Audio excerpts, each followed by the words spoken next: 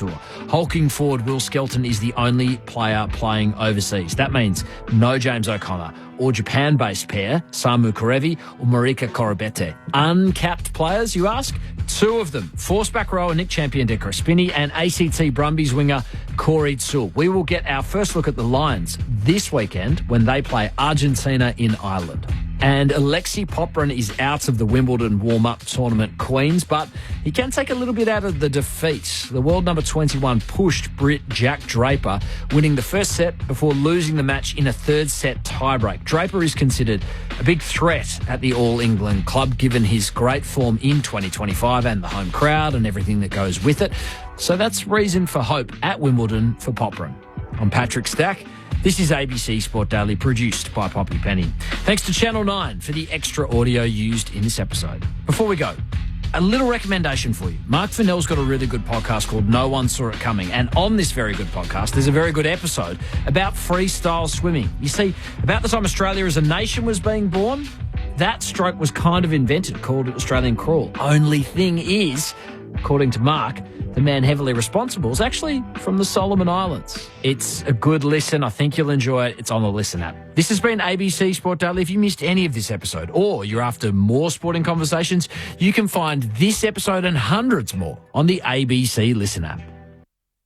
Meet the people who dare to imagine. Making colour sing. You feel it. In Picasso, the piano, the Classic 100 and creative types with Virginia Trioli. Give me more of that. Where it's always free, always creative. ABC iView. ABC Sport.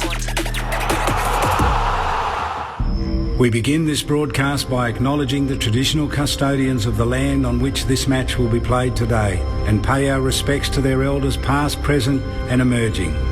We extend that respect to Aboriginal and Torres Strait Islander peoples listening.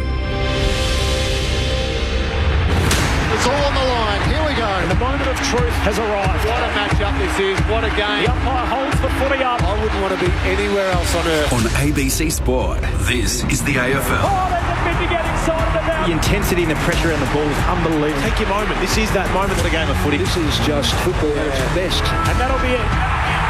From walking on thin ice to dancing on the mountaintop, the Brisbane Lions never stopped believing. And they are the champions. Sit back, relax, witness the greatest. It don't get better than this. He's called the through for a magnificent goal. Comes out, gathers, snaps, goal. An extra bit of class. He smashed that through. What a kick. Goes bang with everything he's got. They are leaving nothing out there. Listen to the roar. The drop punt. He's gone. And the building is jumping. We know he's a big shot taker. He's a big shot maker. Leans back on the kick. Game on. That camera action, baby. Countdown and contact.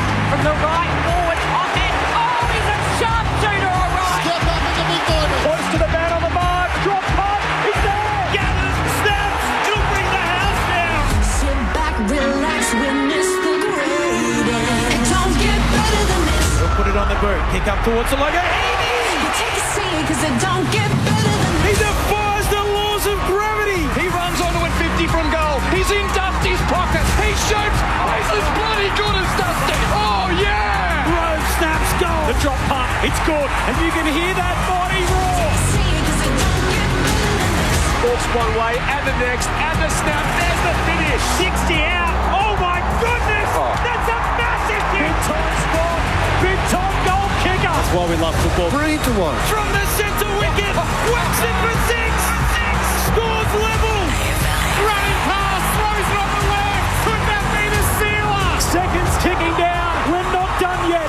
What a finish. Welcome to the 2025 AFL Premiership season on ABC Sport.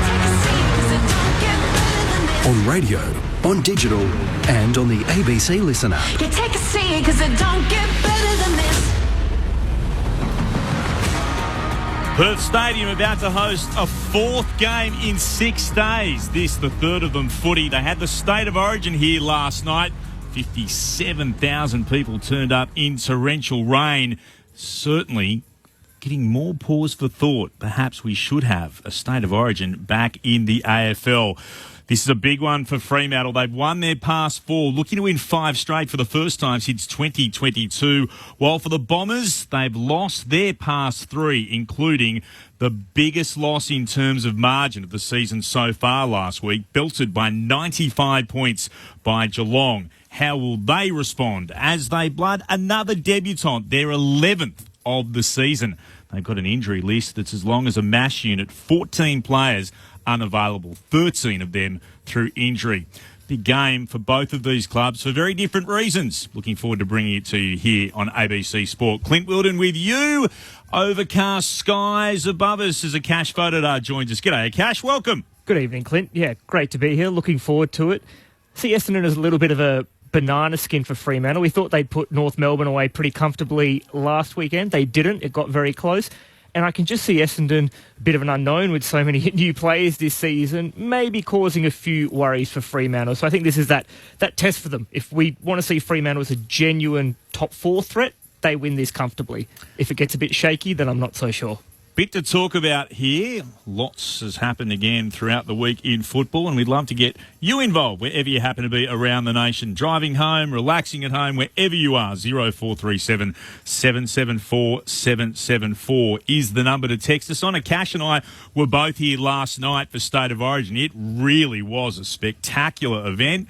Sharrod was lurking here as well, I understand. Sharrod Wellingham, Collingwood Premiership player, is with us. So too, someone who I reckon he might have been working hard from home. Were you here, Peter Bell, dual Premiership player with North Melbourne? Well, obviously all the hot tickets went to the priorities and someone got left out entirely. No, I wasn't here. I kept an eye on the result. Looked like a fantastic game. And in the context of this game this evening, surface doesn't look too bad. Mike McKenna will join us in around about 15 minutes to have a chat about how this ground has held up. So there were the 2 footy games last weekend, the Saturday and the Sunday, and then a very brief respite. Wednesday, State of Origin for the Rugby League, and then a Thursday game as well. There's a few little patchy areas out there, but the ground looks okay. So the boss of Perth Stadium will join us to have a chat with how he expects it all to pan out very shortly. But again, you can't help yourself when you go to something like what Rugby League does and see the passion, the energy, the vibrancy in this place for a State of Origin, to think we need to have one in the AFL. And it looks like, I know, that the West Australian government is very keen on getting more big events to Perth, and they would be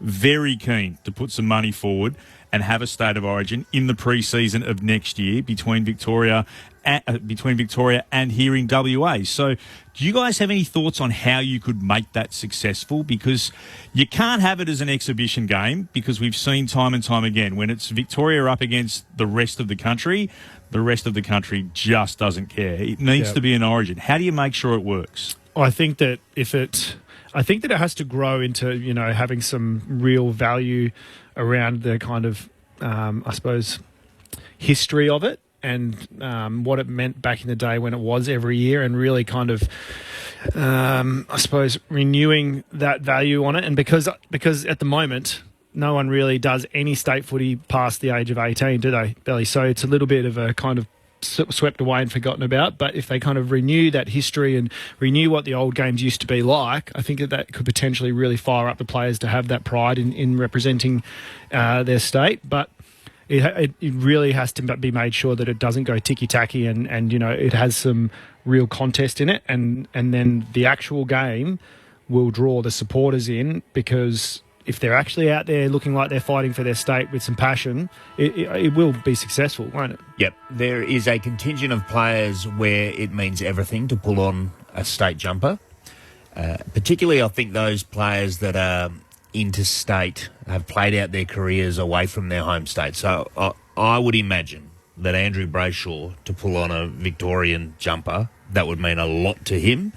Then there'll be some that it does mean a lot to, and I'm sorry to be crass and commercial here, but if you put, I'm going to throw some numbers out here, $20,000 or $30,000 or $40,000 to each player to play in the game, similar to the league, State of Origin, they will take it very seriously. It'll be very important to get selected in that game. And then if you embrace the history and you educate those players and you say, for this to continue, we need you to advocate strongly. So put it out there on your social media channels, turn up and promote the game, be available for media interviews, and then the two teams that are actually playing the game, they play it properly and it will build and grow. I'm 100% confident in that. What about the clubs? Because they've often been the ones seen as the barriers. They don't want, Fremantle wouldn't want Andrew Brayshaw to go out and play for Victoria and do a knee or get injured. Is one way to perhaps convince the clubs, again, some sort of financial reward in for every player you have selected for your state, you get X amount of money back towards your club? I don't think the amount of money would make a huge amount of difference to most clubs. Where I think that you get a bit of flex, cash, would be similar to the Indigenous All-Stars game. Just have that game as one of your two in the pre-season. Yeah. Okay, you're not playing with your unit and you're not understanding exactly how your coach wants you to play, and so you miss that opportunity.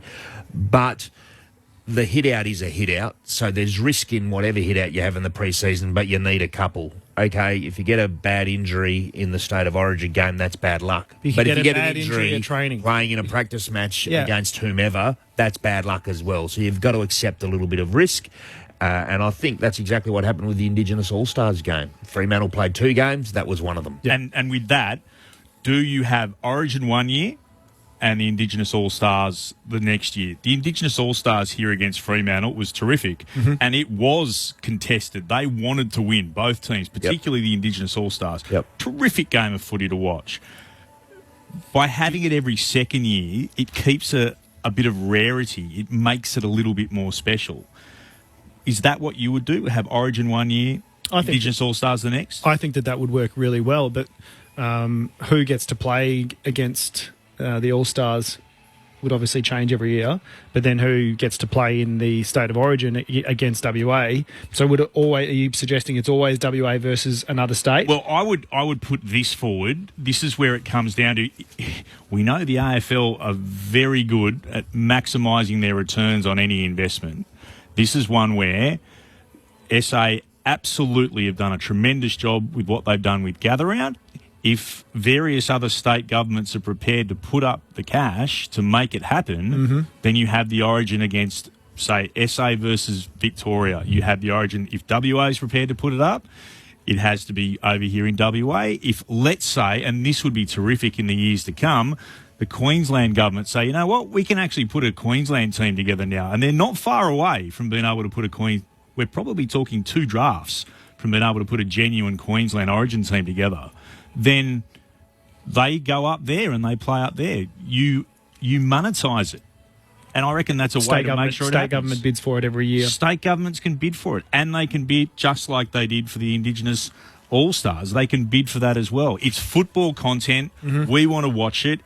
We saw the crowd, over 37,000 turn up for the Indigenous All-Stars. They would pack this place out. They would pack out Adelaide Oval if the SA government were prepared to put money up. Can't let SA have another one like that, can they? Well, if SA are prepared to pay for it, good luck to SA. This is something that, again, the AFL can go to the state governments and say, what are you prepared to put on the table? And this money hopefully filters back through football again at all levels. I haven't thought too much past the alternating Indigenous All-Stars and then a WA v Victoria State of Origin, and then we'll see how it is after that. But, all of those ideas seem pretty compelling. I'm not sure about the All-Stars concept at all. And the Allies concept is always put forward as well. No, All-Stars, Indigenous All-Stars. No, I'm talking about from, remember there was the All-Stars game against Victoria. It has to be state. That's a hard no. It's always interesting because, again, to our listeners throughout Victoria, that always seemed like a terrific idea. Speak to anyone outside of Victoria and it was a hard no. This doesn't mean anything to us. And having spoken to players who played in those All-Stars games, as soon as you start to get a little bit behind, you shrug the shoulders because I'm not passionate about playing for this white jumper that doesn't mean anything to me. As shocking as that is to hear from various people. Getting on the text line, Brendan from Hobart, the day Tony Hall did his knee at the MCG was the end of State of Origin. I think that sums up where a lot of people are concerned in that someone gets hurt. And we saw certainly Mick Malthouse, who is, of course, one of our experts here, was always keen to perhaps see one of the West Coast Eagles players not be available to play for WA because the thought was we had to make sure that they were ready to go for that. But I think these things can be overcome. in many ways if we're prepared to go through all this. Mike McKenna about to join us here on Thursday night footy from Perth Stadium. Clouds are starting to part, still a slight breeze. The lights are on, and we're building up the Fremantle versus Essendon. If you'd like to get in touch with us, 0437 774 774. Any further thoughts for both of you guys? And I'd make this point, you're both involved with the WA state program at the moment, the under-18s. Do you see the kids perhaps having a bit more excitement about wearing that state jumper, knowing there's a chance for Origin in the future? Yeah, well, I think that's kind of where it can be developed, and I know that we're trying really hard to make sure that the players have some real sense of ownership of representing the state at the level that they're at. And, if you instill that pride from that young age, they know that by the time they get to go play out their career in the AFL system, if they potentially get to come back and pull the jumper on, it could be something really special for them by the time that happens. And if it is supported and sold out, which I'm sure it will be, there is an opportunity also for a legacy piece for West Australian football. Some of the issues that are confronting football in this state, including around the challenges if you're living regionally and the cost to participate in pathway programs, for example. I would be hopeful that out of that financial windfall, shall we say, a proportion of it could be allocated towards a legacy piece for WA football. That's very much with an employee's hat on. That's all right, Billy. Peter Bell and Sharad Willingham, Premiership players with us, our experts on Thursday night footy on ABC Sport. Back with Mike McKenna, the boss of Perth Stadium. That's coming up next. Stick around, plenty more to come. Hello, Patrick Stack here. Do you like sport and good conversation? Then we've got a great podcast for you. One cracking story, in depth, every day, in under 15 minutes. It's called ABC Sport Daily, and you can find it on the ABC Listen app. On ABC Sport, you're listening to the 2025 AFL Premiership season. AFL. Don't get better than this. On your radio, Sport Digital, and on the ABC Listen app. And a warm welcome to our listeners throughout South Australia, the Northern Territory, and all our regional listeners who have joined us here at Perth Stadium. It's Fremantle versus Essendon, the Dockers' second game of 3 straight in Perth. They're spending a month in the West, a big opportunity for them to try and set themselves up for a finals tilt, while the Bombers head west with that ongoing injury list, out to 13 players and 14 unavailable, and they're making an 11th debutant tonight. The Bombers will tell you all about that a little bit later on. Also, Matt Guelphy will join us downstairs shortly from the Essendon camp, and we'll run through all the teams for you. But I mentioned for our listeners who were with us beforehand, this has been a very busy stadium in the last 6 days. This will be the third game of Australian football, and there was a game of State of Origin Rugby League here last night. It's had plenty of work on it. How will the surface stand up? Not just for all the work that it's had, but it absolutely bucketed down last night at the State of Origin. Had something like 25 to 28 mils, depending on where you look. The boss of Perth Stadium is Mike McKenna. He's with us here on ABC Sport. G'day, Mike. Excellent. How are you? I'm very well. How's the surface? Well, look, it's in pretty good shape, to be honest. When we're sitting up here, the angle we're looking at, the listeners can imagine we're sort of sitting on the 4th level looking down at the ground. We can see a fair bit of what looks like patchy stuff out there, and there's a bit of wear and tear around where the advertising signage has been for the AFL. Big, coloured signs that they move around. Bit of damage from that, and there is, clearly wear and tear from the content that's been on here. I mean, over the month of June, we've got 8 major events. So we've had the Socceroos as well, and we've got the Lions coming to play rugby union next week. So there's a lot of content, and when you have that much, you're going to have some wear and tear on it. But what we want to see is it still has good traction, that the ball still bounces correctly, and that it's not overly slippery, which I think we saw last night when the rain poured. That's when you see it at its worst, and we had pretty good traction, and players still fell, but that's natural. I don't think it's really unnatural falls, and I think tonight it's going to be in really good shape. When you get down on the ground, you don't see anywhere near as much of the stuff we're seeing up here, so I think the players will be going into thinking it's pretty good ground. Now, a lot better than what we've had a couple of years ago, that's for sure. How nervous do you get when you have something like a rugby league State of Origin, one of the most ferocious contests you can have, in 25 to 28 mils of rain as the boss of this place? Look, anything that goes out there when it's raining that hard, you worry about, and particularly when we've had in the past, some weather conditions and some combination of ground conditions that have made the surface pretty wet. And nowadays, having had a lot of time to renovate the ground, having some ground replacements strategically to make sure that we've got some newer ground in there, it drains really well. So, you shouldn't see water sitting on the surface at all unless it's absolutely torrential, and even that will clear very quickly after the rain stops. So last night, bucketed down, no loose water on the ground. So I think that's a really good indication it's in good shape. If it's draining well, most other things will work well. We saw, as you mentioned, a year or so ago, there were some issues with players keeping their feet. Yep. What did you do to try to make sure that that isn't the case going forward into this season? Yeah, look, a couple of things. One of the main ones, the curator spent a lot of the off-season working on basically putting more sand on the surface. There was some strategic turf replacements in areas where it needed it. Some of this turf out there on the southern wing, for example, is as old as the stadium is. But on this northern side, it's pretty new. We also had a period of time where we brought in some turf and the weather conditions weren't great, and it basically set it back a fair bit. So spent a lot of those years trying to keep the ground alive. What they've done since then is really renovate the ground well, replace the turf in the right areas, and we've also introduced the curators some new ryegrass varieties. And for those who don't know, the ground is mainly couch, and that's a summer grass, and we need that to make sure we don't have to put tons and tons of water on it. So when footy season comes along, you want the ryegrass to grow. Some of it's in there already, some of it your seed, and it doesn't germinate really well until it gets cold. The last couple of years we've had really long, warm autumns, and so the ryegrass doesn't start growing until around 5 or 6, and then it gets a bit of a thrashing.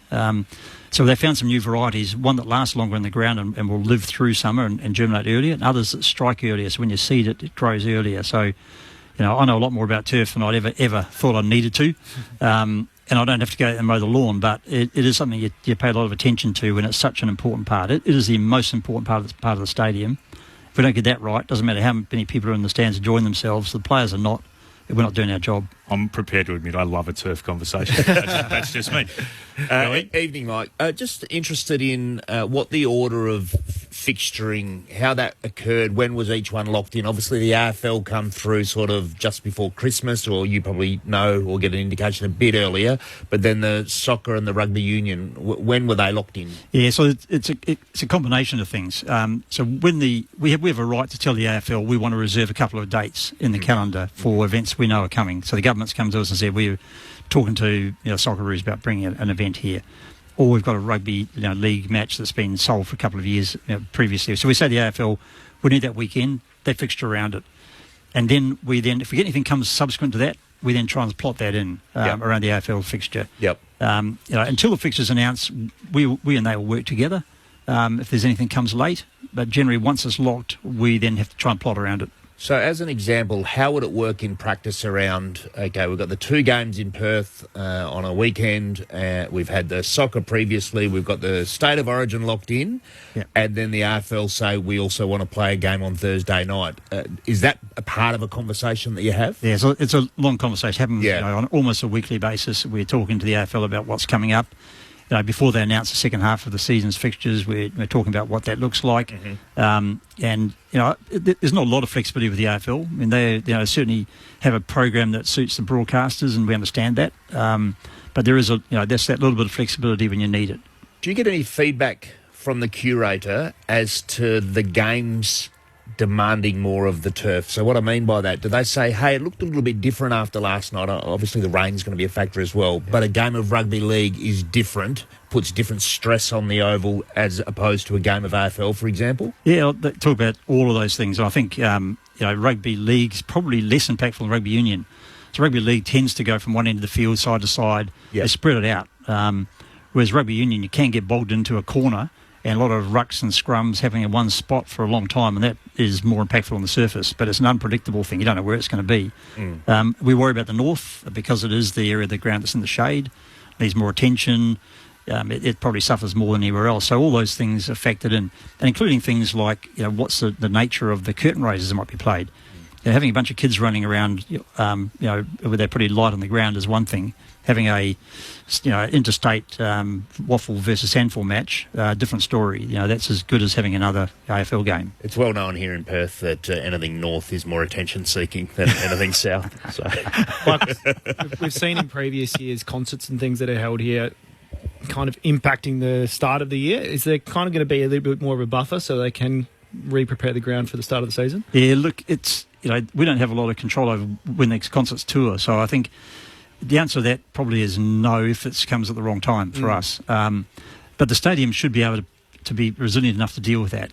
What we've got to do is make sure there's a balance between renovating time, replacing turf, replacing it the right way with the right turf, and having a concert. Now, there will be times in the future where we might go, we can't handle that. Yep.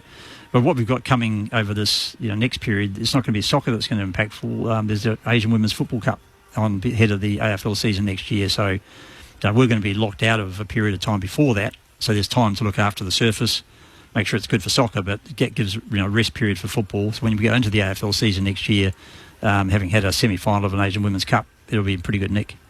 Last two before we let you go.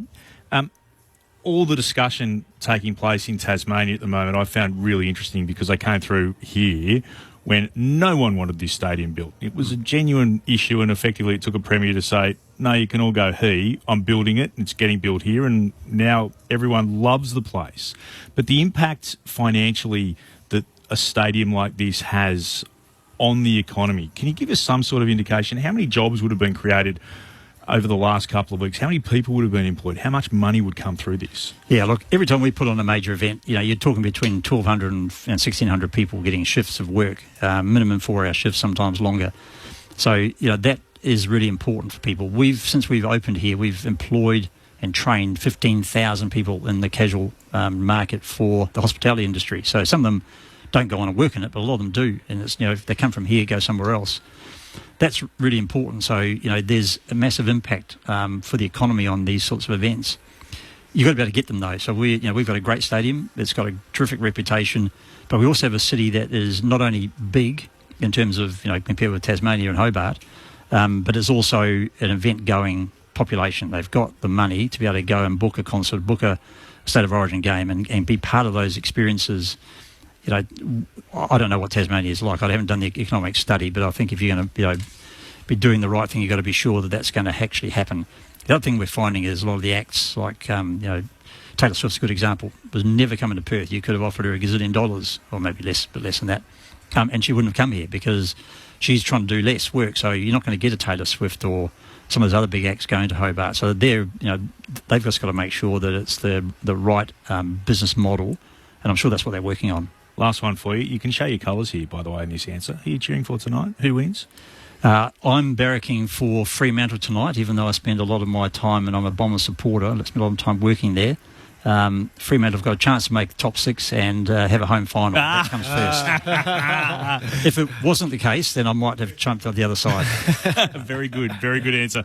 Mike, we appreciate your time. Enjoy the game. Thanks, everyone. Cheers for coming in. There's Mike McKenna. He's the CEO. He's the big boss here at Perth Stadium. Great that he could join us here on ABC Sport. Thursday night footy. The Bombers are warming up on the ground below us. The Dockers are not far away. We'll have the big build-up in around about 20 minutes' time. We'll take you through all the ins, the outs, who we expect to win, how we think it'll all play out. Peter Bell alongside Sharad Willingham, both of them premiership players, will cast their eye across everything. And we'd always love to hear from you. 0437 774 774 if you'd like to get in touch with us and have your say on anything in the world of footy. The teams are out. There's a little bit of news floating around as well. The Cash Photodar's had a look at the ins and outs, the big ones, the ones that matter most for what's coming up in what's another fascinating round 15 of the AFL. Cash, what have you got for us? Yeah, that's right, Clint. There are some big names both returning and missing this weekend. Geelong versus Brisbane tomorrow. Sam de Koning a big out for Geelong, and Brisbane have lost Callum Archie and, of course, Jack Payne to that knee injury. Darcy Gardner returns for the Lions. In the Carlton-North Melbourne game, Mark Pitney returns in the ruck. And for North Melbourne, Charlie Conlon is back in for Callan Dawson, so he's recovered from that shoulder injury he sustained down in Bunbury. Plenty of news coming out of Port Adelaide versus Sydney as well. Aaliyah and Ollie Wines are both out injured for the Power. And 3 massive ins for the Swans. Errol Goulden, Tom Papley and Joel Amadi all return for Sydney. So great news there for the Swans. For St Kilda, they're unveiling their first-round pick from last year. The Flying Viking, Alex Taru, will make his debut for St Kilda against Collingwood. And for the Giants, when they play the Gold Coast on Sunday in the Expansion Cup, they welcome back Toby Green and Jake Stringer. but they've lost a couple of key players to injury in Sam Taylor and Brent Daniels. Don't want to burden the young fella, but Alex Taru is going to be a very good player, and St Kilda fans, and I think just across the board AFL fans, are really going to enjoy him when he gets consolidated in his position. He's an exciting player and he's something different. Big intercept marker. And what a nickname. You haven't even played a game yet. The Flying Viking. The Flying Viking. Who's he similar to? What kind of player? Oh, he's an interceptor like Jeremy McGovern, but he's got the shock of blonde hair as well. I didn't see a whole lot of Peter Knights, and you just don't want to put pressure on the young fella, but he's got an unbelievable set of dukes. Yep. He can really mark the ball, and I can't wait to see him. I watched a lot of him playing for Vic Country last year, and he's just super exciting, and St Kilda would have been so happy that he slipped through to pick 10, I think it was, in the draft. But I was having a look there, and Mateus Filippo and Alexander Taru came in, and I thought, well, there's a very European-sounding couple of inclusions for the Saints, which is great that they're playing a couple more youngsters. Thoughts of Peter Bell, Sharon Willingham alongside him, Clint Wilden and Akash Fodadar in commentary. Downstairs, Bridget Lacey will join us very shortly. Texting in 0437 774 774. Michael from Clavelli Park in SA. As a boy, I remember what was called the States Carnival, played after all the grand finals, the Waffle, the VFL, the Tasmanian Grand Final and the Sandful. It was fantastic to see Royce Hart, Alex Jezelenko, Sid Jackson, Eric Freeman, Bruce Light running around for their respective states.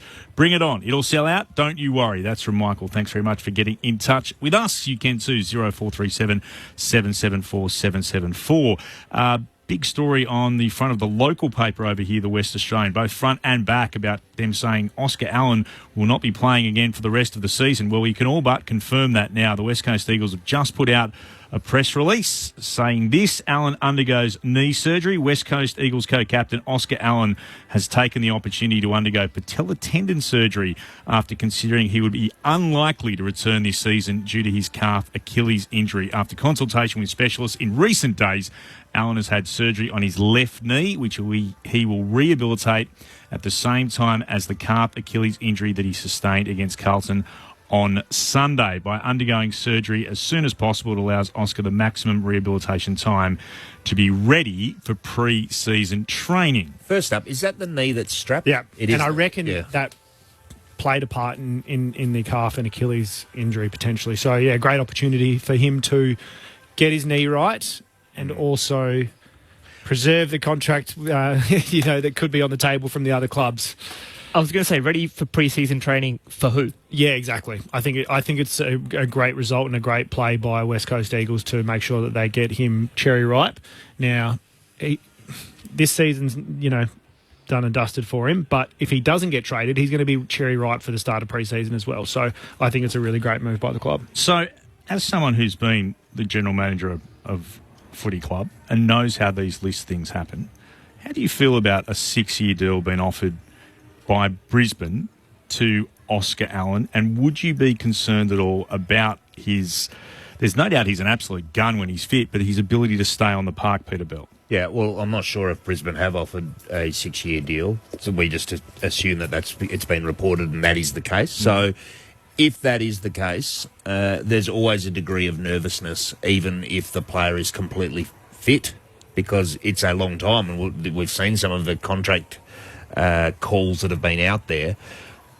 Brisbane have a very good record in recent times of rehabilitating players with long-term injury issues. Link McCarthy springs to mind. They got Nakia Cockatoo going to a degree. Joe Danaher went up there having played very little footy over a number of years for Essendon. So they would weigh all of these things up. And if it is to be 6 years and that's their way of securing who they think is a very important piece for them, then you've got to pay to play in the game of contracting in AFL. So that's certainly something they would have weighed up, and they obviously have a confidence they'll get Oscar Allen right if they've extended that kind of contract. And there's a recency bias there. Like, it's not like when he started he was injury prone, every week. It's only been the recent kind of 18 months, really. So that's what everybody's kind of thinking about. But he was pretty resilient for the first few years. There's, like, in a perfect world, when you're framing one of those contracts to someone who has had some injuries, then it is heavily incentivised. Yes. The problem there would be that they also, West Coast are very keen for it to trigger the first round, exactly. band And that's the most important compensation, thing. which doesn't take into account incentivisation. It's got to be what's guaranteed in the contract. So there's a bit of a tightrope to walk there between all parties. So riddle me this. When you have someone who can be as good as Oscar Allen is, and even if that is a long deal, Brisbane would feel that while they're in this window, they go all in and try and get someone. And if it happens to fall apart 3 years down the track, you just shrug your shoulders and go, oh, well, maybe we pick up a flag or two extra on the way through. Yeah, you're way more aggressive if you think you're in the window to win. And they are, because they won recently. They've got some older players. They just want to maximise their chances to make it 2, maybe make it 3, so you're prepared to have a throw at the stumps. Does footy department consult with any players in who they might target, or is that completely... I know I never had that kind of discussion, like it'd be great to have so-and-so come into the club. What kind of discussions do happen between the club and players? In my experience, there are always senior players who are heavily interested in list management, but in particular heavily interested in trying to get better. Correct. And so if you develop a relationship with those players where you know that anything you talk to them about is absolutely watertight and they won't repeat to their teammates, their partner, their family, anything, if you've got that trust, then in my experience you're a complete open book.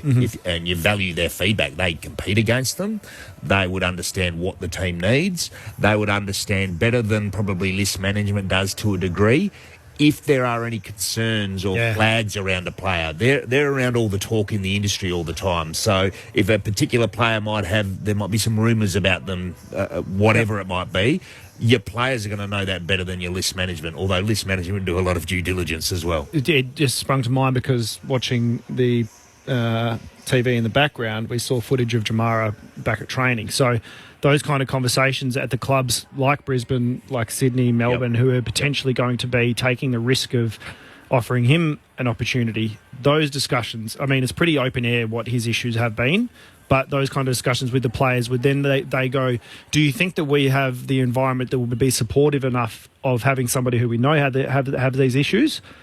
Do we have the confidence that we can support that? Yep. If there is let's use the term troubled athlete, then you pick up some of your leaders and you have that conversation at the right time. But even if it's not and I'm using the quotations here, a troubled athlete, I'll give an example. In the pursuit or the discussions with Shea Bolton, there were a couple of players at Fremantle who I spent a lot of time talking to about, this is going to be expensive for the club. Yep. Not expensive in money, but expensive in resources. Draft picks. So how do you feel about that? Or do you think we should be prioritising going to pick another couple of young players at the draft? Or do you think this is the type of player that we need? And at the time, the very strong feedback from those players that you spoke to was, no, go if he's available, go and get him, because that's what we need. And that was good to hear, and it's some affirmation to what you thought yourself. So you do have those conversations, or at least in my experience, we did. How much of that for Bolton was not just around his talent, which everybody knows, but also having that premiership experience, lots of finals experience?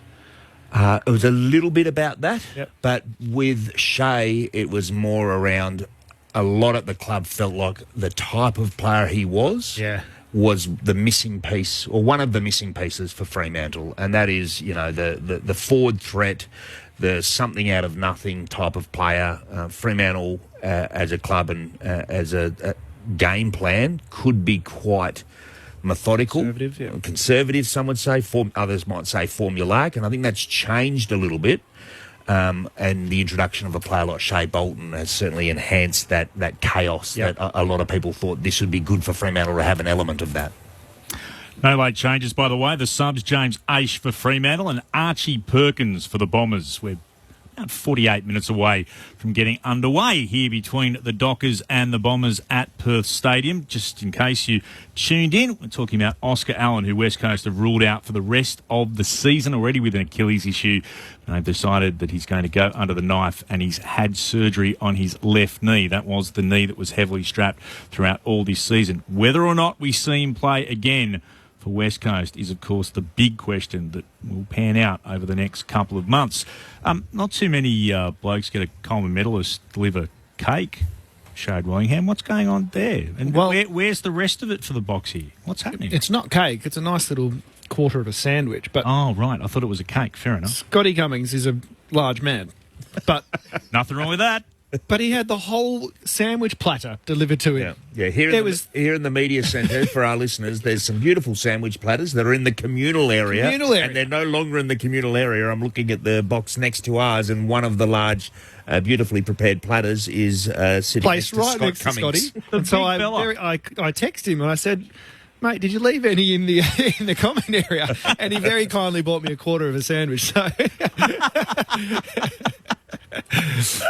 he's a good man. He's a good man, and he's good on the tooth. He's a very, very good man, though.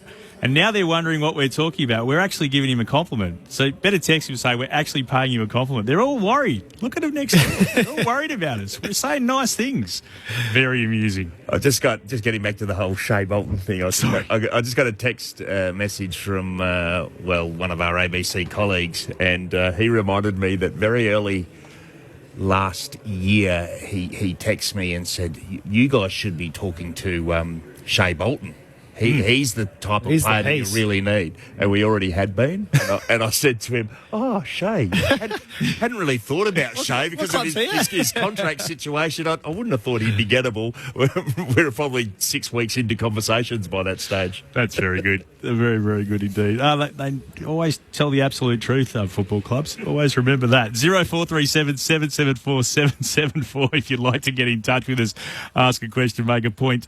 Eddie from Wodonga asked this one. Hey, gang, Belly, some of these contracts are ridiculous. Examples of forward who gets a massive deal yet he can't kick straight. Please, it's a joke. Well, I'm not sure about all those ones, but are contracts, and look, go back to the days Alistair Lynch got a 10-year contract and Buddy Franklin got a 9-year one, but Cozzy Pickett with another 9-year one. Do clubs almost need to be saved from themselves from doing deals that are that long, Peter Bell? I would say very broadly, clubs would love for contracts to be shorter. They would love for it. Right now, we're in a marketplace where if you don't do it, all the other clubs will, so you won't get the player you want. The other bit that I find interesting, remember when Alistair Lynch signed that really long contract, and it was unbelievable money, and everyone was thinking, oh, this is huge, this is crazy. Well, I understand that pretty soon thereafter he had to redo all of that contract because he was on way unders. Oh, really? He was on way unders. It just wasn't competitive anymore. So the Brisbane Lions did the right thing. A new bargaining agreement kicked in and he's getting way unders. And they reshaped the deal because it just wasn't fair on Alistair anymore. Yeah, okay. So the game moves very, very quickly. So what is massive money today in 5 years' time with a new CBA or a new broadcasting agreement won't feel like massive money. And that's the thing with the Cozzy Pickett deal. Everyone looks at that now and goes, this is enormous. But that's going to be probably 2 CBAs away by the last couple of years. So there could be a 40% increase in the salary cap by then, correct? Yeah, could be. And it's been reported that there is no uplift in that contract for Cozzy Pickett. So if the CBA goes up and the TPP goes through the roof, then he's still on the 2025 sort of money, which is still pretty good, by the way. It's great, but it just means that they can spread the rest along the rest of the team. That's right. So the clubs would like them to be shorter. I don't think the AFLPA are going to be agreeing to that anytime soon. They want to be able their clients to maximise their earning capacity. Yep. So that's where we are. And the other part is the clubs and the boards with every long-term contract. I can't remember the trigger where it goes to the boards and the CEO. They have to do a special little sign-off and a statement that they're committing the club to this, and if their positions change, it doesn't matter. The club's still on the hook to pay out that full contract. Last one, just to chat about before we head into the focus on this game. Fremantle looking to win 5 straight. The Bombers looking to end a run of 3 straight losses. Clint Wilden alongside of Cash Fodor, our experts Peter Bell and Sharad Wellingham here for Thursday night footy on ABC Sport from an overcast Perth stadium. Any interest in either of you being a part of the AFL competition committee? The CEO Andrew Dillon said during the week that it's back for the first time since the end of 2022. The quote from Andrew Dillon, The committee previously provided great insight and thinking around all aspects of the game and has helped shape the evolution of the game. Would you be interested, Peter Bell? I'll be a part of it for one meeting, and in that one meeting I'll say get rid of the emojis on the site. This is a professional sport. Can we stop having people holding up cartoons of tanks and icebergs and chocolates and red? It's embarrassing. And then when everyone agrees to that, I'll say my work here is done. I'm finished. I like the noodles. The noodles is my favourite. I don't know what it means. 2 minutes to go? 2 minutes, maybe? 2 minutes. Probably. Freo have one that looks somewhat like a ship, but if you look at it closely enough, it also looks like a crab claw coming out of the ground. I'm not sure which one that is. Well, I wouldn't want to be part of it because I actually dislike how much the game changes. I know that it has then you could sit in there and say, Stop changing the game. Stop changing the game. No, you could play the note card every time they want to change something. Sharad just pulls out a note card and goes, nope, not going to do that. Yeah. My heart warmed when I heard Chris Fagan saying exactly the same thing about the cartoons and emojis, or I think that was his way of avoiding a serious issue that he was asked about. But not for me, that one. I just think, imagine explaining that to an international visitor who loves sport. Why are those people over there near the players holding up cartoons? Embarrassing. It is the biggest ground that professional sports played on, isn't it? But there's runners though. Yeah. So a lot of sports don't have people running out messages. True. And I feel like that's a challenge for players, and that's a challenge for coaches to have players who understand the game situation and implement the changes themselves out there. I think that's a part of sport personally, but I might be in the minority. Not the biggest of issues, but no, I think, it's great that they're getting it back together, and that's fantastic. I imagine that's probably Greg Swan's initiative. So good, get them together, get the stakeholders in there, thrash out a few issues, and make some changes. Yeah. It's been confirmed. Or not, according to Sharad Wellingham. Don't make changes. Sharad would play the note card at every opportunity. We'll find out who's on it very shortly. We're about to turn our focus to this game, Fremantle versus Essendon. Back soon with plenty more. Get your footy fix live and ad-free with the ABC Listen app. Whatever footy you're after, we've got you covered. Called by ABC Sports expert commentary team.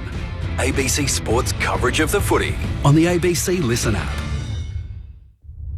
On ABC Sport, you're listening to the 2025 AFL Premiership season. AFL. Don't get better than this. On your radio, Sport Digital, and on the ABC Listen app. Perth Stadium is the venue. It's the Dockers up against the Bombers, and great you could join us wherever you are. Big hello to our listeners throughout WA for the first time. Fremantle looking for 5 straight wins, the first time since 2022, if they can do so by beating the Bombers tonight. Essendon bringing in another player, Vigo Vicentini. He's the Bombers' 11th debutant this season. In the AFL era, it's the most since Fitzroy had 13 back in 1991. There's no late changes for either of these sides. The subs, having a look for the Fremantle Dockers, it's Aish and Perkins, the sub for the Bombers. But repeating, no late changes. And this is very much an undersized Essendon team. It feels like a chance for the Dockers. Their big forwards, Josh Tracy, who's been in outstanding form, and even Jai Amos, who looks to be getting back into goal-kicking form, potentially along with Paddy Voss. This could be a night for them to really show their stuff. They were a little bit lucky, to be honest, last time out, Fremantle. They beat North Melbourne by 6 points, but they led by 28 late in the third before the Kangaroos came late and just ran out of time, while the Bombers come into this game with off the back of a belting by the Cats, lost by 95 points, the biggest loss of the season so far in terms of margin. And how will they go? Changes for this one. Goldstein has been managed, and so too Darcy for Fremantle. So both rucks have been rested. So Jackson will have to do the majority of the ruck work for the Fremantle Dockers. Also out of this one, Day Wicks was omitted for the Bombers. I mentioned Vigo Vicentini comes in. The third player with the initials VV to play in the AFL, VFL. Big thanks to Useless Facts for that one. Useless Stats, terrific stat. Hobbs comes in back as well for the Bombers, while Aishan O'Driscoll are the ins for the Dockers, and Switkowski misses out through a hamstring injury. So straight away, when we look at James Aish being listed as the sub, it means Nat 5 plays a full game for the Fremantle Dockers. I'm keen to see how he'll go. Our experts, Peter Bell and shush for just a moment. I give you the big pump up. Sharad Willingham, both of them premiership players. How are you both? Going very well, going very well. I'm actually watching Nat 5's warm up at the moment, and it's quite a unique and it seems very individualised. I mean, in terms of like he's off on the side doing his own. He won't mind if that's how we would describe him as an individual athlete. Anyway. That's right. But it seems very thorough and very intricate. Some quite unique warm up drills that he's doing and has been doing for probably 5 or so minutes. What's his game preparation like?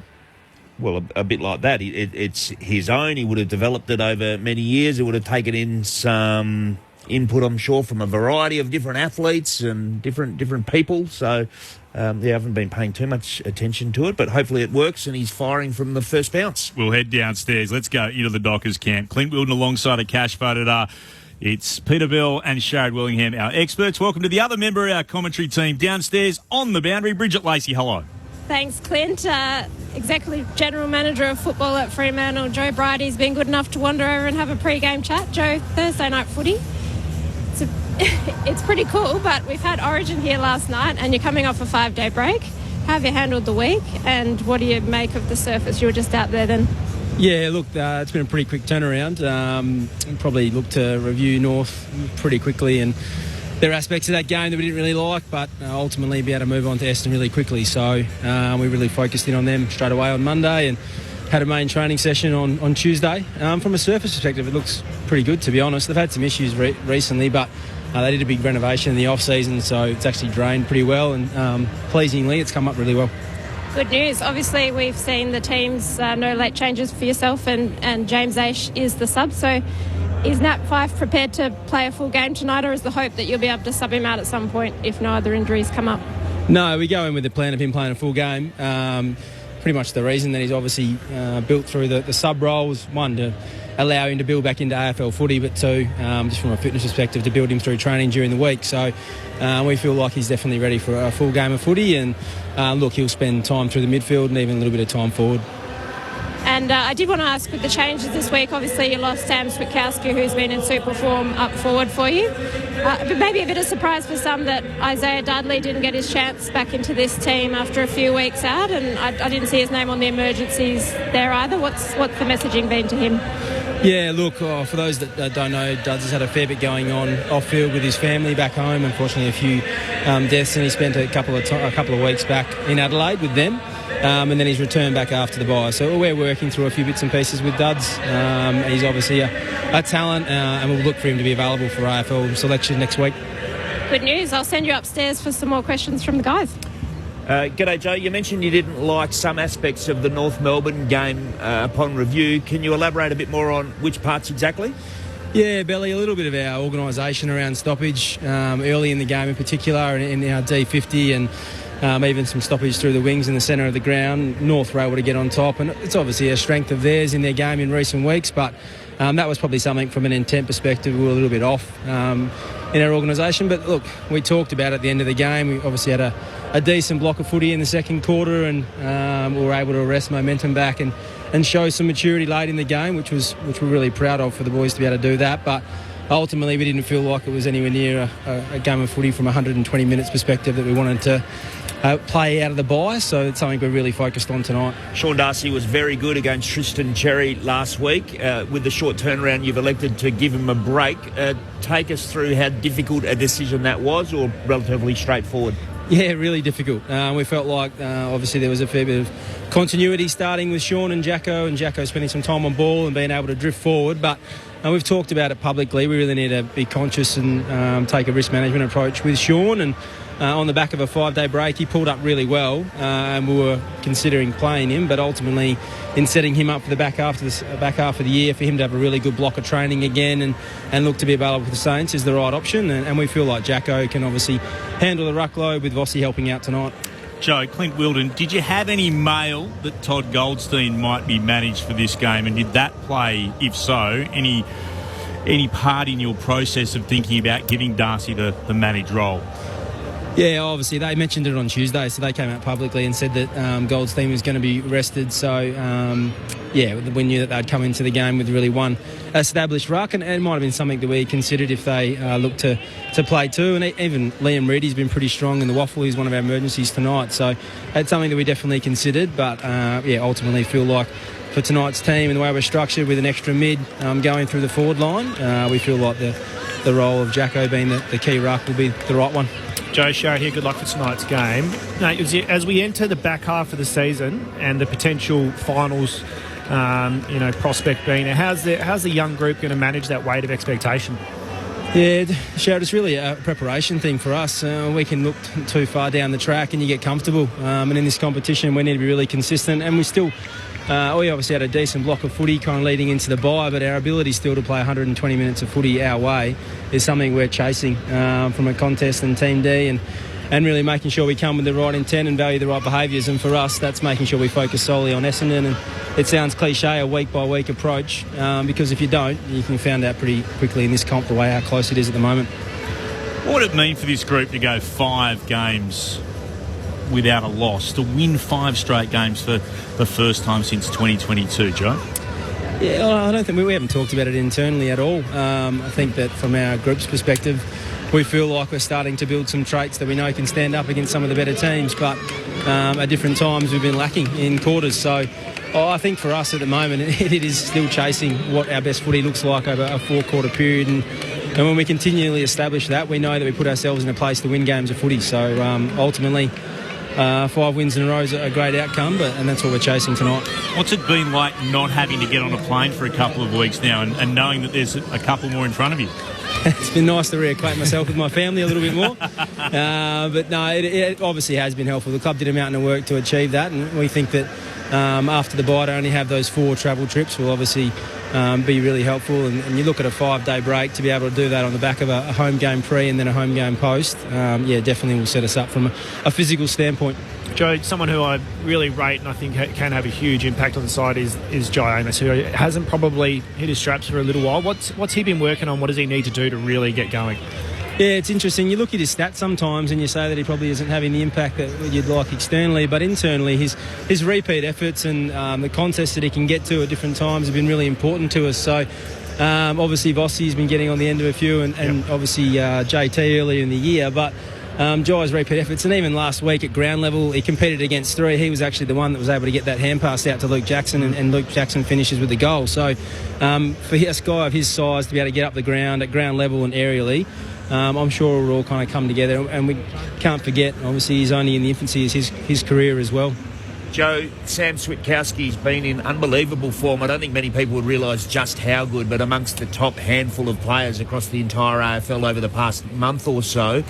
Is it an area of concern? I just had a quick skim back, and I think it's probably the 12th or 13th hamstring since the start of the year. Is that something you're talking about internally? Yeah, we definitely look at it, Belly. It's something that I guess across the industry we're seeing an increase in the soft tissues and even the tendon injuries. So it's something we'll always pay pretty close attention to. I think a few of those have been reoccurrences as well, so we want to make sure we're on top of that.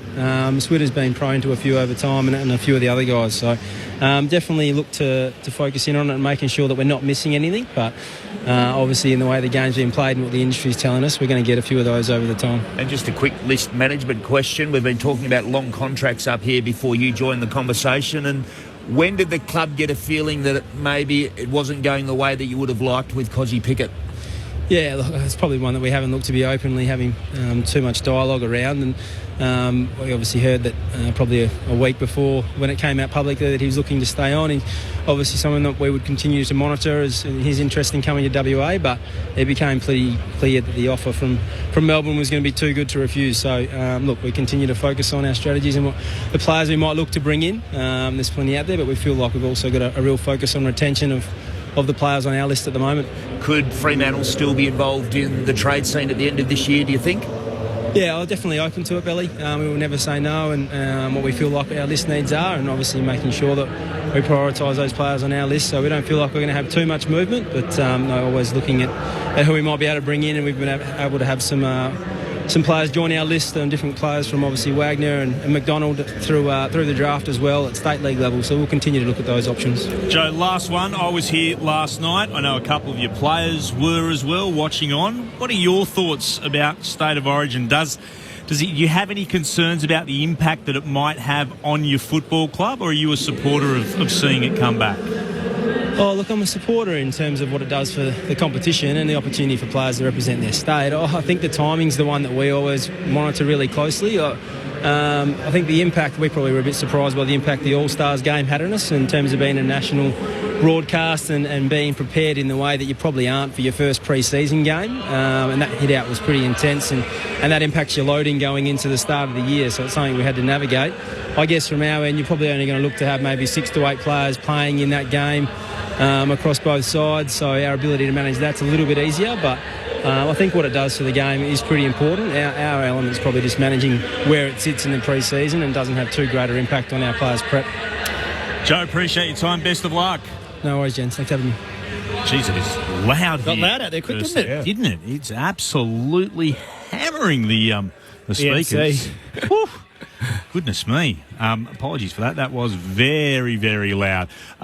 Earlier tonight, we were able to catch up with Matt Guelphy from the Essendon Football Club. A Cash Fodadar went downstairs and had a chat with him. Thanks, Clint. I've got Essendon veteran Matt Guelphy down here with me.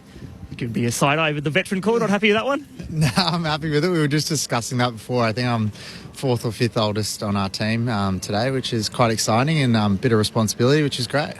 I wanted to ask you about that. You've had a bit of a rough trot in the last month with the results.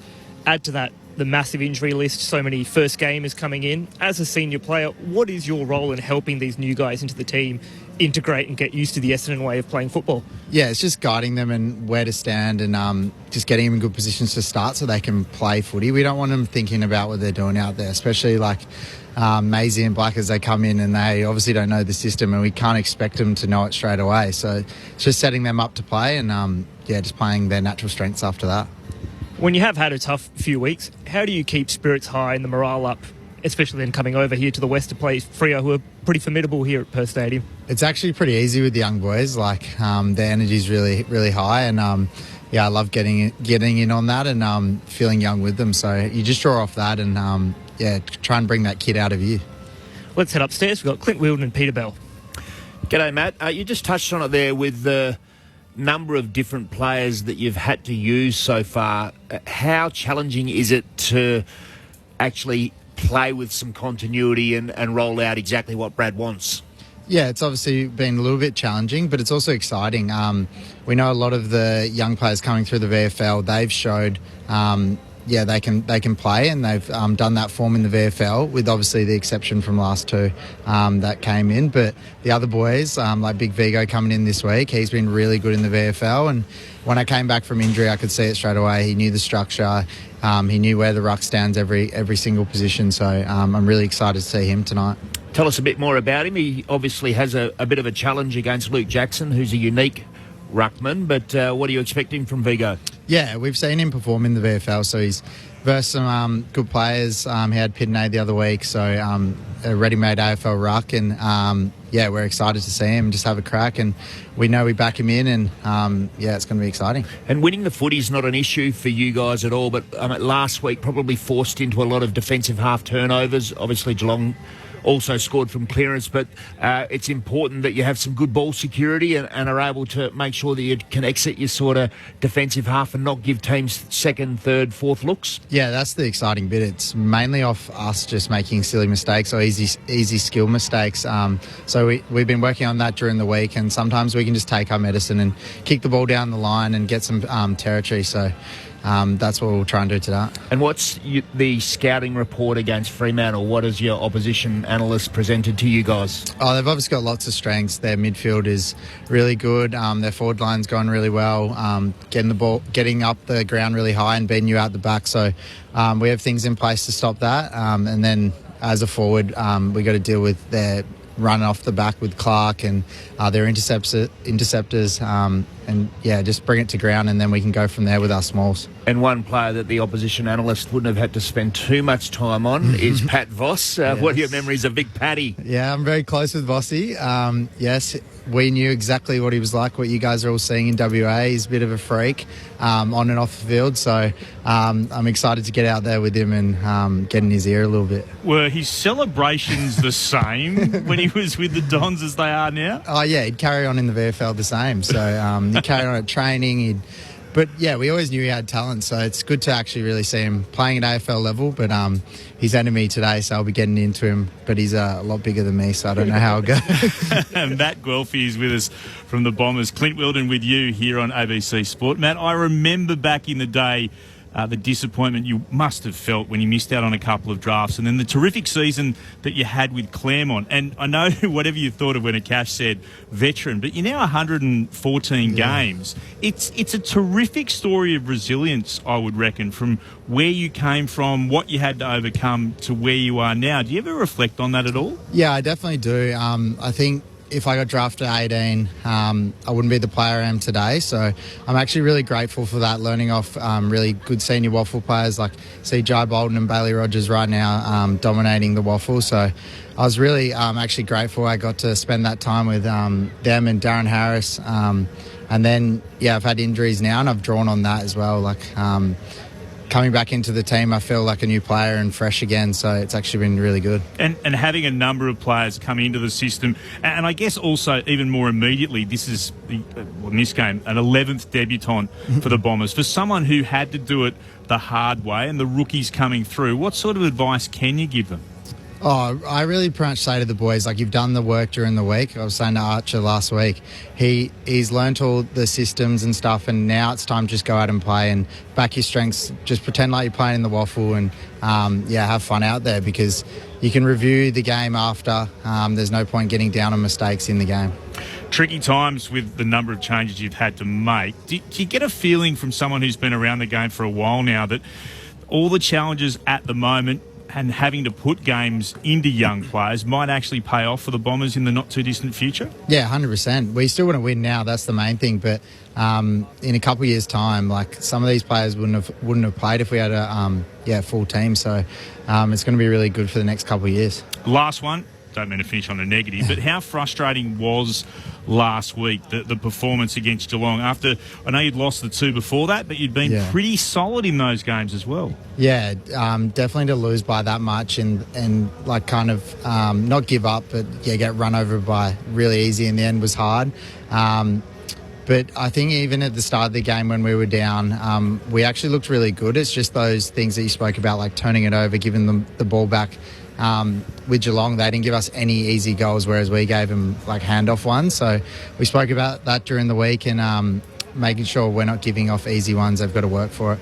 On a more light-hearted note, I can't let this interview go without asking you about your pre-season dinner date, Matt. Tell us about that one with the great Joe Burrow, NFL quarterback. Yeah, that was an amazing experience to be with the star of the game in the NFL and just spend a bit of time with him talking about all sorts of stuff. It was literally like hanging out with a mate. So I learned a lot from him and I also had fun with him. So hopefully I can catch up with him soon and me and Jaden can see him maybe in the off-season. Have you stayed in touch? Or you have? Yeah, I've been throwing a few little messages out there. He follows me on Instagram, just making sure he knows I'm still around. So hopefully when he's in the finals, we'll be in pre-season, but in the off-season get to a few games. Outstanding. Great to chat to you, and it's been fantastic to see where you've come from to now where you are. We really appreciate your time. Best of luck tonight. It should be a beauty. Thanks for chatting to us, Matt Guelphy. Thanks for having us, guys. Here's a great story. He did twice miss out on being drafted. Went back to his local WAFL side in Claremont. Had an outstanding season with them before being picked up. Taking a pick 76 in the 2017 draft. Now 27 years of age. Tonight, game 114 for Matt Guelphy. Great of him to join us here in the pre-game. Clint Wilden alongside Akash Vodadar.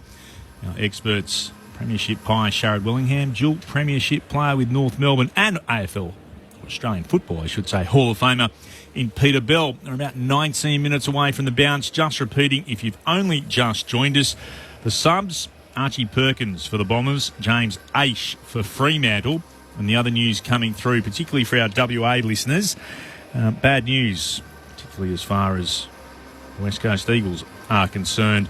West Coast Eagles co-captain Oscar Allen has undergone knee surgery because he was already considering it was unlikely he would return this season due to his calf Achilles injury. That's Oscar Allen for the rest of the season. Has he played his last game for the West Coast Eagles? Will he be in other colours next year, particularly those of a maroon persuasion? We'll find out, of course, during the trade period. But Oscar Allen will not appear, the co-captain of the Eagles, in West Coast colours again this year. If you want to text us, as always, 0437 774 774 if you'd like to get in touch with us. Tunbo in Albany, here in WA. Yeah, the Bombers are too young. They can't defend and they're no chance. Watch and enjoy. Bombers by 14. Have a good call. We'll enjoy it regardless of the result. Let's hand over for the next few minutes to our experts. They are a very young-looking Bombers team. 11th debutant they're having tonight in Vigo Vicentini. He makes his debut. Plenty of others have been called up for the Bombers this year because of their long injury list. And this is against the side where plenty of their supporters would remind them have often been the youngest team out there throughout season 2025. I speak of the Fremantle Dockers.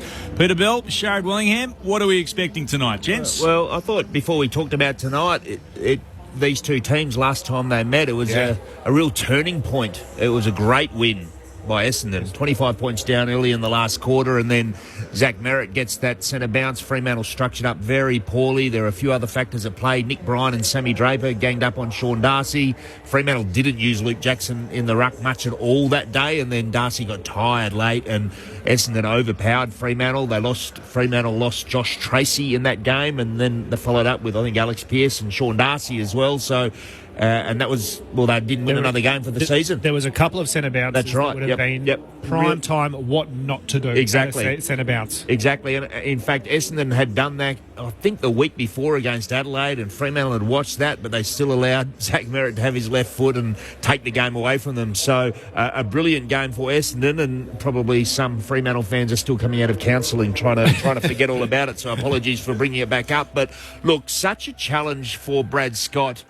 The number of players that have been in and out of the team, mostly out through injury, but then even the two mid-season recruits coming in and playing important roles as well. Just so hard to build your strategy, build your game plan, build confidence if you've got new personnel in and out all the time. So a massive challenge, and we saw what that could mean last week against a team on top of its game like Geelong, but who dominated, were able to score at will from stoppage, who created a lot of front half turnovers. And we asked Matt Guelphy about that, and he just commented that, look, the pressure was good, but we actually turned it over and made it easy for Geelong as well. So that'll be an area that they'll be really focusing on tonight, and is an opportunity for Fremantle, that front half pressure.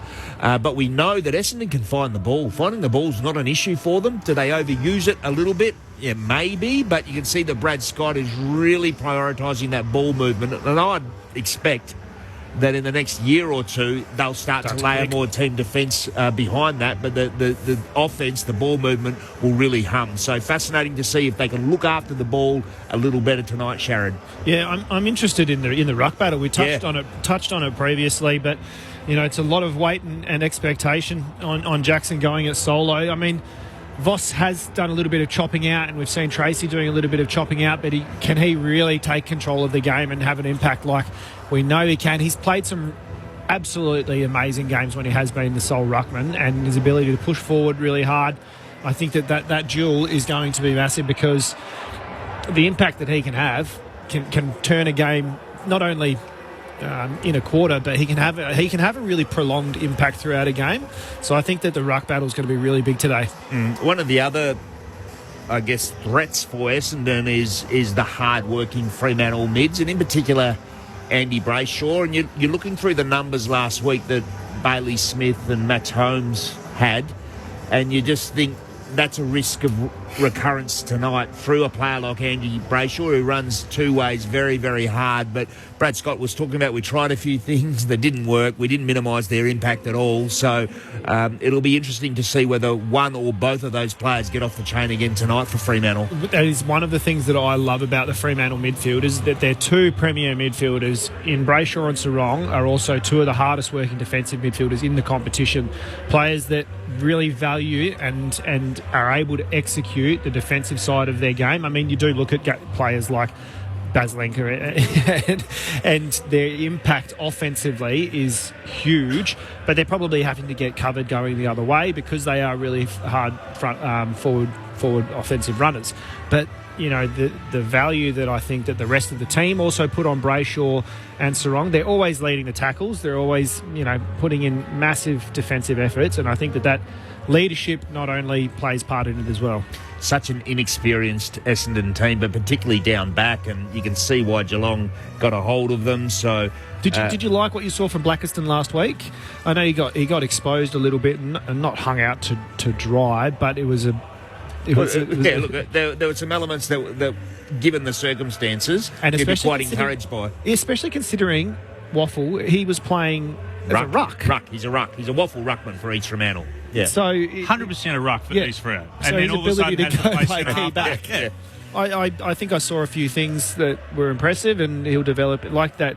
Like you mentioned, the game style and structuring up and things, that's all completely new for him. So for him to go in and play such a pivotal role, an important role in the side, I think that we saw some things that were pretty impressive. Yeah, and a little bit of talk around Josh Tracy and how he's not impacting the scoreboard. I thought he was one of Fremantle's best players last week. He had 6 contested marks up the ground. The scoring will come. He missed a couple of goals that he really should have kicked, but that's looking quite ominous, I think, between Tracy, Amos, Pat Voss, who Essendon supporters will know well. He's been in good goal-scoring form. And then the smalls, Frederick, Bolton, Murphy Reed's been pretty much a goal-a-game player since his debut in round 1 this year. It's a grit-your-teeth night for the Bombers. They go into a bye after this game, and Brad Scott will hopefully have them really wound up, really dialed in senior players to lead the way and see if they can, via their ball movement, ask Fremantle some questions. Is there an element of this? I mean, Akash kind of mentioned it before, the banana peel game for Fremantle. It would be, and I say this kind of tongue-in-cheek, but it's what my Fremantle supporter mates have said as well. It would be the kind of game that they would potentially slip up on in the past. Use the term, Sharad. What's the term? What it's a Dockery type. I was going to say it'd be a Dockery loss. Had a couple of people say, Fremantle fans, friends of mine as well, so this will be the sort of game that Fremantle would lose tonight. And at the moment, we haven't got a drop of rain, but if the rain comes in at some stage during the night, I would question their ability to play at the same level in the wet. And so it could be the kind of game that could see them slip after what has been a pretty convincing form line in the last 4 weeks. I wonder whether last week was that game. And they didn't. And Justin Longmuir spoke about it in the press conference. That's the sort of game that we would in the past have lost. And they were able to hang tough when North were coming really, really ferociously in that final turn. So maybe this is a group that might be able to turn that corner. But they also ran out of time. I mean, what was it, a 4 or 5 goal run to start the last quarter? Is that from what North? It was? From North? Yeah. And then they pegged one back. 20-odd points back. Yep. But you have to play for where the time is. And I get that, but if there's an extra couple of minutes through stoppages or whatever, they still may. I mean, this is all obviously hypothetical, and it doesn't matter because it didn't happen. But let's say they're only 3 goals down in the last quarter. Is there the potential that it could slip again? Did they rectify? Did they look at the right things during the week to counteract that onslaught that happened in the last quarter? I think because of last week and because of, I'd say, some recent demons with the Bombers as well. If it's close in the last quarter, psychology is an interesting thing, and some Fremantle players might have some doubts. Just wanted to touch on, because I did speak about Sarong and Brayshaw and the potential for them to really get off the chain and have big nights. One player that has had a great record against those two in recent times is Jai Caldwell. He's been really strong and had some good performances against Fremantle, so they wouldn't want to give him too much space because he has cut them up historically. So Fremantle Dockers and the Essendon Football Club both out on the ground. The Bombers in their away strip, which is the red with the black stripe instead of the famous red stripe. They've got the white shorts on as the away team. The Dockers in their traditional home colours of the predominantly purple with the 3 white chevrons. We think the weather might be staying away. There's a 25% chance of 1 mil according to the Bureau. I reckon Bridget Lacey will be pretty happy about that if that is the case, because if she was here last night, she would have had about 28 mils drop on her head, like Brett Sprigg did. G'day to you, Spriggy. Clint. Yes? You might be able to verify this, Belly. Last week, Fremantle obviously not being the home side, were they not in the home change rooms? Were they not in their regular change rooms? Did they have to go to the away room? No. And that's an interesting point, because this did get brought up, in that they got the home coaches' boxes and they got their home change rooms. They couldn't put them in West Coast's, because West Coast obviously had the next day and it was already set up.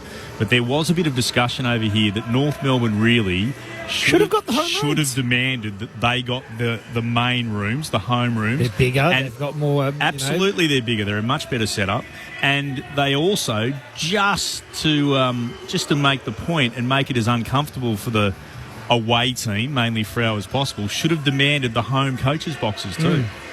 Interesting. But that's not what happened. I heard somewhere that it did happen. It didn't. I can guarantee you. Far too polite from North Melbourne. Yeah.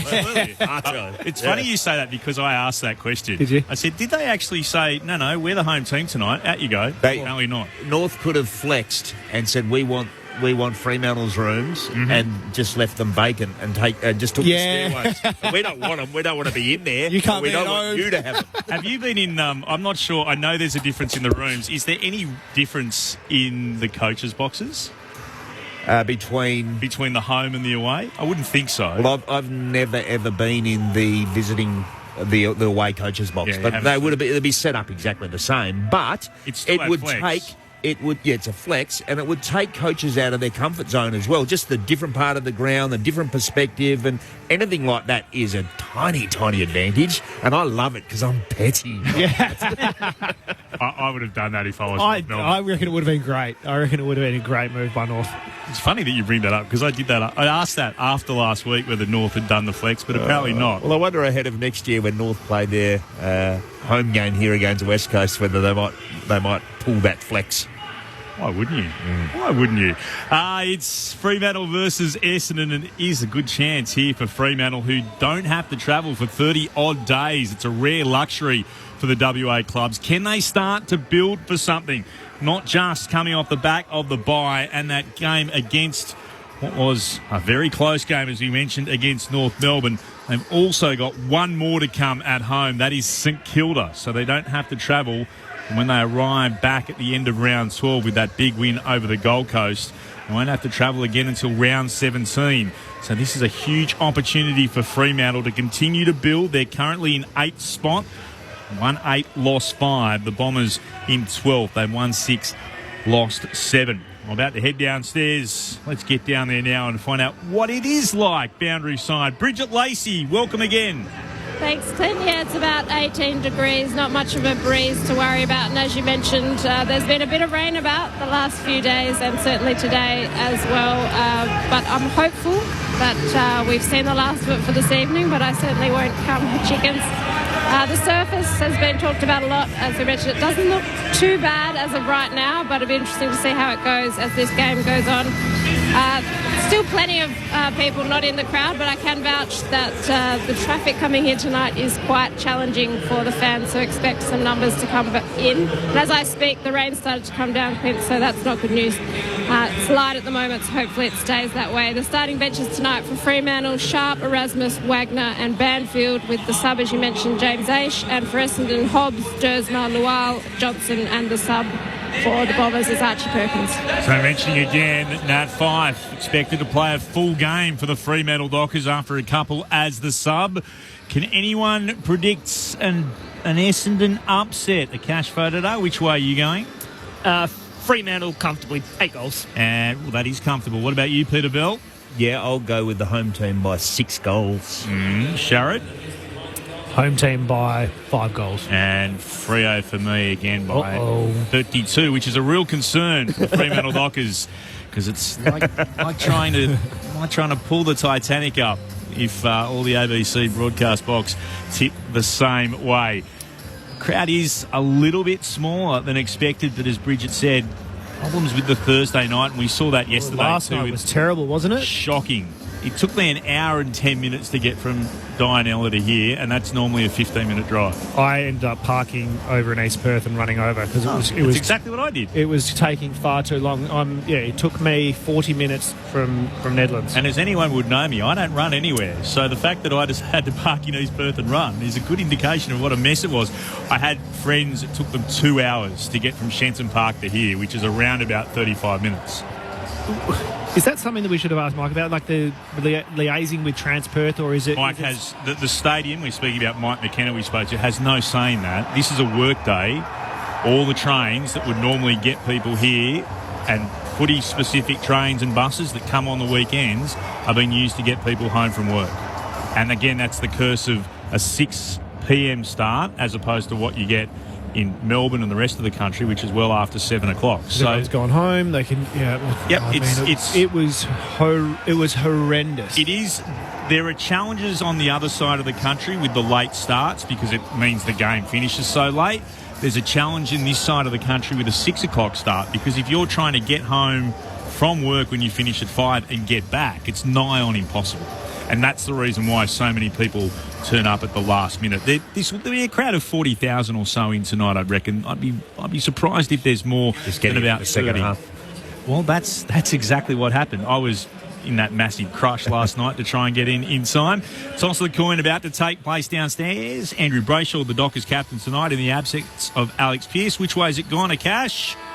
Andrew Brayshaw has won the toss for Fremantle. They'll kick to the right of our broadcast position, or the city end of Perth Stadium. So Zach Merritt will make his way back to the Bombers huddle there at the Farmer Freeway end to the left of our broadcast position. Start of a big round, huge game tomorrow. I know Corbin, Middlemass and the team will bring you all of that. Patrick Dangerfield playing a milestone game at Cardinia Park against the Brisbane Lions. Carlton versus North Melbourne will be an interesting one. How will North go after their 2 weeks over here in the West? And the Blues looking to find some form as well. Port and Sydney, Collingwood, St Kilda on Sunday. The Giants and the Gold Coast in the Expansion Cup. Then it's the Bulldogs and the Tigers. But it all starts here. Round 15 at Perth Stadium. Thursday night footy on ABC Sport. The Bombers make their way to their respective positions. The Dockers took a long time to break. In fact, the Bombers will be almost ready to go before the Dockers actually make it halfway across Perth Stadium. The crowd is building. There's huge expectation for Fremantle. They've won their past 4. The last time they won 5 straight back in 2022. And also under their coach, Justin Longmuir. And the one time that his side under his reign has played finals football. It would bode well for the Dockers if they can get the job done tonight. The Bombers want to bounce back after being belted by 95 points last week. It was the biggest margin of the season. And a chance for another debutant, Vigo Vicentini. He's their 11th. We're about to get started. And he's out there in the middle to do the ruck work against Luke Jackson. What an initiation into AFL football.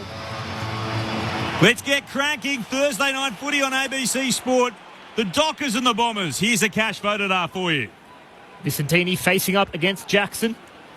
Thursday night footy is underway with a perfect bounce. Jackson rises high, can't bring it down. Sarong tries to soccer it forward. Brayshaw over the ball. Sarong sticks his boot in again. Parrish wins it for Essendon. Gets it to Setterfield, back to Caldwell, and he sends the Bombers inside 50, where Luke Ryan pushes back and takes the chest mark. Flares the ball out now to the northern side of the ground, where he finds Johnson at right half back. Johnson takes a bounce. Handball's off to Clark on the wing. Clark pulls his kick. This is dangerous on Brayshaw's head. Setterfield over the top, wins the ball. Handball's back to Caldwell. Caldwell out to Kako. Back to Caldwell. Essendon work it through hands. McGrath has it on the wing. Sweeps the handball back inboard. Vicentini, his first touch in AFL football. Gives it back to McGrath. Back to the young ruck, who now kicks the Bombers up towards left half forward through the fingertips of Peter Wright, and Fremantle win it back across half back. Here's Sarong, will kick towards the outer wing. Great spot. Voss is up and marking. It's a big round of applause too for the Dockers. Will kick inside forward 50. Coming out to meet it. Blackiston knocks it in the direction of McGrath for the Bombers. Was he taken high by Frederick? Umpire says play on. They'll share it around, out of trouble. Comes through Parrish. Now to Guelphy at centre half back. Kick towards the outer wing. Ball's brought to ground here by Martin. Got in front of O'Driscoll, one of the inclusions for the Dockers. He shares it through. May back out towards a teammate. And then Guelphy's kick was, well, ineffective. It's just gone over the boundary line for what will be a throw-in, right half forward for the Bombers. It's a big ask for Blackiston, playing full-back on Jai Amos. Good spoil from Warner, who's been in terrific form. Ball put back into play. Front position Jackson, got hands on it, but it came down to Parrish. Third game now since returning from injury. Hand pass forward into traffic. Ball's not going to come out of there. There's going to be a ball up between the southern wing and right half forward for the Bombers. No score opening 2 minutes. Vicentini gets front position on Jackson, gets the hand down, taken away by Fremantle out of the back of the stoppage. Clark through hands to Brayshaw, now to Johnson. Up the southern wing, goes short to Jackson. Jackson further afield. He wants Voss. Good mark taken at the back by Pryor for Essendon. Wants to switch play, kicks back, keeps it low. Laverty has to dive forward and take the mark. 40 metres from his own goal. Handballs to Pryor running past. Pryor has a fumble. Time to get it back to Laverty. Brings it out now to Setterfield at left half back. A couple of nervy moments for the Bombers, but Setterfield has it. Inside his defensive 50. Good 30-metre kick. Finds a teammate at left half back. Oh, that's not a great kick. Makes it tough there for Merritt. Angus Clark it was. And in the end, it's actually gone out of bounds on the full. Zach Merritt diving, getting a hand to it. Couldn't get a hand to it inside the field of play, and O'Driscoll will have it for Fremantle. Attacking side of the wing here. So no score so far, opening 3 minutes. O'Driscoll gets it on the left, kicks inside, forward 50. Fife couldn't mark, hands it off to Bolton, hard up against the boundary. This would be some sort of goal. It's hit the right-hand goal post. Would have had almost nothing to work with. Right on the boundary as he had the shot. Cannons into the right goalpost, a minor score to the Dockers. 3:23 gone in the opening term. Thursday night footy on ABC Sport, ABC Radio, ABC News Radio, and on Sport Digital. Pryor with the kick-in duties for Essendon. Kicks up the northern side. In front position, May. Can't mark. Gresham at ground level. Tackled well by Ryan. Drops the footy. Umpire calls play on. Chapman burrows his head in. Merritt takes it away for the Bombers. Now Parrish has it. Looking for an option. Handball to Vicentini at centre half back, and now it comes to Caldwell. Puts the ball out in front of Blackiston at right half back. Tries to get around. Voss does well. Gets the handball back to Caldwell. Bombers go up the southern wing this time. Ball out in front of Gresham and Clark. Clark outpoints him well. Wins it back for Fremantle. Kicks up to the wing and finds Jackson. Luke Jackson, without Darcy tonight, who's been managed, goes short to Sarong. He marks on the logo. It's a kick away towards left half forward. Pryor battles against Amos. Voss picks it up off the deck. Kicks around the body. Centering kick. McGrath's there. Frederick crashes into him. Ball goes to ground. Blackiston for the Bombers. Picks it up to Parrish. Runs beyond defensive 50 at centre half back. He takes a bounce. They work it through Guelphy. Sweeping hand pass on the bounce again to Gresham. He'll pop it short. He's able to find Roberts, and he marks it right half forward. Rising Star nomination, one of three in the Bombers side. He kicks to Kako, who marks about 55 from goal. Still at right half forward. Looks for an option. There's a couple of leads on. Instead, he'll kick towards the hot spot. Jackson went back. He missed it. Caddy couldn't get there either. Merritt at the back. Scooped it up. Worked it out towards Parrish, who shoots. And he's missed. A minor score to the left-hand side. Both teams have kicked a behind to begin. We've gone 5 minutes into the opening term. Thursday night footy on ABC Sport. Clint Wilden alongside Akash Vodadar. Our experts Peter Bell and Sharad Wellingham. Had a lot of footy, the Bombers. 45 disposals to 18. And I'd be reasonably happy if they're in the coach's box for them as they turn over on the kick-in. Risky kick-in from Jordan Clark made life tough for Luke Ryan. Fremantle win it back to Draper, goes out towards right half back. And O'Driscoll in a wrestle with Merritt sees it out over the boundary line, 60 metres around from the Essendon goal. That's never fun, not correctly executing a kick in. But yeah, their willingness to move the ball by hand is really evident so far, isn't it, Billy? Well, Jordan Clark's in a really rich vein of form, but he started really poorly with 2 bad kicks.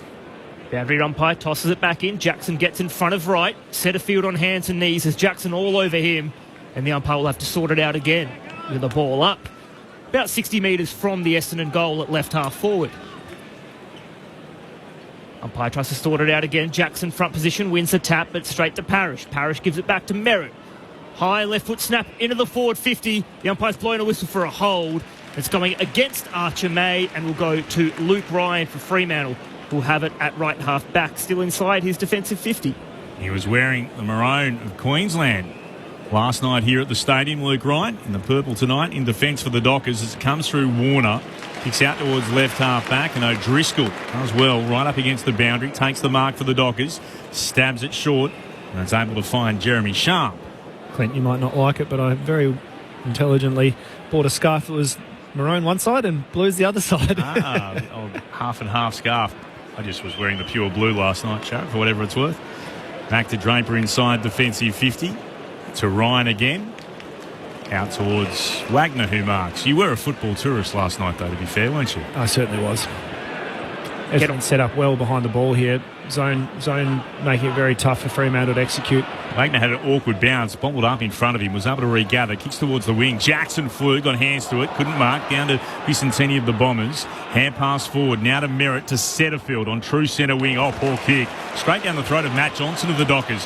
To Brayshaw by hand. Now here's Chapman in the centre square. The lead came from a long way from Amos, couldn't mark. Blackiston did well. Spoiled it to ground to Guelphy, and Guelphy will flare it out to Martin, who marks and continues to run on the southern wing. Martin kicks up towards half forward, gets the lead from Peter Wright and hits the target. Wright has it between wing and half forward. Now sends Essendon inside 50. Wants Caddy. Caddy dives low. Has he managed to reel that in before it goes out of bounds? The umpire says yes. Great closing speed from Blackiston. Amos was out on him and made up the ground. The kick was nearly perfect as well. Good kick, and he made up the ground and affected the spoil. Caddy plays on, kicks from 55 up towards a dangerous spot for Essendon. He wants a mark from right. Jackson up, gets 2 hands to it, does his own roving. Off to Sarong by hand. Sarong just clears his defensive lines. Sharp forced to spoil from the back. Picked up by McGrath for Essendon. Handballs off to Caddy. Sends them forward into the left forward pocket. Peter Wright takes the mark. Good kick from Nate Caddy. Put it out in front of 2 metre Peter. And outstretched, he takes the mark in the right forward pocket. Tied up against the boundary line, 30 metres from goal. Really liked Essendon's start. They've had territory. They've won a lot of footy, and they're causing Fremantle into some, what I'd call pressure hack kicks, really, because they're well set up defensively. 18 goals, 10 for the season, Peter Wright. Generally a good set shot. In he comes from hard up against the boundary in the right forward pocket. That's a great kick from Peter Wright. The opening goal of the game goes to Essendon. They're 1-1-7. Fremantle 1 behind. 9 minutes gone here at Perth Stadium. Thursday night footy on ABC Sport. It was the inside 50 was beautiful from Caddy, wasn't it? And just after the mark, the previous inside 50 stayed in the game and got the turnover, but it was a beautiful kick and a great lead from big 2 metre Peter. I think they tried to connect on the previous inside 50, but it all got shut down. They're willing to move the ball really quickly with hands, aren't they? And Fremantle aren't quite putting the pressure on that's needed. I should have flagged this pre-match. I have a fixation with Nate Caddy, so I'm really looking forward to seeing him play live in person. Is that because of the haircut or the hair colour? I just think he's going to be a special player, Clint. Kicked a special goal the other week. And Wright was pretty excited about that. Big flex of the muscles after the goal. Santini, the tap down against Jackson too. Oh, socked forward by Sarong. That'll be kicking in danger. Just hacked at it. come back to Caldwell. He'll just have it on the outer edge of the centre circles. He steps inside Sarong and then spun away from Sharp's attempted tackle. Hand pass to McGrath. Frederick got him. Not before he got a hand pass away, though. Hurried kick through Zach Johnson inside forward 50. Fine defensive mark going over his shoulder and then diving back to complete it. Chapman immediately moves it on for the Dockers. For Banfield. Kicks towards the outer side. It's a dangerous kick. It's turned over. Marked on the outer side there by Johnson. I'll look to share it through Caldwell and he'll come back to McGrath, who has it just behind the centre circles in the middle of the ground. The Bombers by 6 points, 10 gone in the first. Nick Martin now has it. Attacking side of the centre square. Got it from Pryor. Plays on now and sends the Bombers inside 50 again. Peter Wright looks like the man he wants. Ball goes over the back. Gathered by May. Gets a handball out. Socket forward there by Dersma. Now picked up by Luke Ryan in his goal square. Good underground handball. Gets it out to Johnson. Chapman now in the right back pocket. Great smother. That looks like Setterfield who's put the smother on. No, Guelphy it is. Puts the smother on and keeps the ball inside Essendon's forward 50. It'll be tossed back in 35 metres around from their goal. They brought good intensity, Essendon, and Fremantle second-guessing themselves to this point. Right to do battle in the ruck up against Jackson. Jackson's the only one who gets there. Taps it double-handed down to Johnson, who's tackled by two Bombers players. He's not getting out of that. And that right there is a reflection of the intensity that Essendon are bringing at the moment. Two players straight to the ball carrier. And a great start for the Bombers. Jackson on the more telling tap. Merritt couldn't take it. Bounced back to Jackson for the Dockers. Gave it to Murphy Reid. Hand pass to Banfield. Back to Reid, who ran behind him. And Reid will kick towards the southern wing. Sharp drops the mark he probably should have taken. Had time to regather to Erasmus. Goes back again to Sharp. Hand passes the Dockers forward to Brayshaw. On in turn to Reid, who continued his run. Gets it onto Erasmus in the left forward pocket. His kick is over the head of Bolton. He was stretching for it, Shane. Couldn't quite drag it in. Ball in.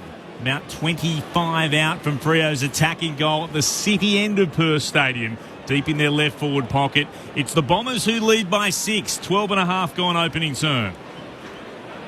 Vicentini back in the ruck for Essendon. He started well up against Voss. Voss tries to shove him out the way. Vicentini got a hand to it. Lual on ground level, tackled strongly by Voss. A former Bomber with a point to prove tonight. And be balled up 30 metres from Fremantle's goal. Voss and Vicentini. Ball comes down to Bolton. He's dangerous here. Snaps around the corner to Shea Bolton. And sensational Shea puts the Dockers on the board. His first goal, the Dockers first, and scores a level at 1-1-7 apiece. Defensive breakdown from Essendon. Shea Bolton, forward 50 stoppage, and no one with any body, no touch, no one blocking his path. He just did a simple little wraparound. Would have been licking his lips. He wouldn't have been able to believe the lack of physical pressure he was under. So there's been a miscommunication, clearly. You can't give any player that sort of space, particularly Shea Bolton. Second shot on goal as well, so started the game in the midfield at the centre bounce, but obviously spending some time forward of the ball. Yeah, just pushed off Jackson Pryor, I think it was. Yep, not enough contact from Essendon defender minding him there. And like you said, player of Bolton's talent and ability to score in the forward 50, can't be doing that. Paddy Voss is in the middle against Wright for the restart. It's Wright who won it down. Or Hobbs got his neck almost taken off by Fife. Stretching out with the right arm.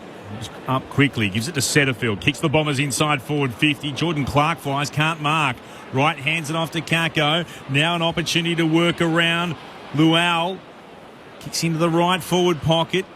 Bounces over the back of Cox. Ryan is back there in his defensive goal square. He'll kick beyond defensive 50 and well taken by Amos, who has the mark at right half back. He decides to play onto O'Driscoll. He'll kick towards centre wing. Decent battle here. Pryor again against Reid. Well done, McGrath. Went through and got it to Setterfield, who kicks towards the outer side of the ground. Lual has it, running through the centre square. Takes the bounce. Now runs into a bit of trouble. In the end, wobbles the ball inside 50, and the mark is taken by Jordan Clark for Fremantle. Clark moves on quickly, goes short. Finds Erasmus. Man on the mark on the defensive edge of the centre square. Erasmus, another short pass. Bit more central, finds Sarong. Still defensive side of the centre square, Fremantle. Sarong now goes out to the southern side to Johnson. Just chipping it around the Dockers. Building up slowly. Johnson now takes on the man on the mark in Caddy. Comes back inside the centre square and pumps a long high ball deep into the forward 50. Peter Wright gets back, gets a fist to it. Hobbs, front centre, roves well and goes out to the southern wing where he finds May. May plays on quickly, kicks up towards half forward. Caddy's got plenty of space here at right half forward. Kick and a half from goal. Fremantle players get back in defence now. Caddy pulls his kick, looking for Kako! And the young star takes a good mark. He's 40 metres out, as good as directly in front. He'll be kicking from about in line with the right-hand goalpost here, Isaac Kako. Good strong mark from the small forward and good vision from Nate Caddy. Great vision and great execution. Saw the space behind Kako. And, am I pronouncing that right? Kako? Kako. And kind of led him there, didn't he? They got a great chemistry, those two. Played a bit of footy together. Vic Metro last year. And he performed very well against us over here in that game. In the bright orange boots, Isaac Kako from just inside 50, kicks on goal. And it's as straight as you like. Isaac Kako with his first of the evening. The Bombers have two. They're 2-1-13. Fremantle 1-1-7. 16 and a half minutes played here at Perth Stadium. Let's head downstairs to Bridget Lacey. Yeah, just interesting. Corey Wagner did start on the bench, but as soon as he came onto the ground, he seemed to go straight to Zach Merritt, and then when Zach Merritt came to the bench, so did Corey Wagner, and now Zach Merritt's just come back on, and so has Corey Wagner. He's followed him into the centre bounce, so that looks like it's a job for Corey for the night. Certainly Essendon have started the better, and just a couple of concerning things for Fremantle at the moment. Their entry was a long, slow entry from Johnson to Murphy Reid. So where are the key forwards? He was deep forward. Reid, he shouldn't be flying for a contested mark. Amos had been making his way down the northern wing and getting a lot of work put into him by Blackiston, and just was tired and wasn't actually able to make it to the contest. Thursday night footy on ABC Sport. On the restart, it'll come the way of Erasmus from the Dockers. Handed off to Wagner and straight into right and Merritt. And that's holding the ball. They'll take the advantage. Caldwell for the Bombers. Kicks inside forward 50, leading out to Mark Gresham. 49 from goal. What will he do as players stream forward? There's a chance to go short here to Merritt, who marks right on the 50. It's not a substantial improvement, maybe a couple of metres closer to goal. Merritt spotted something he likes and he kicks in that direction, and that is poor checking because Caldwell all on his own. Something broke down there for the Dockers in defence. This is a much better opportunity. Caldwell is in line with the right-hand goalpost. He'll put boot to ball from 45 out. Well, and Belly, that's why you get the ball into the ball handlers. Yeah, that's right. Unbelievably skilled, Zach Merritt. Don't like the mix of Fife and Erasmus being on ball together. I think that's an error. Here comes Caldwell. 4 goals, 2 for the season. Boots cross the 50. Kicks on its way. Goal umpire has to do a lot of work immediately. Set off to their left straight away. It's a miss. A minor score to the right-hand side. 2-2-14 the Bombers. 1-1-7 the Dockers. 18 and a bit gone in the opening term. Luke Ryan brings it into the left-back pocket to Warner. Goes for a bit of a jog and then stubs his toe into the turf. Kicks it straight to Caldwell. This one's going to come back over his head. But Caldwell misses a couple of options inside forward 50 and kicks it out of bounds on the full. Luke Ryan, take 2. This time he goes short to Wagner, who's at left half back. Still inside his defensive 50, Corey Wagner. It's up the line, out to the southern wing does Wagner. Big pack of players. Jackson in front position. Can't bring the mark down. Arm chop. It'll be go to Jackson. Gets the free kick. Luke Jackson, defensive side of the wing. Moves it on quickly. Goes short to Jeremy Sharp. Sharp will go short once more. Now Murphy Reid has it. Still a good 70, 75 metres away from goal. Attacking side of the wing, southern side. Reid kicks forward. Tracy's on the lead. Misses him and lands in the lap of Patrick Voss at the back. Might come back to Tracy, I reckon. Yep, Tracy's been called for a push. It was blatant, wasn't it? What a great entry from Murphy Reid. I mentioned before Fremantle had banged it in a little bit, but it was low and hard, and Laverde just both hands square into the back of Tracy. Probably a good result for Fremantle with Pat Voss's set shot goal kicking to have it in the hands of Josh Tracy. I think it was an injury prevention call.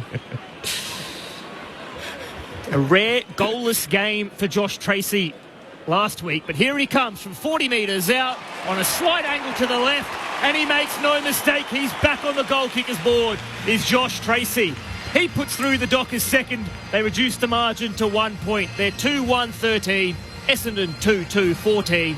20 minutes gone here. Thursday night footy on ABC Sport. Your experts, premiership players, Sharrod Wellingham and Peter Bell. Since the moment he's made his debut in round one, Murphy Reid, just good things happen when he touches the footy. And like I mentioned in the pre-match, he's going at a goal a game, but he's also an excellent inside 50 kick. And Josh Tracy was in position 1A. Is it? I'm pretty sure I read something. It's the best debut season for assists and goals average. Yeah, that was a couple of weeks ago, but it's probably continued. But right up there, he's an exquisitely skilled player, Murphy Reid. Secured his signature recently as well, did they? Just a bit of talk about it. I don't think there's been an extension, but a little bit of talk.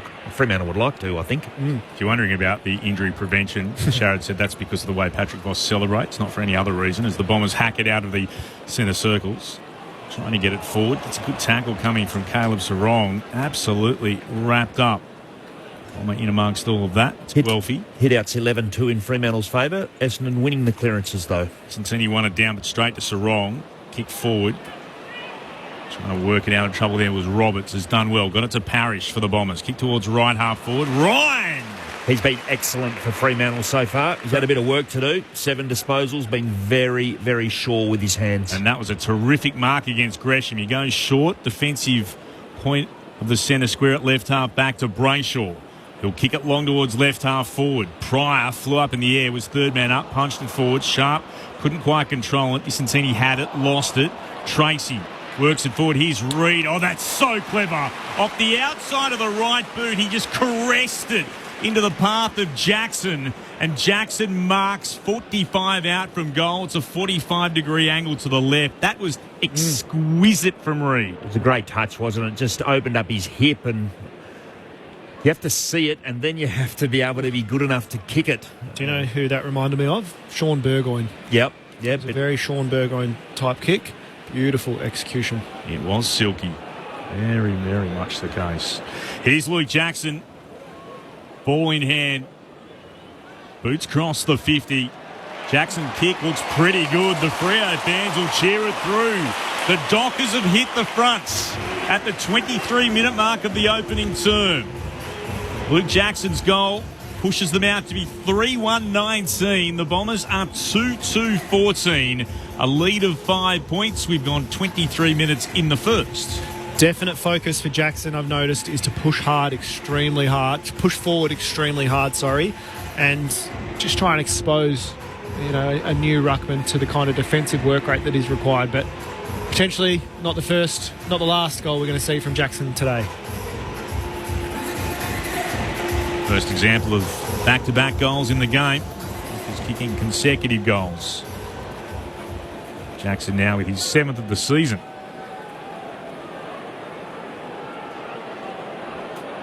Kicked a couple last week, Luke Jackson. He's in good goal-kicking form. Vicentini is definitely in for a workout tonight. He's in the ruck here in the centre square, faced up against Jackson. Good bounce from the umpire. Vicentini rose high, won the tap. O'Driscoll with a fumble, Parrish out after it. Coming through now for Fremantle. Jackson again. Sarong picks it up.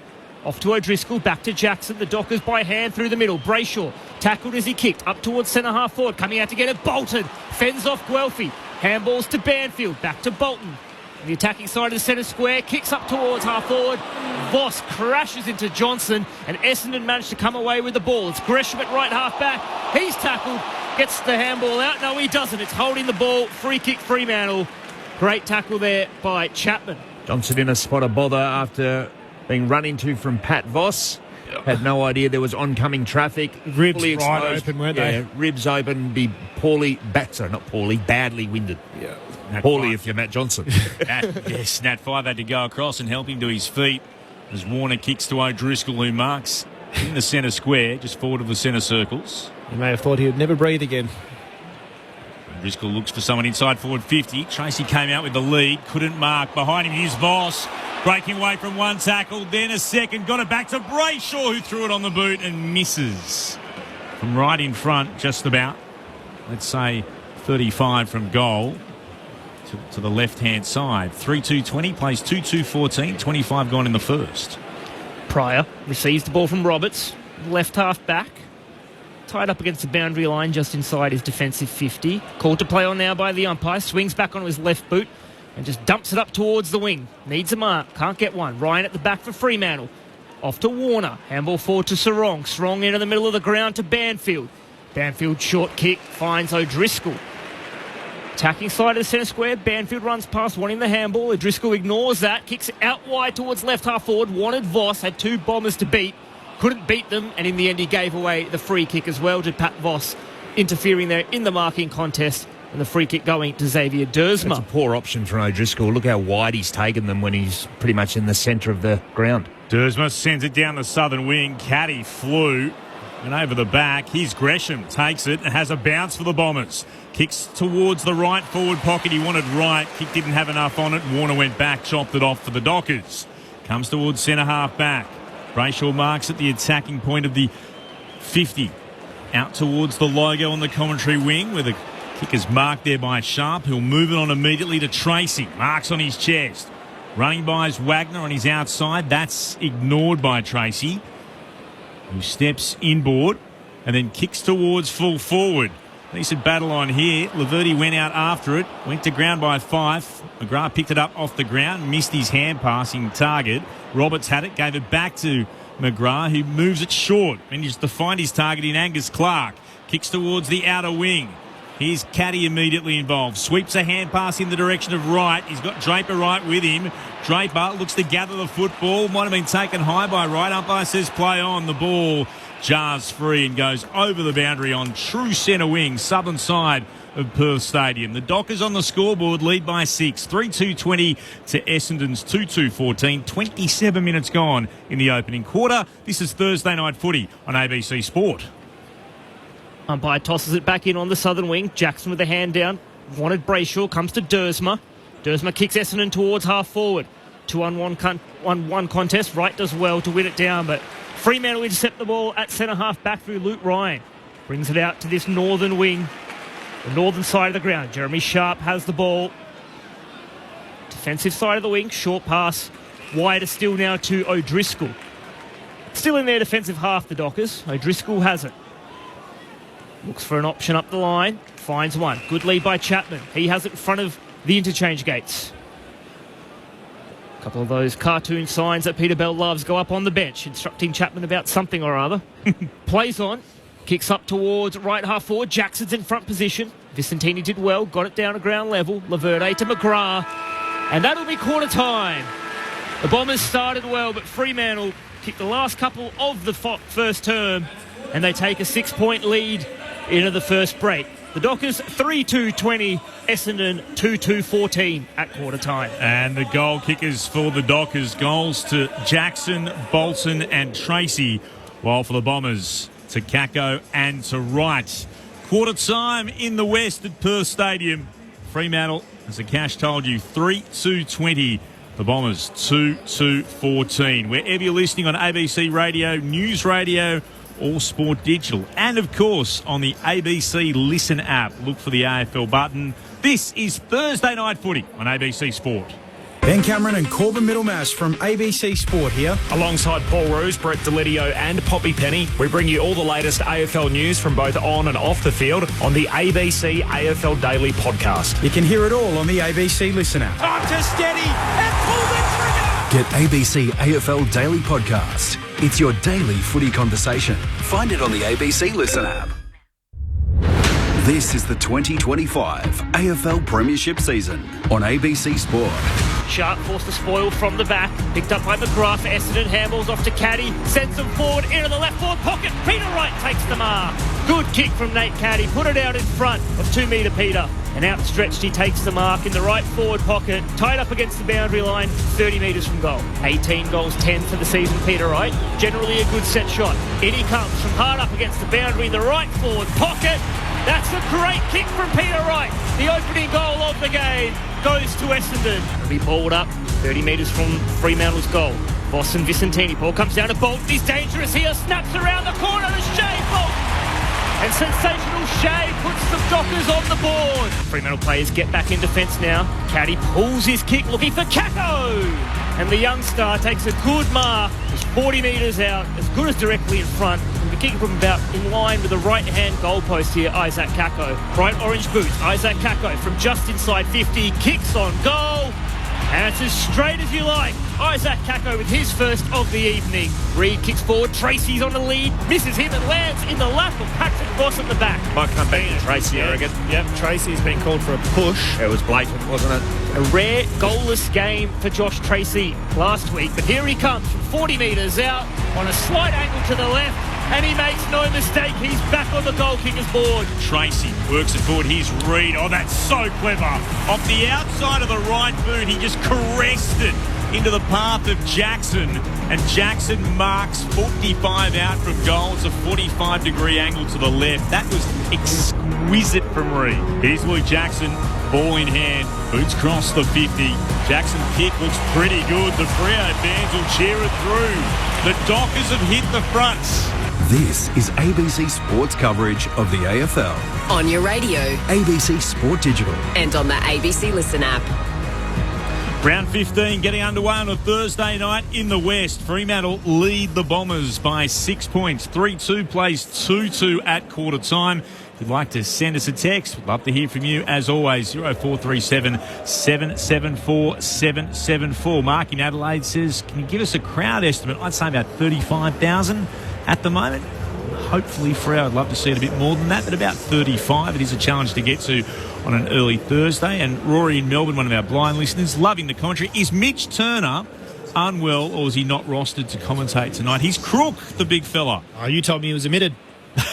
I did not say that. You are full of nonsense. No, he's dead set crook, and so sick that he couldn't come to Origin last night. So that's how sick he was. But we wish him the best, and hopefully listening in from home. That's why Cash voted I got the promotion. Yeah, I think it's just it's karma for Mitch making fun of me getting wet for 3 weeks in a row down there. So now he's at home. The karma bus has got him. Anyway, Mitch is crook. Hopefully you're feeling much better than you are right now in a couple of days or so. Let's hear from our experts, Peter Bell and Sharry Willingham on ABC Sport. I thought Essendon started the better, and their willingness by hand to chain possessions through Fremantle was quite effective. Probably just lacked the finishing touch, didn't they, with their opportunities inside 50. Fremantle marginally better, hence the goal margin in the game. 2 of those direct goal assists from Murphy Reid. But I've liked Essendon's intensity. I've liked the way they're sharking Luke Jackson's hit-out dominance. I think it's 12 hit-outs to 4 Fremantle's way, but clearances are the other way, and Fremantle haven't been able to get any real ascendancy there. Both teams have kicked a couple of goals from turnover. And I don't think Justin Longmuir would have been especially pleased with the way Fremantle entered the game. A couple of fancy sort of kicks from Jordan Clark that weren't really on in the first couple of minutes of the game. And the way that Essendon were able to knife their way through Fremantle would have been concerning as well. Justin Longmuir would have liked a sterner defence, I suppose, early in the game. I think it spoke to potentially their mindset wasn't quite on at the start. Amplified off the back of Essendon flicking it around and being really efficient as well. They were flicking it around, but they were finding their targets and kind of had Fremantle dancing around a little bit, trying to put that pressure on, but not able to lay the tackles. Essendon were also just really trying to find that corridor kick when they were able to turn the ball over, say, on the wing, or they found their way out of the wing, bringing it from their defensive 50. A real kind of corridor focus to try and bring it in back through the guts and 4 marks inside 50. They definitely didn't take advantage of that, did they? I think their connection a couple of times was really, quite bordering on elite, really, but the capitalising on that just was not there. And before Akash does some more stats, the one Fremantle player who was on from the very first second was Luke Ryan, who leads Fremantle stats with 10. Yeah, looking at some of those other individual numbers, Andy McGrath leads all comers with 11 disposals. Jai Caldwell has 10. And as Belly mentioned, Luke Ryan has 10 for Fremantle, Caleb Sarong with 8. So fairly even across the stats to start the game. Now to get this second quarter underway, Jackson waits. About this on debut. Here go Vicentini. He was there for the first bounce of the match. He's here for the first bounce of the second quarter. They go at it. Vicentini might have got the fingertips to it as well, but it ricocheted down here for the Dockers, and Sarong grabbed it and immediately sent it deep inside forward 50. Amos went to ground off the back of the pack, picking it up. Tracy burst his way through, got the arms cleared, gave it back to Jackson, who'd worked his way forward, and Jackson gets his second. Holds the right arm up in the air, runs back towards the centre square to celebrate, and then it's a high five with any teammate in the vicinity, and the Dockers have all gone to Tracy for the way that he hit that bouncing footy, burst through two, and then found his teammate. Goal in the opening seconds of the second term. The Dockers 4-2-26. The Bombers 2-2-14 on ABC Sport. Yeah, the players recognised that it was the effort from the big JT that put Jackson in that position. I love the way he attacks the footy, don't you? It's full frontal, bull out the gates, isn't it? And I would not want to be getting in his way. And I think I said it with his first goal, but Vicentini is going to be getting exposed offensively by Jackson. Yeah, he just got drawn to the play. Vicentini collapsed in, is the terminology, and Jackson held a big circle behind him and was able to punish Essendon on the scoreboard. Fremantle with the first of the second term. Lead by 2 straight goals. Jackson with a hit out to Brayshaw on the move. It's tackled and gets rid of it under pressure. Merritt wins it back for Essendon. Handball forward to Caldwell. Out through the southern side of the centre square. Caldwell goes forward and right takes the mark. It's a long extension of the arms from Peter Wright. Makes it hard to spoil. And he's taken the mark for Essendon. 40 metres out from goal on a 45-degree angle to the left. Well, the centre bounce was defended very, very well by Essendon because it was a perfect hit to Brayshaw on the run, but an Essendon player tackled him, and Brennan Cox was caught on the back foot as Wright presented to the footy. And just took it at the highest point, didn't he? Great mark. To end a run of 3 straight Fremantle goals, right from the point of 50, misses to the right-hand side. Minor score to the Bombers. That margin comes down to 11 points. They're 2-3-15. Fremantle 4-2-26. Luke Ryan has on a trundle. He's able to spot Cox on his own right half back. It's on towards Clark for the Dockers. Jordan Clark standing hard up against the boundary between right half back and centre wing. He'll move it down the southern side. O'Driscoll bounced in front of him. He slipped as he tried to gather. Under pressure, shoved the hand pass forward. Setterfield got there but couldn't get a hand pass away just before he was over the boundary line. It'll be a throw-in forward of the wing for Freo. Wouldn't have minded if Jordan Clark just played on there. He's one of the quickest players, if not the quickest in the AFL. He had separation. Get it in there to some one-on-ones. Vicentini against Jackson. Jackson took front position, palmed it down with 2 hands to Matt Johnson. Hobbs almost got him. He broke that tackle. Hand pass onto Sarong. Takes a bounce, 51 out from goal. Hard up against the boundary. He sees the goal square open and sets sail. He'll celebrate with the crowd and then find his teammates. And Caleb Sarong. Terrific finish. As I said, from 50 out, right where the 50-metre arc meets the boundary line, and decided, I'm going to have a ping. And kick truly he did. 5-2-32. The Bombers are 2-3-15. Freo's lead is 17 points, and they've kicked 4 unanswered goals. The Purple so far. 3:41 gone in this second term. Well, they settled in, but do you know what I loved about that? He was definitely trying to find somebody, but the Essendon defenders had actually done a really good job of gaining, a really proactive position on the Fremantle forwards. It was a beautiful finish. Made his mind up and had a crack and up against the boundary line. Great work at the stoppage from Johnson as well to fight off the tackle. That was literally from the junction, wasn't it? 50 in the boundary line. Yep. 4 in a row for the home side. They lead by 17 points. Jackson follows up his own ruck work and sends the Dockers inside 50 again. Tracy gets to it on the bounce, gets a handball away through Fife's legs. One back here by the Bombers. Caldwell through hands. Hand pass now out in front of Clark. He can't get there. Jackson wins it back at the centre circles. Handball to O'Driscoll. Stolen back for the Bombers by Caldwell. Kicks up towards right half forward. Ball beats Caddy and Draper. Chapman will be first back to it for the Dockers at left half back. Good left foot pass from Chapman finds the chest of Fife. The crowd noise tells you that the 2-time Brownlow medalist has it. Goes short inboard to Luke Ryan. Ryan affects the switch, goes back inside his defensive 50 to Cox. Cox wider now to right half back. On the southern side of the ground, Jordan Clark has it on the paint of his defensive 50. Ryan's had it 12 times for the Dockers. Caldwell leads all comers with 13. Ryan's going to go to that now. He's just taken the mark at right half back. He plays on by hand to Jordan Clark, running by. Hand pass again towards the southern wing. It's to Chapman. Wants someone to come towards him. He said kicks long. Blackiston in front of Amos. Blackiston got a hand to it. Trying to gather it though. Amos has done well. Worked it off to Jackson. Stepped inside Caldwell. Hand pass to Five. Five's hand pass was knocked down, but it spilled to Frederick, and Hobbs got him high. And that'll be a free kick to Frederick right in front of goal. And he'll put boots a ball from no more than 40 metres away. Well, Luke Jackson is putting on a show at the moment. He's displaying all of his ground ball skills. It's like he's on a basketball court, some of those little taps to himself, but great ball control. Well, he knew all about that as a junior. He's one of those players that could have gone into basketball if he decided to. Very talented youngster in that code. Here's Michael Frederick. Comes in. And the roar will tell you that he's put it through for another one for Fremantle. They've now kicked 5 unanswered goals, the Dockers, and they're starting to put quite a significant gap on the Bombers. Fremantle is 6-2-38, Essendon 2-3-15. The Dockers by 23 points, 6.5 gone in the second term. This is Thursday Night Footy on ABC Sport, on ABC Radio, Sport Digital on News Radio. And as always, streaming on the ABC Listen app, our experts, premiership players, Peter Bell and Sharad Willingham.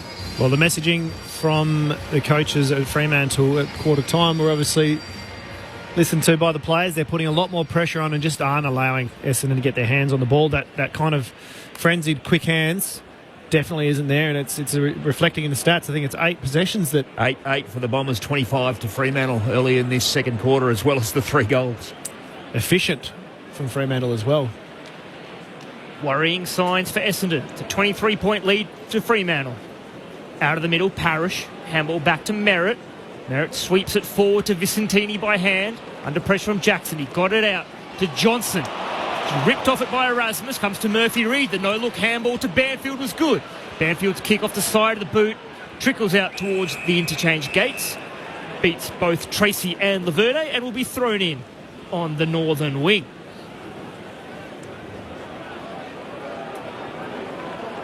So Merritt's got the 7 touches so far, and Wagner's very close to him. Right beneath that broadcast position, is thrown back in. There's a holding decision being called here. It's going the way of the Bombers. Vicentini will have it against Jackson. Stands a little bit shy of the logo. Kicks towards right half forward, getting away from his opponent. It was May, and then couldn't quite keep it in up against Johnson. It's over the boundary line for a throw-in. Well, the young Bomber ruck has actually won a bit of footy as well with 8 disposals, Clint, to this point. He's been pretty good in what is an almightily tough challenge against Jackson. Here he goes again. They lock arms. Got front position off his hands, but well read. Sarong immediately kicked forward. This is going to be a high, so it'll come back to where the kick was taken from. Yep. Sarong got one around the neck. The other one for Essendon that hasn't had too much of an impact as yet is Martin. Haven't seen the ball in his hands.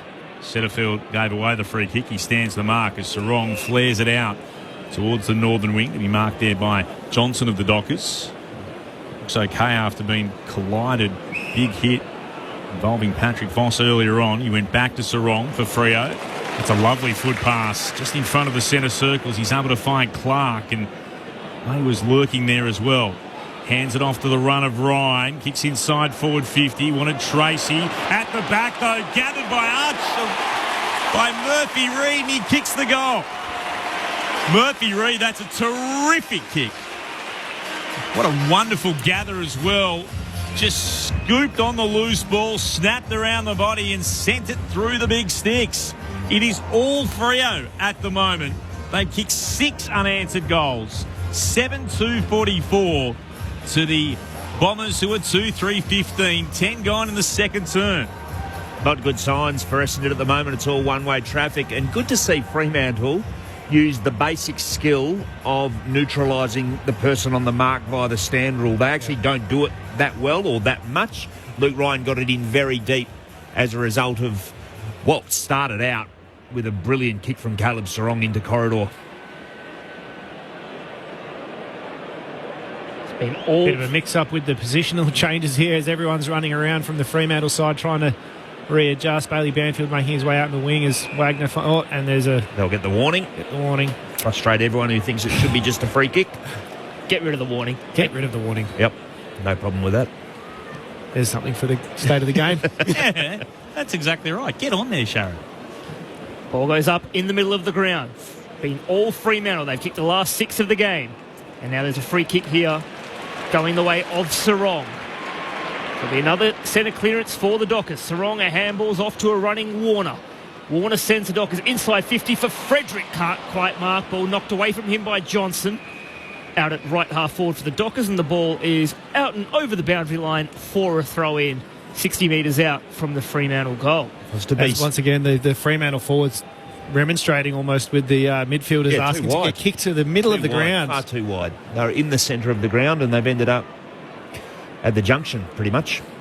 Jackson gets in front of Vicentini. Nice two-handed palm down to Johnson.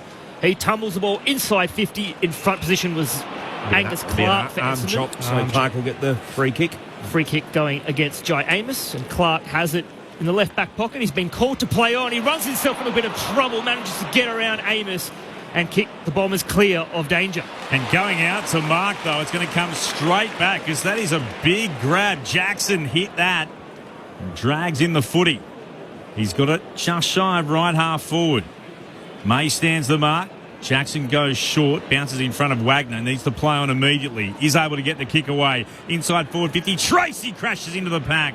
Reid out after it. McGrath got there first for the Bombers. Reid tackles him to ground. Hard up against the boundary line. It's going to be a ball up. 7-2 plays 2-3. Fremantle have kicked 6 unanswered goals. Throw it in. Cincini won it down. Got it to Parrish to Setterfield. Inside the left back pocket. Kicked up into the air. That's a good grab. Warner. Brendan Cox did some good work grounding his opposition to allow the free player Warner unimpeded access to the footy. Warner sends it back from whence it came. Kicking inside forward 50, and that's a fine mark defensively. It's been pretty good so far.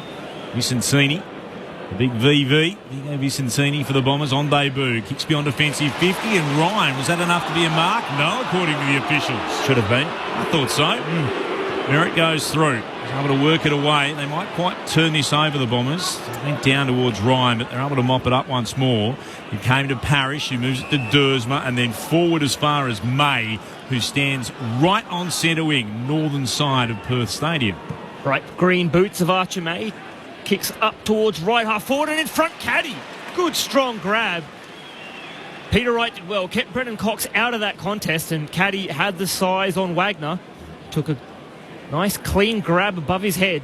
Well, it shouldn't have been uncontested, so, I mean, it was a good mark, but Fremantle have fallen down defensively there. I know he started brilliantly, but Ryan, just in that previous marking contest, potentially, he's got it already strapped with that left shoulder.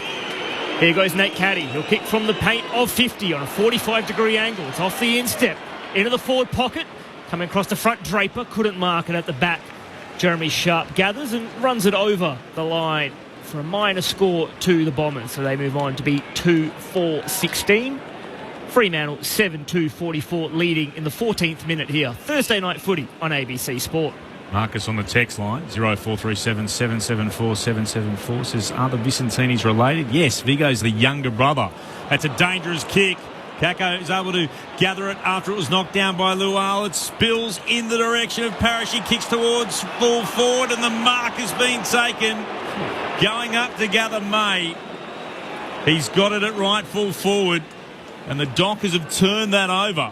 Good spoil from Lual, who saw it off the boot of the kick in, pounced on it, and then Kako was able to gather. Well, there's another poor turnover from Jordan Clark. Again, that's 3 that I've counted in this match so far. Archer May, taken in the mid-season draft, was playing at Subi before that. He goes off the outside of the right boot, can't get it to turn enough. Kenny, he has!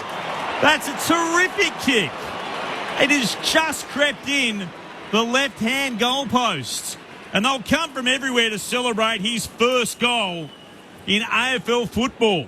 Taking a pick 6 in the most recent mid-season draft. The 20-year-old were 198 centimetres of him. They desperately needed some height.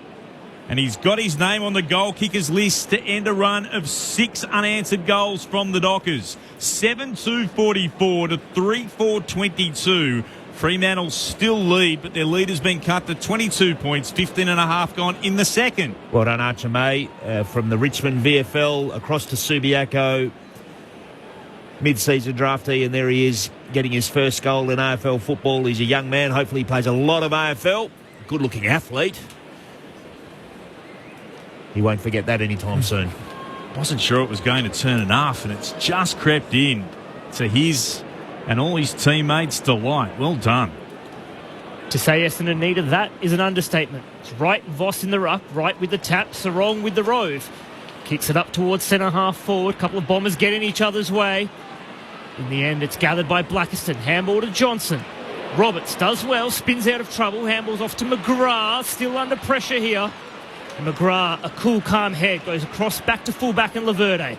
Laverde switches and brings the ball out towards the northern side. Wanted Martin, but missed him, and Warner is there first for Fremantle. He's got 2 Bombers to beat, and he's pretty happy to be tackled out over the line and see the ball over for a throw-in. It's the attacking side of centre wing for Essendon here on the northern side of Perth Stadium, right below our broadcast position. It's the Dockers by 22 points in the second term. Spun back in again.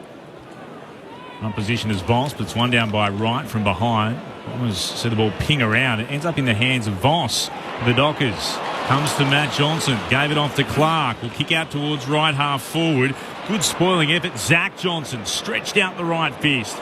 Ball still there to be won. Picked up by Sharp. Hand pass to O'Driscoll. Back to Sharp. He's at right half forward next to the boundary. Kicks into the right forward pockets. Ball's allowed to bounce. Has it gone over? It has. Big fly from Blackiston, who didn't get near it as he was attempting to spoil it. It's going to be a throw-in. Just kind of missed the sit, didn't he? He did all the jump and had nowhere to jump onto. Decent leap for the former East Freo ruck. Now been forced to play in defence with the Bombers short of tools from the throw-in. Oh, taken by Pat Voss. He runs it along the ground. He's just missed to the left-hand side. He was the only one really alert to it. All opened up for him, but just couldn't convert. A minor score, 7-3-45 to 3-4-22. Dockers over the Bombers, 18 gone in the second. Roberts has it for Essendon in the right back pocket. Switches across now to the left back pocket. And Pryor, having a little bit of trouble exiting defensive 50 here, Essendon. Pryor now goes for a wander out that southern side. Kicks long, looking for May. Chapman gets a fist in. The ball beats Wright and Banfield and goes out for a boundary throw-in on the southern wing. So Dockers by 23 points. 19th minute of the second term. Thursday night footy here on ABC Sport. Wright and Voss wrestle in the ruck. Ball comes down, trying to crash through now. Essendon get the ball up towards half forward. Luke Ryan has time to gather here for Fremantle at right half back. Handballs back into his defensive 50 to Draper. He wants Johnson. He's kicked it over his head and out of bounds on the full to Zach Merritt. We'll have the ball back here for Essendon on the attacking side of the southern wing. Takes a couple of steps. He'll kick into the forward 50. Travelled the back. Caddy's out after it. Pressure came from Frederick. Allowed Sharp to pick up for the Dockers to Ryan. Goes looking for Tracy. Coming in from the side. Martin's able to spoil and set over the boundary line. He gets some support from Zach Johnson of the Bombers, who goes and shows his appreciation for the effort. A little cheer around the ground. Nat Fyfe, who's off the ground at the moment, getting some work done in front of the interchange bench for Fremantle. Thrown in again. Voss won it down for Fremantle. Erasmus got the arms free to Sarong, forced to backtrack by a hand to Warner. Hand passed over the shoulder into the left back pocket to Banfield. Kicks beyond defensive 50. Frederick tried to attack the football, couldn't mark under pressure. Spun around and then just able to get a hand pass out, but missing his target was Roberts. The Dockers move it across half back. It's in the hands of Brayshaw. He'll kick looking for O'Driscoll, and he marks it right half back for Freo. O'Driscoll goes wider still and up the southern wing. Finds Sharp. Got plenty of space. And there's a leading Amos coming at him. And that's another poor kick. Out on that southern side for Fremantle, Jeremy Sharp puts it out of bounds on the full. Well, Joey Amos is working very hard to get some separation from Blackiston, who's been very physical on him, and the kick was woeful. Blackiston brings the ball back into play for the Bombers. Retreats into his defensive 50. You've got to help your teammate out when they're having a tough day at the office and get them the kicks, the key forwards, especially when they work really hard. Like that. That's right. It's just deflating. Dersma has it now for Essendon at right half back. Tries to go long down the line. May in front position. Extends and can't bring the ball down under pressure from Chapman. Be a boundary throw in right in front of the interchange gates as Caleb Sarong comes off and Nat Fyfe returns to the field of play. Subs, by the way, still yet to be activated. Perkins for the Bombers. Aish for the Fremantle Dockers. Potentially that midfield mix that you weren't overly keen on with Erasmus and Fyfe in there again, and the first stoppage, Essendon get hands on it and come out. Yeah, I just don't think there's the power in the combination, the speed that you need at clearance these days. On that restart, went straight back over the line for another throw-in. Jackson has just dispensed with Blackiston. With Vicentini, but they'll take the free kick here, the Bombers, after he was being held. It comes out to Lual. Amon Lual, left half forward, hand pass to Martin, did well to gather right at his bootlaces, kicks in the direction of Merritt. Could he mark? No, against Wagner. Great spoil coming in from the side. Applied the body contact, kicked towards the outer wing. Again, Blackiston flew early but couldn't mark. Spills down here to Angus Clark for the Bombers. At the back, he shares it with Setterfield. Back to Clark, kicks inside his defensive 50 to Laverty. He'll flare it out towards right half back. It's taken on the bounce. Scooped up there by Hobbs. Sends it towards right half forward. One-on-one battle here. Taken again by May. Back to Martin. Now to Dersma. Run down. That's going to be holding the ball. Jordan Clark got him. Free kick to Fremantle at left half back. Still the Dockers lead by 23 points. 22 gone in the second. Clark up the line to Cox, who'd snuck on the field. Attacking side of the logo, handballs to Brayshaw running past. Short kick to left half forward and Murphy Reid has it. Plenty of Essendon players inside Fremantle's attacking 50. Reid goes inboard to Erasmus. Attacking edge of the centre square. Clark runs by for the handball, receives it from Erasmus and pumps Fremantle deep inside forward 50 where Patrick Voss just fell over. And Essendon win the ball back through Blackiston. Dangerous kick. Fyfe got a hand in. Banfield taps it back towards Fyfe on the ground. O'Driscoll out after he's on hands and knees. A couple of Bombers sit on top of him and the umpire will sort it out with a ball up on the paint of the 50-metre arc at right half forward for Fremantle.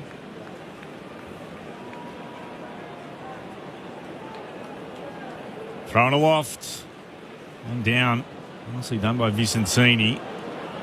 And Doc was looking to work it around the body. Kicked it up in the air. It's only been marked by Dersma from Erasmus's kick.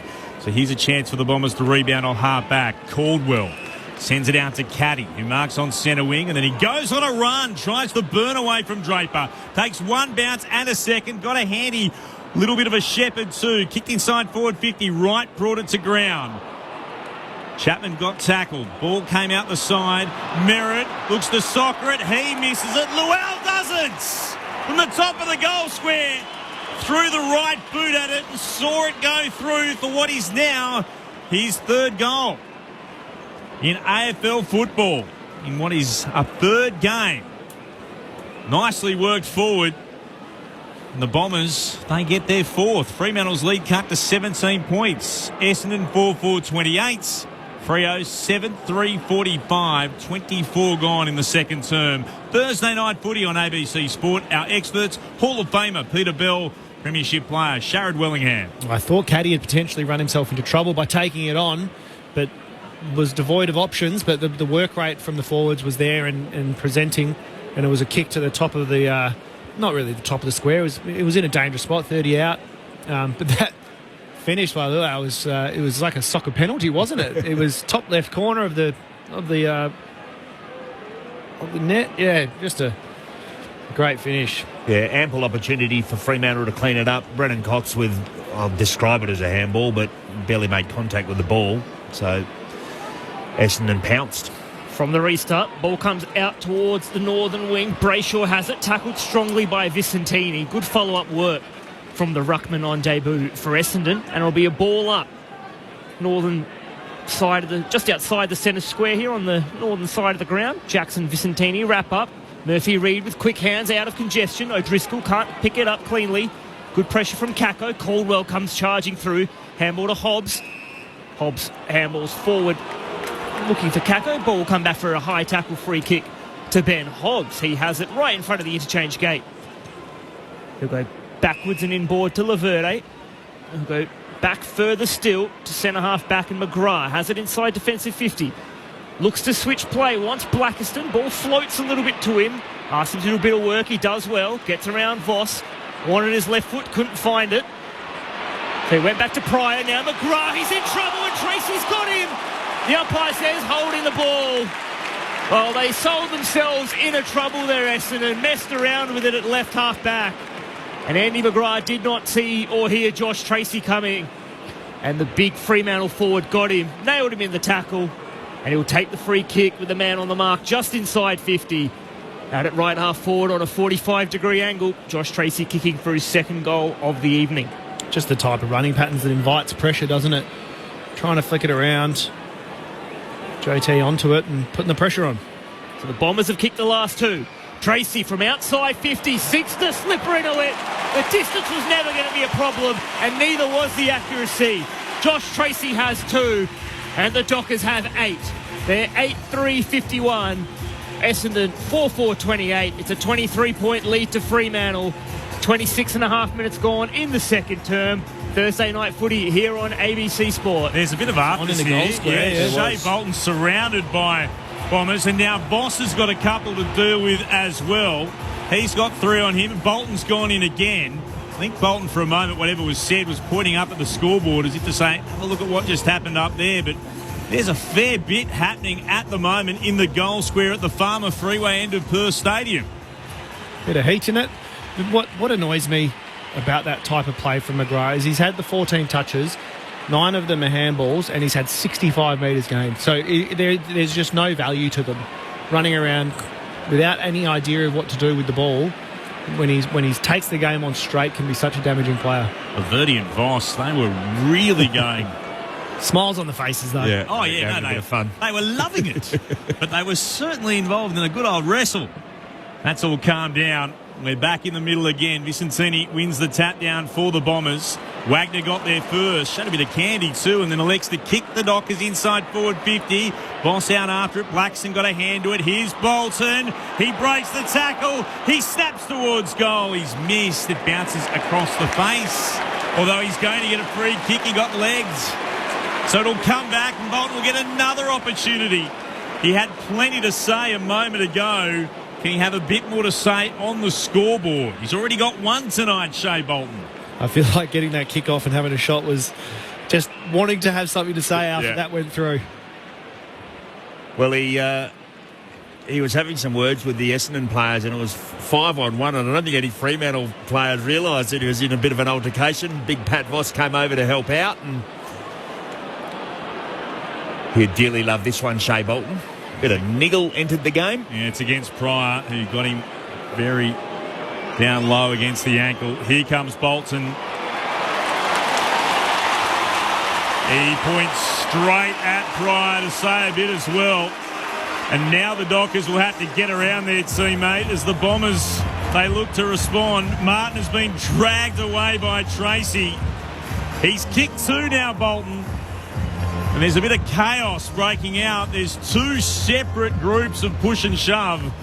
And you can just hear the ka-ching in the AFL's coffers. Not sure about Bolton, who just tapped the side of his head and pointed straight at Martin after all of that. And then no problems, sending the Sharon through for a major. 9-3-57 the Dockers, 4-4-28 the Bombers, 29 gone in the second. So after Essendon were able to stop that run of 6 unanswered and they kicked 2, all of a sudden the Dockers have kicked 2 again themselves. We're back out to a 29-point lead. And the massive cheer is for a shot of Bolton on the big screen here at Perth Stadium. Plenty to say between Bolton and Pryor in Fremantle's goal square down at full forward. The heat has gone up here at Perth Stadium. Vicentini and Jackson. Fife can't gather. Vicentini does well, follows up and wobbles the ball inside forward 50 for Essendon. Ryan taken off it. Gathered here by Kako. Flying shot on goal. Misses to the right-hand side. Minor score to the Bombers. They're 4-5-29. Fremantle 9-3-57, leading by 28 points. We've just ticked over the half-hour mark here in the second quarter at Perth Stadium. Thursday night footy on ABC Sport. I think Pat Voss enters those fights hoping that someone will rip his jumper off. Nat Fife had to go in and say, just calm down, big fella. Here is Fife again. He moved across half back. It's spilled out to McGrath. Kicks back towards full forward. Caddy! What a fly! At right full forward. Nate Caddy.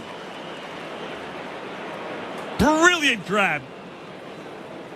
Soared into the night sky. Got above the other three players. Used Warner as a genuine step ladder. The right leg up onto Warner's left shoulder. He would have got one in the side of the head as well. The mark deserves a goal. Caddy's on his way in, and he kicks it for Essendon. Just what the mark did deserve. The Bombers have got their fifth. 5-5-35 to the Dockers. 9-3-57. 31 and a bit gone in the second term. This is Thursday night footy on ABC Sport. Your experts, Peter Bell and Sharad Wellingham. Just staying in touch, the Bombers, and if you didn't know it already, AFL defenders, you can't let Nate Caddy have an unimpeded run at the ball because he will jump on your head. Athleticism. He's so athletic. Very exciting player. Bit of a strut after he took the mark as well. As you would. As you would. That's a great grab. It's Fremantle by 22 points. Essendon managing to stay in touch as we near half-time. Vicentini, good tap down. Hooks it back to Hobbs, but he's tackled immediately by Sarong, and the umpire will ball it up right in the middle of Perth Stadium. Jackson and Vicentini crash into each other again. Brayshaw tries to punch the ball forward for Fremantle. Martin's kick is smothered. Plenty of congestion in the middle of the ground. Handball fed out by Brayshaw. Jackson gets it going forward. Vicentini, good. Hands below the knees, picks it up. Caco's kick smothered by Banfield. At right half back here, Essendon. Kako gathers again. Banfield tackles him strongly. And the umpire's going to have to ball it up. Strong contested play from both teams. The ball is the attacking side of the wing on the northern side for Fremantle. Vicentini front position, straight down to Johnson. Tried to fend off the tackle, didn't get rid of it. And that'll be holding the ball. Free kick going to the Bombers and Parrish at right half back. Got a question for us? Send them in 0437 774 774. We'll get to them all at half time as Parrish kicks towards right half forward. It's off hands but spills down to a Bomber in Merritt. Kicks inside forward 50. Stretching. That's a great grab to Dersma. He would have heard O'Driscoll coming. They made contact, but he was able to hang on to the Sherrin. He marks right in front of goal. Can put boots a ball from 45 outs. O'Driscoll, open side winger, running back to help the defenders. Didn't realise that Zach Merritt sees everything and just laid it out beautifully to Dersma, who was trailing O'Driscoll back to the goals. You can't afford to have latitude when Zach Merritt's got the ball in his hands. And the angle that he exited that contest just opened up the whole 50. So here comes Dersma. Kick is okay off the boot. It's through.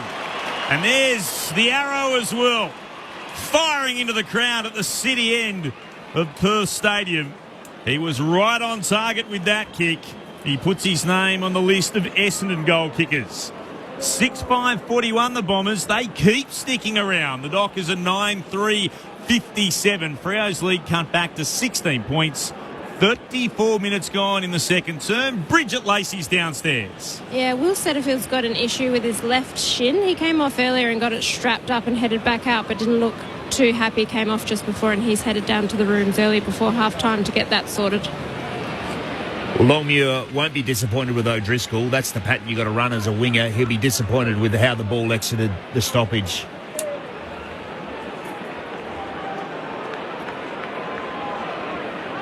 It's a 16-point lead to Fremantle. the shadows of half-time, and that is a shocking bounce from the umpire. It's gone sharply. Shane Warne would have been proud of that leg break. So we'll do it all again. The middle of the ground, thrown up this time by the umpire. Jackson, Vicentini, both rise high. Parrish, handball forward, taken here by Brayshaw. Tries to fend off the Hobbs tackle, manages to get a handball out to Sarong. Spirals it inside 50. Pryor leads Voss to the ball, gets shoved off it. Here's Johnson, he's tackled strongly. And there's a player down here for Essendon. They've won the free kick. It's Vicentini. It's Vicentini, it is. Vigo Vicentini, he looks in a lot of pain. He came in, crashed into Voss with the tackle. I reckon their heads collided. Yeah, as he's come to tackle Johnson. I think he's copped the back of Johnson's head almost to his face. That would be my guess. The Bombers can ill afford to lose another tall player.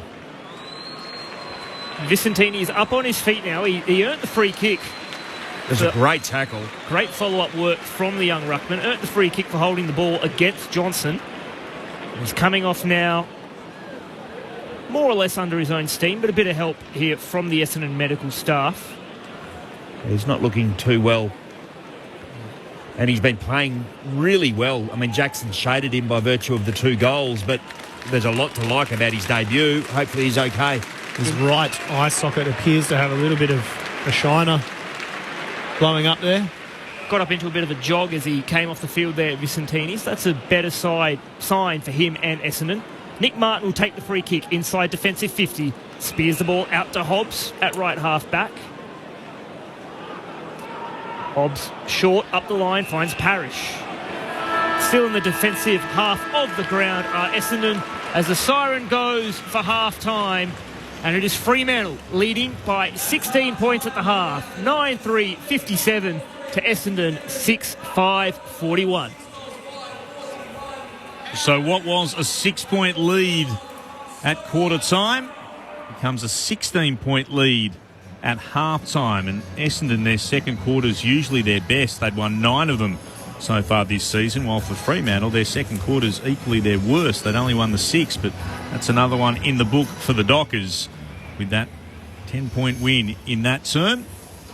The goal kickers look like this for Fremantle. 2 to Tracy, 2 to Bolton, 2 to Jackson, and then goals to Sarong, to Murphy Reid and to Michael Frederick, while for the Bombers, their goals to Nate Caddy, Xavier Dersma, Archer May, Peter Wright, Isaac Kako, and, of course, Lamont Luau with that wonderful socket goal. Beautifully described by Sharad Wellington too. He didn't just run it through, he smashed it into what would be one of the top corners of the net if it was part of the world game. Fremantle by 16 points. Send us a message. We'll get to your thoughts. We'll read out the texts in just a moment. 0437 774 774. There's been a bit of heat in it too. Cool night in WA standards. The rain has had a little sprinkle, but not too much to worry about. There's some fire out there between these two sides as the Dockers try and win a 5th straight game, and the Bombers looking to end a run of 3 straight losses. What have our experts thought of it? Let's find out. Hall of Famer Peter Bell, alongside him, Premiership player Sharad Willingham on ABC Sport. Just found their groove to start that quarter, didn't they, Fremantle? The sharking ability and clearance numbers would have been through the roof for this first half of that quarter, and just really damaging when they did get it inside forward 50. Took all of their opportunities, made, even if it was a slightly haphazard inside 50, we saw Josh Tracy make something out of nothing, and that it eventually ended up being a goal. But yeah, it was pretty clinical to start the quarter, and clearances 14-9 evened up, I think, in the latter half of the quarter. So it would have been clear clearance advantage to Fremantle for the first half. Just lifted their pressure as well, didn't they? They were able to not let Essendon get any possession. We spoke about it after the first 10 minutes. They'd had 8 to 10 possessions. Weren't able to kind of find any territory, get it in their forward half, and just kind of strangled them, didn't they? Yeah, I like the way Essendon responded late in that second quarter, and part of that, I think, was through Fremantle's play as well. But full credit to Essendon, they've just hung around. That's going to be crucial, the Vicentini head injury assessment, because that will mean that if he is to miss the second half, Wright will go up into the ruck, and what does that mean for Essendon's forward power? But, yeah, they've hung around. I don't think Justin Longmuir would be especially thrilled with his team's first half. But you have to give credit where credit's due to the Bombers, who have just made life that little bit uncomfortable for Fremantle and are sticking around in this game. I feel like they would have been reasonably happy with the start of that quarter. Fremantle? Yep. Yeah. Well, they were dominant there, and whether they just sort of relaxed or Essendon were able to arm wrestle their way back into the contest. Yeah, I mean, do you think 2 Metre Peter can stay with Jackson around the ground?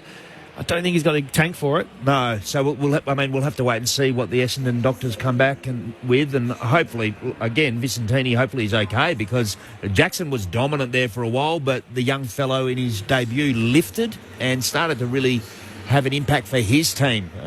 Although Jackson was always kicked a couple of goals and he was really a factor, I thought Vicentini fought his way back into the contest. They both won a lot of footy. Both teams have managed to score from turnover, which is an indication that it is an open game. The difference being that Fremantle have also been able to buttress that scoring with some stoppage scoring, 4 goals from stoppages where and a Essendon just CB won. as well. Yeah, and a CB. It's. I mean, the margin is the margin, 16 points. But I thought Fremantle would have had an opportunity there and had to kept their momentum going to really almost finish this match in the second quarter. But they weren't able to do it. They left the door ajar and they stepped in. Essendon stepped in, said thank you very much. Do you think JL would be? Is he the kind of coach to hold them straight away to counter that, or is that something that he'd approach after the game? Is it, you know? Oh no, he'd be disappointed with a few aspects and some general lack of intensity and some poor decision making. I don't think Fremantle's skills have been particularly good, just some fundamentals. I think they've let themselves down with. But look, he may have addressed them as soon as they came in, just for the way they dropped off with their intensity in the last sort of 10 to 12 minutes of that second quarter. Smirk there. Oh no, the smirk was I was smiling to see Luke Travers on the big screen here. Of course, now with the Cleveland Cavaliers, formerly of the Perth Wildcats, and then went across to the other side of the country to play for Melbourne, to decide he wanted to get out of the West and experience life on the other side of the country, and now, of course, playing in the NBA, but Fremantle supporter and just back on the big screen. I was just happy to see him. A couple of Perth Wildcats have done that. Wanted to get out and go play elsewhere. Oh, that's a touchy subject on this side of the country at the moment. Goodness me. Hello to everyone in Adelaide.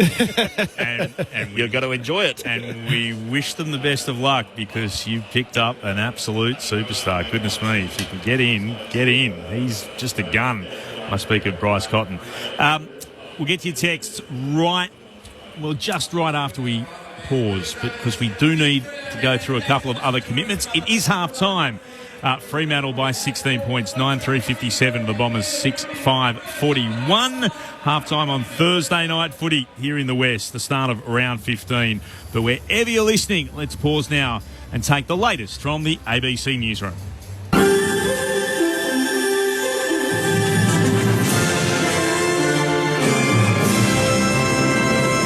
ABC News, I'm Thanmaya Navada. Israel has described an Iranian missile attack which hit the major Soroka hospital in the south of the country as a war crime. Middle East correspondent Matthew Doran has more. Not only is this significant because it is a hospital, this is also an area which is very close to a number of Israeli military facilities. And Iran has said that it was trying to target one of those military facilities instead of the hospital, but that sort of excuse is not washing with the Israeli authorities, insisting that this is, as they describe it, a war crime, and that a civilian centre like this has been hit, putting vulnerable people at risk. Iranian authorities have said over the last couple of days that Israel has been targeting civilian sites, densely packed residential areas in Tehran, and hospitals as well. Some Australians wanting to get out of Israel have started their journey to safety. 30 people have boarded buses to be taken from Tel Aviv across the border to Amman in Jordan. They're among the first of more than 1,200 Australians who've registered for evacuation assistance with the Australian government. Land travel to neighbouring countries is the main way out of Israel since the country's airspace was closed to civil aviation. Recruitment agencies say record levels of women in the workforce across the country is being driven by participation in traditionally male-dominated industries. New data from the Bureau of Statistics found the female employment to population ratio rose to a record high of 60.9%. In May, the overall employment rate remained at 4.1%. Director of Recruitment from Robert Half, Nicole Gorton, says women have been particularly attracted to STEM roles. We're seeing so many people come through, particularly in those STEM roles, science, technology, engineering, maths. We're seeing a lot more females gravitate towards what traditionally was male-dominated environments and studies. Australians are being urged to get their booster shots to protect themselves from COVID this winter season, as health officials say the virus is currently circulating at moderate levels. Nandini Veer has the details. Nearly 3,500 people in the state tested positive for COVID last week, according to data from New South Wales Health. These numbers don't include the large portion of people with the virus who aren't tested. The health department says this is more than a 10% increase from the first week of winter and is advising people to get booster shots, with influenza rates also on the rise. People above the age of 65 are recommended to get a booster shot every 12 months, and those 75 and older are advised to get the jab every 6 months. The first creditors meeting for Whyalla Ports was held today, with administrators revealing the company owes at least $194 million. Administrators William Buck still don't know the true extent of the debt and are waiting on financial documents from parent company GFG Alliance.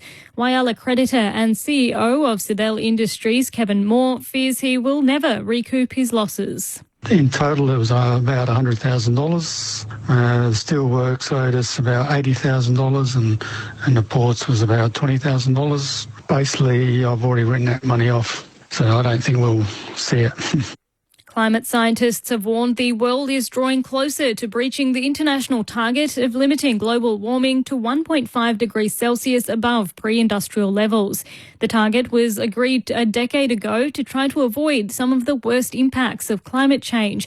But Professor Yuri Ragel from Imperial College London says it will be surpassed if global carbon dioxide emission levels stay as they are for the next 3 years. The record high greenhouse gas emissions reported in this year's update are rapidly narrowing the window for limiting warming to 1.5. The carbon budget for having a 50% chance to limit warming to 1.5 has been reduced from 500 billion tonnes of CO2 to 130 billion tonnes of CO2 starting from 2025.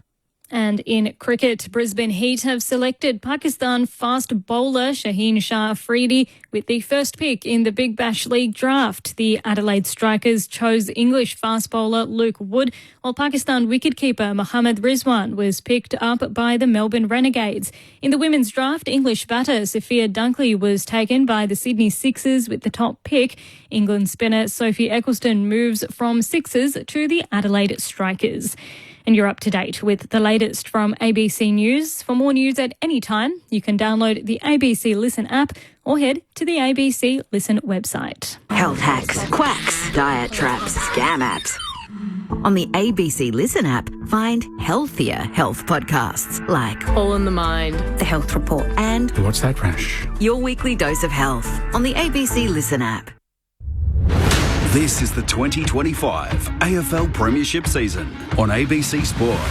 Ricochet down here for the Dockers, and Sarong grabbed it, immediately sent it deep inside forward 50. Amos went to ground off the back of the pack, picking it up. Tracy burst his way through, got the arms clear, gave it back to Jackson, who worked his way forward, and Jackson gets his second. Holds the right arm up in the air, runs back towards the centre square to celebrate. Santini against Jackson. Jackson's in front position, pumped it down with two hands to Matt Johnson. Hobbs almost got it. He broke that tackle, hand pass on to Sarong, takes a bounce, 51 out from goal, hard up against the boundary. He sees the goal square open and sets sail. He'll celebrate with the crowd and then find his teammates. Caleb Sarong, terrific finish. Jackson stepped inside Corgel, hand pass to Five. Five's hand pass was knocked down, but it's still to Frederick, and Hobbs got him high.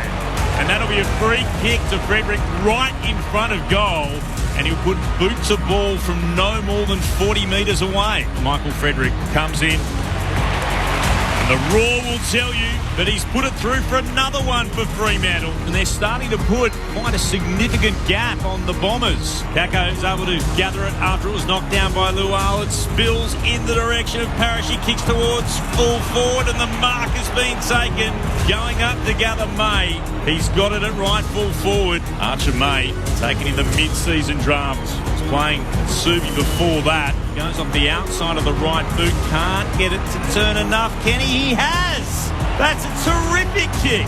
It has just crept in the left-hand goalpost. And they'll come from everywhere to celebrate his first goal in AFL football.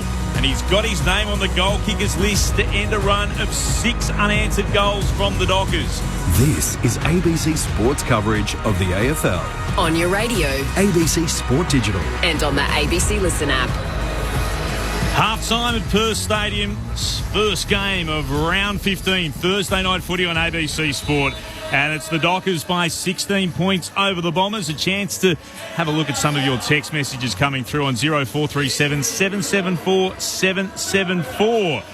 Tom from East Perth says there's a bit of state of origin energy about this, considering all the blues that happened last night. I'm loving it. Thanks, Tom. There has been a little bit of that action. There was plenty of blues last night, not just from the blues, but from everyone involved, and that's continued on this evening. Fran in Melbourne, one of our regular texts. Hello, Fran. I love these heated games. I love the arrow too. Thursma did fire the arrow after kicking the goal.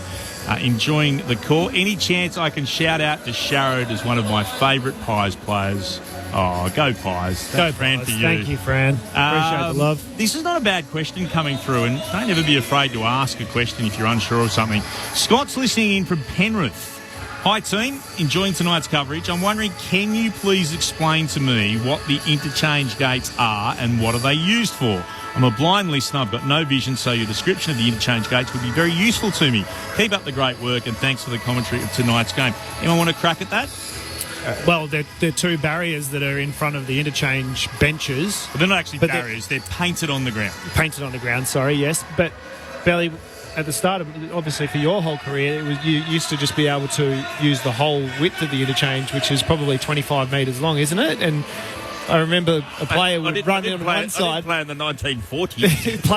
player would run in at one spot, and the player coming on would be able to run on, 30 metres further ahead on the ground. So, yeah, it's just a guide for where the players have to enter and exit the ground when making a substitution with someone off the bench. Yeah, just to make sure that there's no advantage for either side, and also for the AFL to keep track of the rotations, which are a big part of the game. So that happens right in front of the two teams' respective interchanges, and there's AFL officials there as well, just making sure everything's been done to the letter of the law. So each interchange gate is around about 4 and a bit metres wide. It's 15 metres from side to side. If a player's coming on or off the ground through an interchange, you must enter or exit if you're coming off the ground, or enter if you're coming on the ground, through the interchange gates.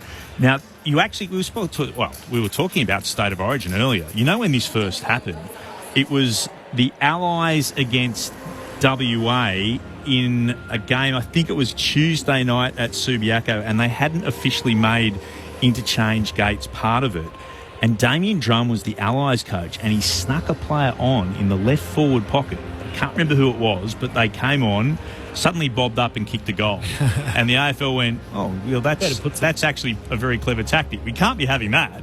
And that's why they started with the original interchange bench or gate, which was for everybody, and now they've decided to bring it back, and there's the two. They both sit in front of the respective benches. So here at Perth Stadium, they're on the northern wing, and we'll see the players. They will stand there just inside the boundary line, and the interchange gates themselves, Scott, are marked in yellow on the ground, and the players have to wait. And it's the player that they're interchanging with comes off the ground, they can then go on the ground. So, and special significance, the interchange gate for Fremantle fans. If you remember down at Cardinia Park that time, Stephen Hill ran onto the ground at the exact moment Aaron Sandilands was hitting that big ruck hit towards the boundary, in 3 or 4 bounces, Clinton, and a goal, a crucial goal in a big final. It was quite brilliant. I think that was because also Fremantle had complained about the positioning of the interchange gate prior to that game taking place. So it was moved closer to the interchange, and in the end that proved to be a pivotal move for Fremantle. It was an absolute beauty. We'll hear from Bridget Lacey in 1 second, but answer this question for us, please.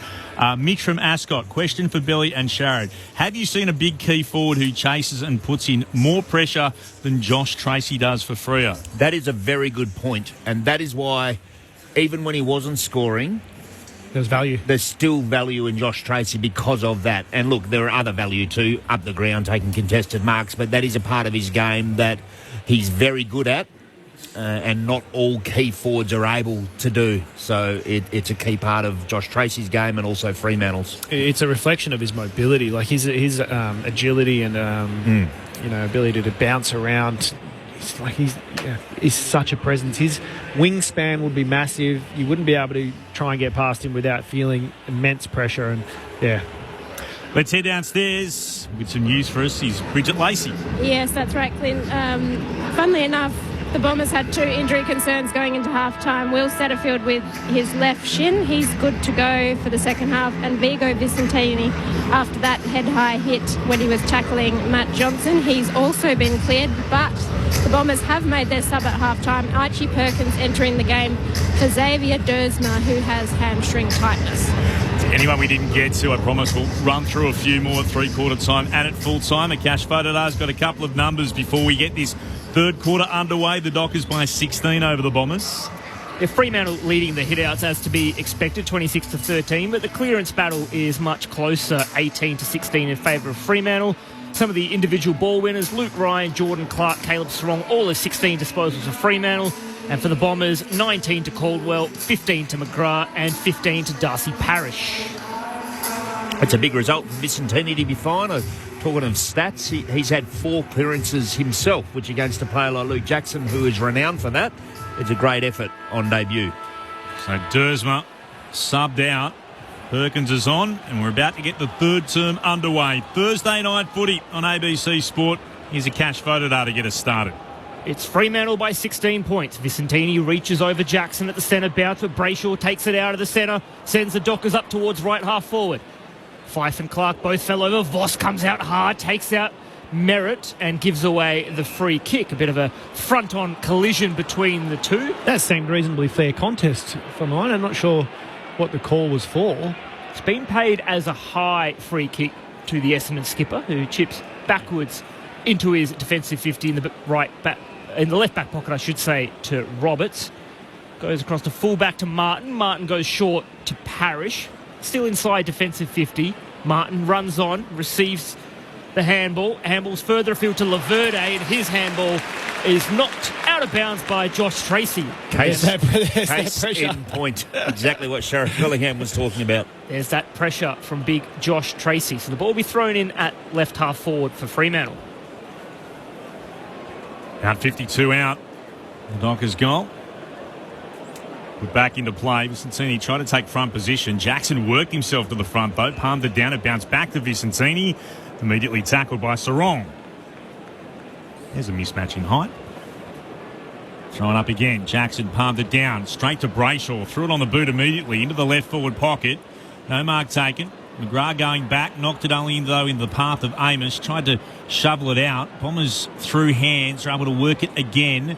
They work it to Caldwell, who tried to kick it to Kako. Punched down by Clark. Did well. It came to Fife. Now to Bolton. Hand pass inside forward 50 to Amos.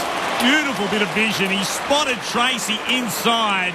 Got the kick to him, and Tracy marks in line with the left-hand goalpost. He'll put boots a ball from 35 outs. And he looks sore, Jai Amos. I think he got collected as he executed a beautiful pass to Tracy. Unselfish, highly skilled.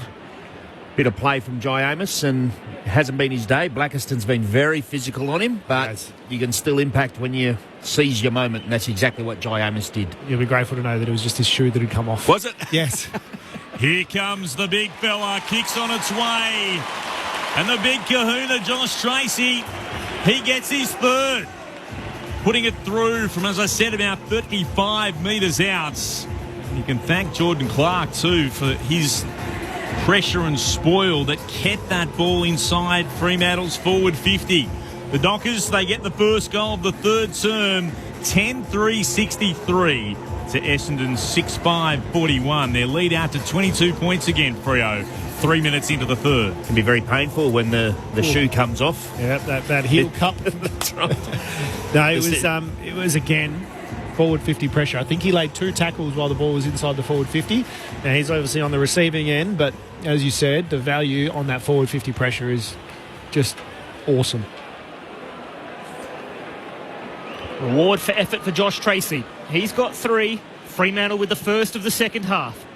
Ball goes up in the middle of the ground. Jackson taps it straight to Caldwell, and he's wrapped up by Bolton. And the umpire will toss it up just the attacking side of the centre circles for Essendon. Johnson down to Bolton. Ball squirts forward for the Bombers, but Brayshaw grabs it, kicks straight into Vicentini.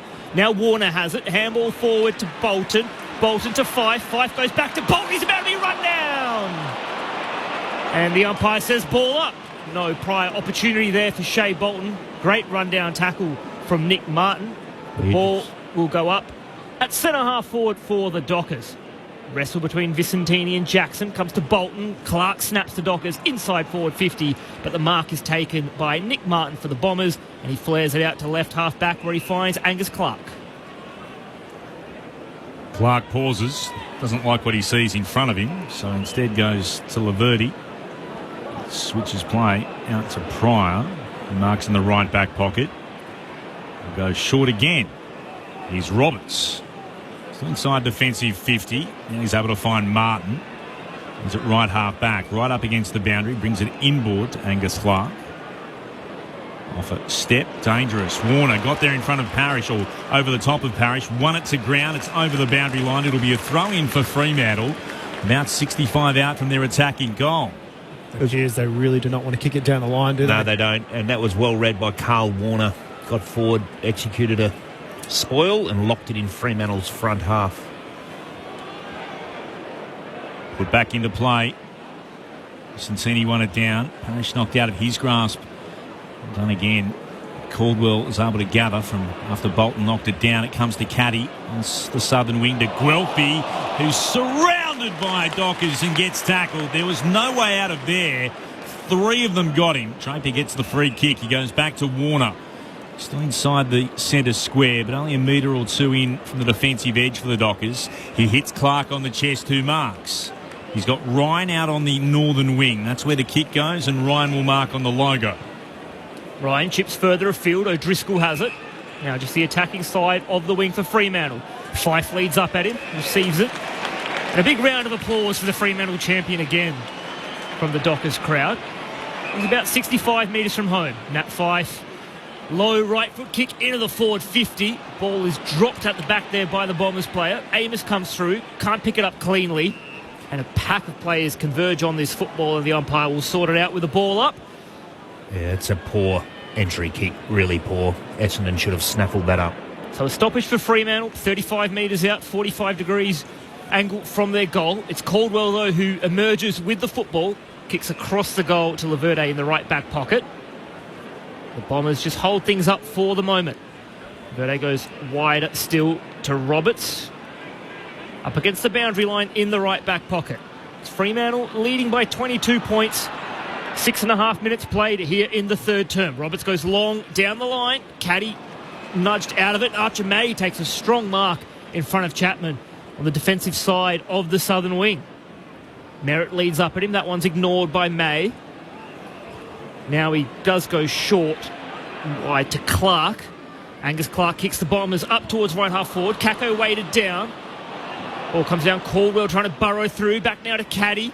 Now Parrish. Parrish kicks Essendon inside forward 50. Peter Wright takes a strong grab to mark or a free kick. Brendan Cox was all over him, and Peter Wright will have the football in an almost identical position to where he kicked the first goal of the match. He's hard up against the boundary line in the right forward pocket, and he'll put boot to ball from about 45 metres out.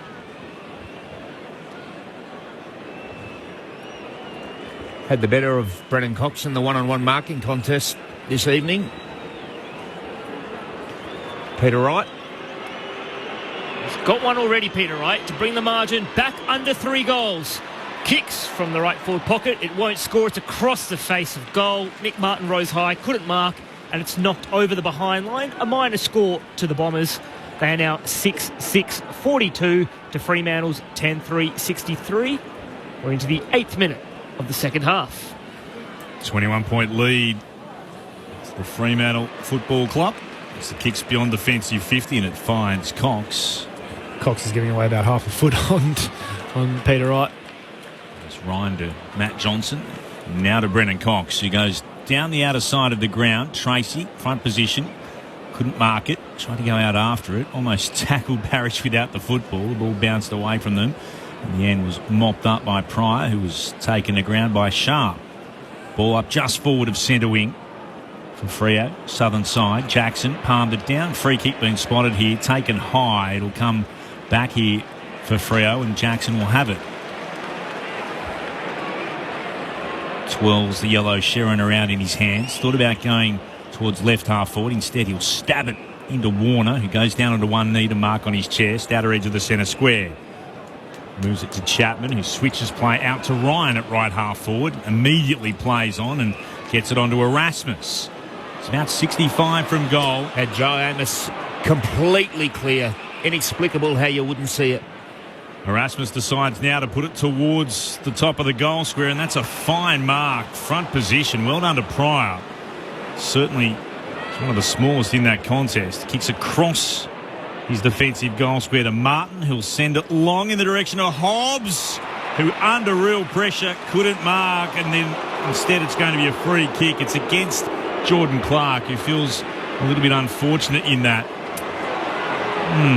Looks like he chopped the arms. Yeah, just got the right arm with his right arm in the attempted spoil, but there's not a lot in it. Not a lot in that one. That's a fair contest for me. Hobbs went back into the right back pocket to Johnson, who went across the ground to Laverde. And now Nick Martin has it at left half back. Continues to run hard, does Martin. Comes inboard to Setterfield. Really trying to kick mark here, the Bombers. Setterfield with a dangerous kick in the middle of the ground. That's some good body work there by Perkins, the sub. Onto the ground, handballs off to Clark, now to Parrish. Back to McGrath. Ran himself into trouble, spun out of the tackle. Handball on to Hobbs. Hobbs goes forward to Clark, who kept running. He handballs out to Zach Johnson, 55 from home. Kicks Essendon forward, but there's no one there, and he hits up the chest of Brennan Cox for Fremantle, who plays on, not knowing there's a man behind him. Bit of pressure on the kick.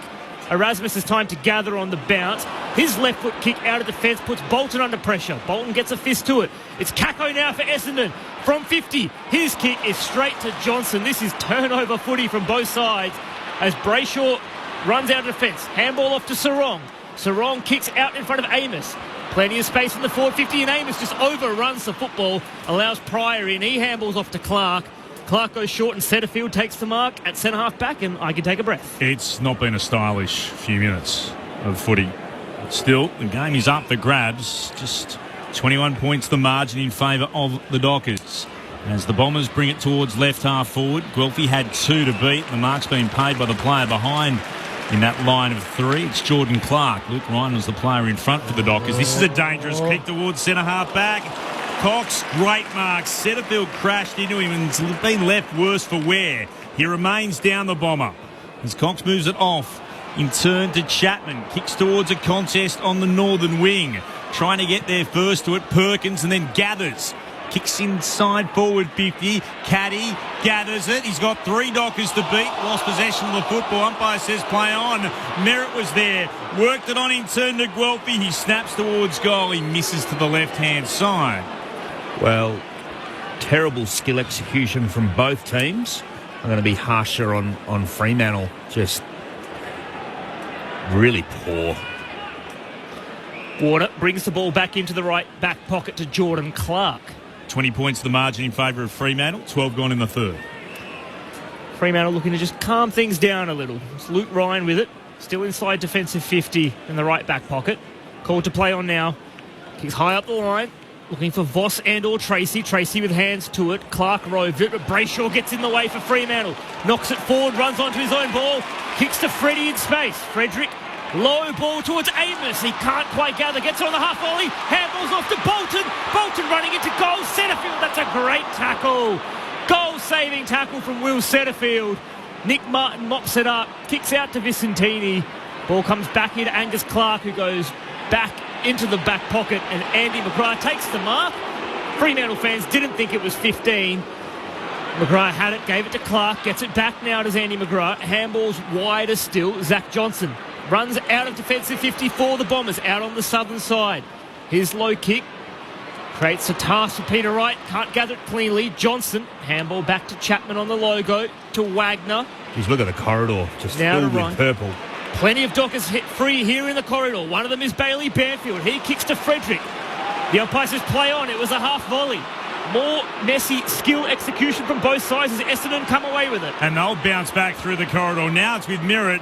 Pops a kick over the top, stretching for it. Perkins bounced off Clark, couldn't mark. Clark gathers. He's wrapped up in a tackle, taken to ground inside the Bombers forward 50. Perkins very unfortunate to not get front on contact in that contest. Clark's worse for wear. Gets up as the umpire will ball it up. Voss against May. It's a holding decision that will go Voss's way. And he'll have it between fullback and centre half back. I want to go back to that great effort from Setterfield. He got smashed across half back for the Bombers and then found himself forward. And a tackle on Bolton, who is not slow. Absolute goal saver. Remains 20 points the difference. 10-3, 63, 6-7, 43. Dockers over the Bombers. Thursday night footy on ABC Sport. Here's Voss. Takes his free kick and will head towards the logo. Commentary wing. No mark taken.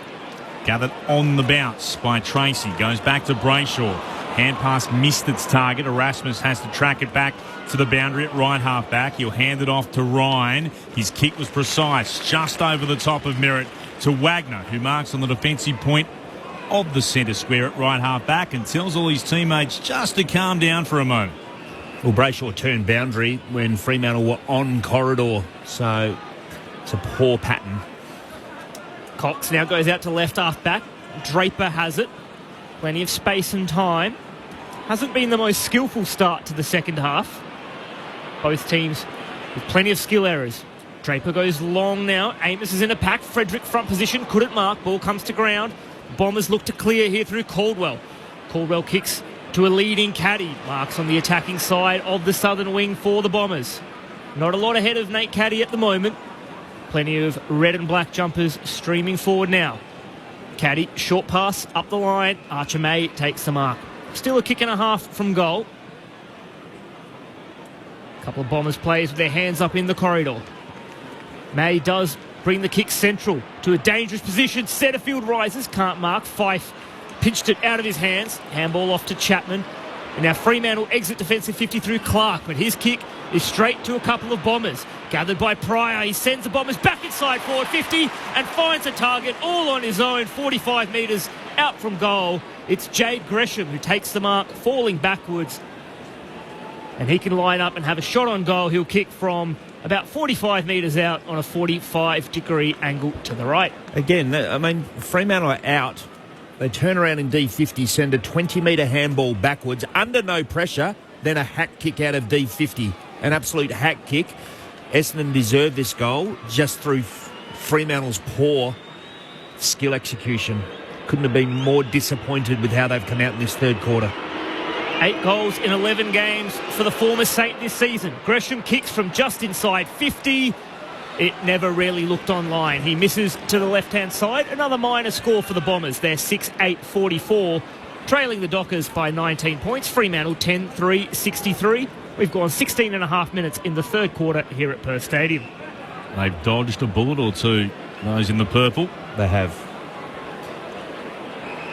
Still from Ryan into the right back pocket. Comes to Chapman, right next to the boundary. Kicks towards the commentary wing. Jackson, front position, flew off his hands. Well roved. Running by Brayshaw. Sends it towards right half forward. And that is a fine mark to Amos. Went sprawling across the boundary and then into the artificial turf next to the bench. Yeah, the television cameras down there. Back towards Chapman, who stands between the northern wing and right half forward. Looks ahead. There's a couple of options short. Instead, he'll put it into the right forward pocket.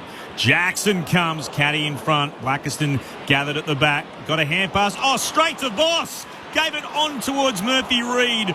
Wonderful tackle. Needed to be made by Roberts. He gets it away to Parrish and then hands it off to Caldwell for the Bombers. Ball in dispute at left half back. It's knocked towards the boundary line by Essendon, and it's going to be insufficient intent. That's a bit like that Fogarty one from last week. Well, it was a spoil as much as anything else. But if you're listening to Extra Time, you'd have heard Ray Chamberlain on Monday explaining why. So it's against Hobbs, who stands the mark as Wagner. What a terrible kick. To no one in Literally particular. to 3 Essendon players. And there were 3 Bombers there, and they were able to raffle it, and Wright's the one who gets the uncontested mark. He'll send it back beyond defensive 50. Freo's lead remains 19 points, 18 gone in the third. Caddy misread the flight of the ball. Hobbs on ground level, smothered by Ryan. Getting in and under, trying to get it clear is May. Plenty of players around this football. Draper picks it up. He's tackled by 2 Bombers. Hobbs and Caldwell got him, and the umpire will ball it up mere centimetres inside the boundary line on the northern wing. I'm still convinced that I might have been incorrect, but I wasn't wrong on that call about the insufficient intent. Definitely not. From the ball up, Erasmus to Clark. Chapman breaks the tackle, does well, gets it back to Jordan Clark. From in front of the interchange gates, he kicks high up to the 50-metre arc. Tracy did well, opposed to a couple of Bombers. It's Essendon who come away with it. Laverde with the old chip and chase from last week. And Setterfield gets crunched again, this time by O'Driscoll. Meanwhile, Fremantle win the ball. They run through centre-half forward. Here's Sarong, breaks 50, runs in on goal, and Caleb Sarong nails it. Well, he finishes well for Fremantle. Puts them up by 25 points, 11-3-69. It's his second of the evening, Caleb Sarong. The Bombers are 6-8-44, and Will Setterfield is now finally to his feet after a massive collision with Nathan O'Driscoll. Let's get downstairs. Bridget Lacey. Yeah, he's tough, Will Setterfield. He's refusing to come to the bench again, just like last time the doc came out to him and he shooed them away. So he was certainly sore lying on the ground, but has got straight back to his feet. Hopefully Fremantle realise that in general play Essendon are pulling back and getting numbers behind the footy, so use the outnumber exactly like they did there, executed a chain of handballs. There's no point hacking it long to an outnumber, or like Wagner did a moment ago, kicking to a 0-on-3. Yeah, run at them with the ball. That's right. Draw them out. Or if they want to keep defending, then go over the top. Have a shot at goal. Great collision, because O'Driscoll in fair contest, committing to that, was able to win the football down for Freo. Setterfield, huge courage. And the restart again, does knock it forward. I think Vicentini had probably the more telling tap, and they'll get a free kick here, Freo. It'll come to Sarong.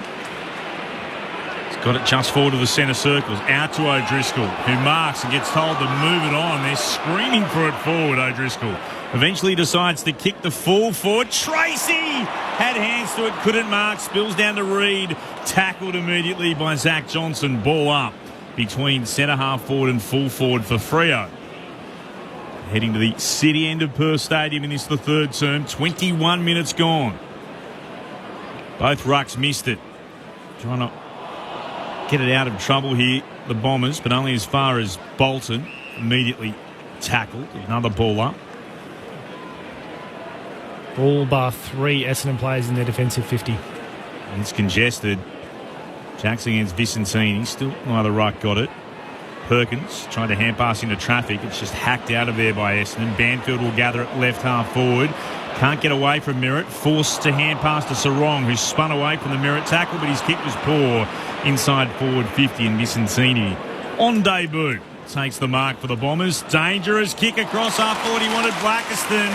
Wanting it more, though, was Amos. He got there and punches it away from Blackiston. It's over the boundary for a throw-in. But not insufficient intent on this occasion, because he was only doing what we've seen a couple of times before, which is punching it away from the player trying to take possession. If Jai Amos was nasty, he would have taken Blackiston's body then and lined him up from 25 metres away. After what he's done to him today. It's been done to him, but he's not nasty. Always makes me nervous when ruckman kick across goal. Fremantle win it out of the boundary throw. O'Driscoll handball to Wagner.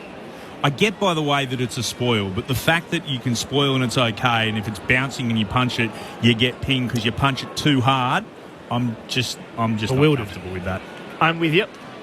Ball up inside Fremantle's forward 50, and a free kick has been paid here in the ruck contest, and it'll go to Luke Jackson. I thought this was going to be Vicentini's free kick. Was it shepherding? Was that the call, or was it holding? Called it for a hold, holding his arm apparently. Right, It's the old ruckman's raffle, they call it. The ruck lottery, and this time the number has come up. Number 9, purple, Luke Jackson. Well, he's kicked beautifully today, Luke Jackson, which is more than I can say for most players on the field, unfortunately. He's got 2 already tonight, Luke Jackson, backing up from 2 goals last week. It's on a 45-degree angle to the right. He'll kick just about 50 metres out. Here goes Luke Jackson. Foot on the paint of 50, launches towards goal. That looks beautiful off the boot. And big Luke Jackson has got 3. And Fremantle are now out by more than 5 goals. They're 12-3-75. Essendon 6-8-44. We've gone 23 minutes in the third term here at Perth Stadium. This is Thursday night footy on ABC Sport. You'd hope that most of your team are sitting around 75% disposal efficiency. I'd say half of the Fremantle side are sitting well below that. And some of the really good ball users, Clark generally a good ball user, sitting down at 65%, Bolton 67%. So yeah, you're exactly right, just not quite finding their targets tonight. Other than Jackson. I think I said he'd kick 5. Did you? When did you say that? In the first quarter. Yeah, you might have. Well, you're nearly there. A couple more. It's looking dangerous, but it's actually been a really good contest. You're more than halfway there, Shaz. 3 so far. In the ruck again against Vicentini, neither with a telling tap, but Jackson will emerge with it. Hands it off to a Dockers teammate in Sarong. He'll kick free out towards left half forward. Voss waits. Takes it hard up against the boundary. Hand pass inboard to Johnson for Fremantle. Now to Brayshaw. Got the arms free. Wheels around. What a roar at Perth Stadium. The skipper for tonight kicks what could be a telling goal. Will that break the Essendon resolve? Freo's lead is out to a game-high 37 points, 13-3-81. To the Bombers, 6-8-44, 25 gone in the third. Thursday night footy on ABC Sport. Our experts, Hall of Famer Peter Bell, Premiership player Sharad Wellingham. I almost questioned the decision of handballing it to Brayshaw. Yeah. Yep. But his ability and, calmness under pressure through that traffic was amazing. But what was with the, slaps on the back from everybody? It was like he's never kicked a goal before. Has it been a long time between drinks? No, 6th of the season. Kicked a couple. Maybe because he's got the captain's captain's goal. Yeah. Sarong had been the captain the last 2, I think. I'm the captain now. That's very good. For all of Essendon's effort, it's Fremantle with the only 4 goals of this half, and Brayshaw sends them forward again. Out the back is Bolton. Oh, he's chased down again. Jay Bolton run down. That's got to be holding the ball, and it is. I think he had the opportunity to handball to Michael Frederick there, Shea Bolton. They were all alone in the goal square. He was blindsided. Eyes lit up in front of the goals from Bolton, and in the end it's a great rundown tackle from Archie Roberts, and he'll take the free kick on the goal line, bring Essendon outside defensive 50. But in the end it's a good mark taken by Sarong. Does well to nudge Vicentini under the ball, a much larger man, and Sarong has the ball at right half forward for the Dockers.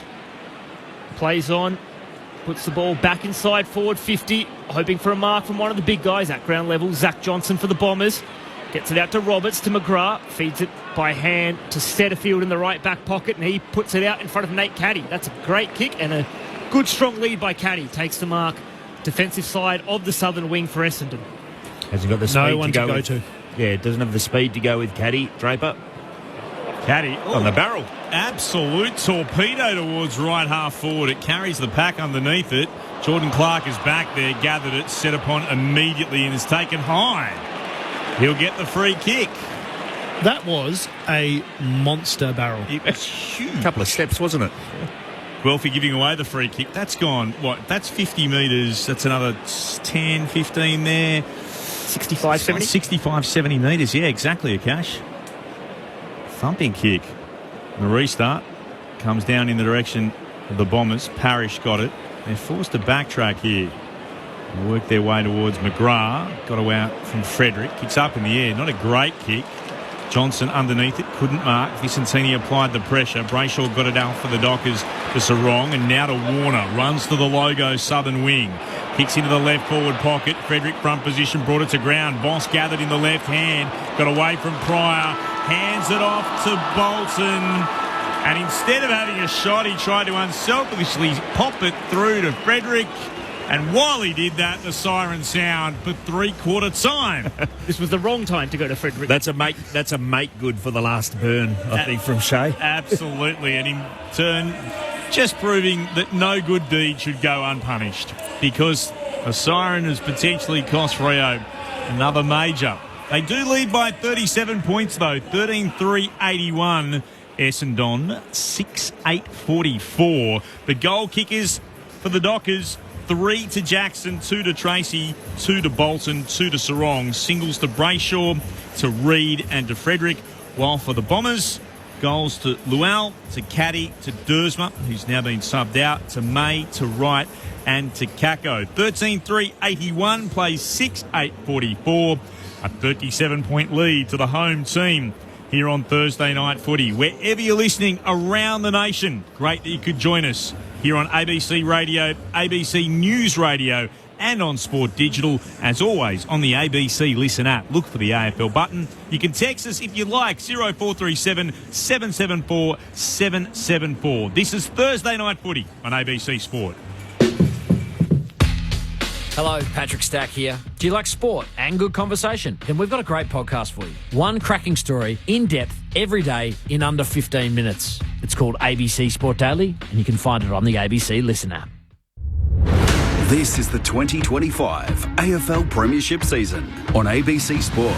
Gra going back, knocked it only though in the path of Amos, tried to shovel it out. Bombers through hands, are able to work it again. They work it to Caldwell, who tried to kick it to Kako, punched down by Clark, did well, it came to 5, now to Bolton. Hand pass inside forward 50 to Amos. Beautiful bit of vision. He spotted Tracy inside, got the kick to him, and Tracy marks in line with the left-hand goalpost. He'll put boots of ball from 35 outs. Here comes the big fella, kicks on its way. And the big kahuna, Josh Tracy, he gets his third. Jordan Clark from in front of the interchange gates. He kicks high up to the 50-metre arc. Tracy did well, opposed to a couple of Bombers. It's Essendon who come away with it. Laverde with the old chip and chase from last week at centrefield gets crunched again, this time by O'Driscoll. Meanwhile, Fremantle win the ball. They run through centre-half forward. Here's Sarong, breaks 50, runs in on goal, and Kate Sarong nails it. Ball up inside Fremantle's forward 50, and a free kick has been paid here in the ruck contest, and it'll go to Luke Jackson. On a 45-degree angle to the right, he'll kick just about 50 metres out. Here goes Luke Jackson. Foot on the paint of 50, launches towards goal. That looks beautiful off the boot. And big Luke Jackson has got 3. Sarong, he'll kick through towards left half forward. Boss waits, takes it hard up against the boundary. Hand pass inboard to Johnson for Fremantle. Now to Brayshaw, got the arms free, wheels around. What a roar at Perth Stadium. The skipper for tonight kicks what could be a telling goal. Will that break the Essendon resolve? This is ABC Sports coverage of the AFL. On your radio. ABC Sport Digital. And on the ABC Listen app. Shout out to Matt, who's listening in Toronto, in Canada, enjoying listening online. The coverage of the Dockers and the Bombers. Thanks very much for getting in touch with us wherever you happen to be. Always love to hear from you. And from Daniel in Ulaanbaatar, Torrensville. Remember the other day I said, really want a listener from Ulaanbaatar? We haven't got one yet, but I remain hopeful.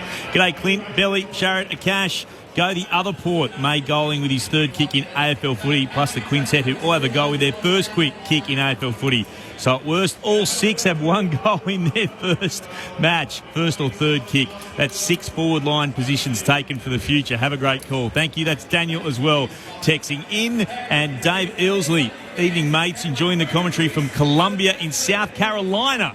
Great way to start the morning. Up the Baggers. Cheers. That's from Dave. Of course, the Baggers in action on Saturday morning against North Melbourne at the MCG. But back here, Thursday night at Perth Stadium, the Dockers lead by 37 points. Peter Bell, Sharad Wellingham, give us your thoughts. It was painful. It was painful for a while there. I can't put any gloss on it. For 10 minutes or so, it was hard work. Just really poor fundamentals from both sides. And if anything, I thought Fremantle were worse than Essendon.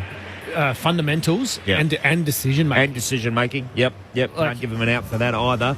A little bit of class to the top late in that quarter. Sarong and Brayshaw sneaked forward and kicked goals. And it did feel like Essendon was sort of not flooding backward, but were getting numbers behind the ball just to preserve and help out their defenders a little bit, given that Fremantle were winning a lot of pill. But in the end, when you do that, you're putting your finger in the hole of the damn wall. Really, at some stage, you can't hold on. Two marks inside their forward 50 for Fremantle for the entire match, as opposed to 11 for Essendon, which is a little bit odd from the way the game feels. Could be an indication for the numbers that Essendon are congesting. So Fremantle not really able to get marks. They're getting scores, obviously, and then Essendon relying on a counter-attack style. And Caddy's been dangerous, but just hasn't had enough supply, I suppose. And I just kept feeling that the Caddy and Peter Wright and then Guelphy, I believe, is probably their small forward who's still playing in their forward half. They're too far away from their defensive 50, and they're not able to actually make an option for when they are exiting. And it looks like they're trying to exit through hands, but almost aren't choosing the right option. They keep feeding back and further back instead of they've had a couple of options where it's the forward 45 handball that can then kind of make a decision on how to find a forward, but the forwards are just too deep. Bring them up. Some of the individual numbers up to three-quarter time. Caleb Sarong, the leading disposal winner on the ground with 26. Luke Ryan and Jordan Clark have 24 apiece for Fremantle.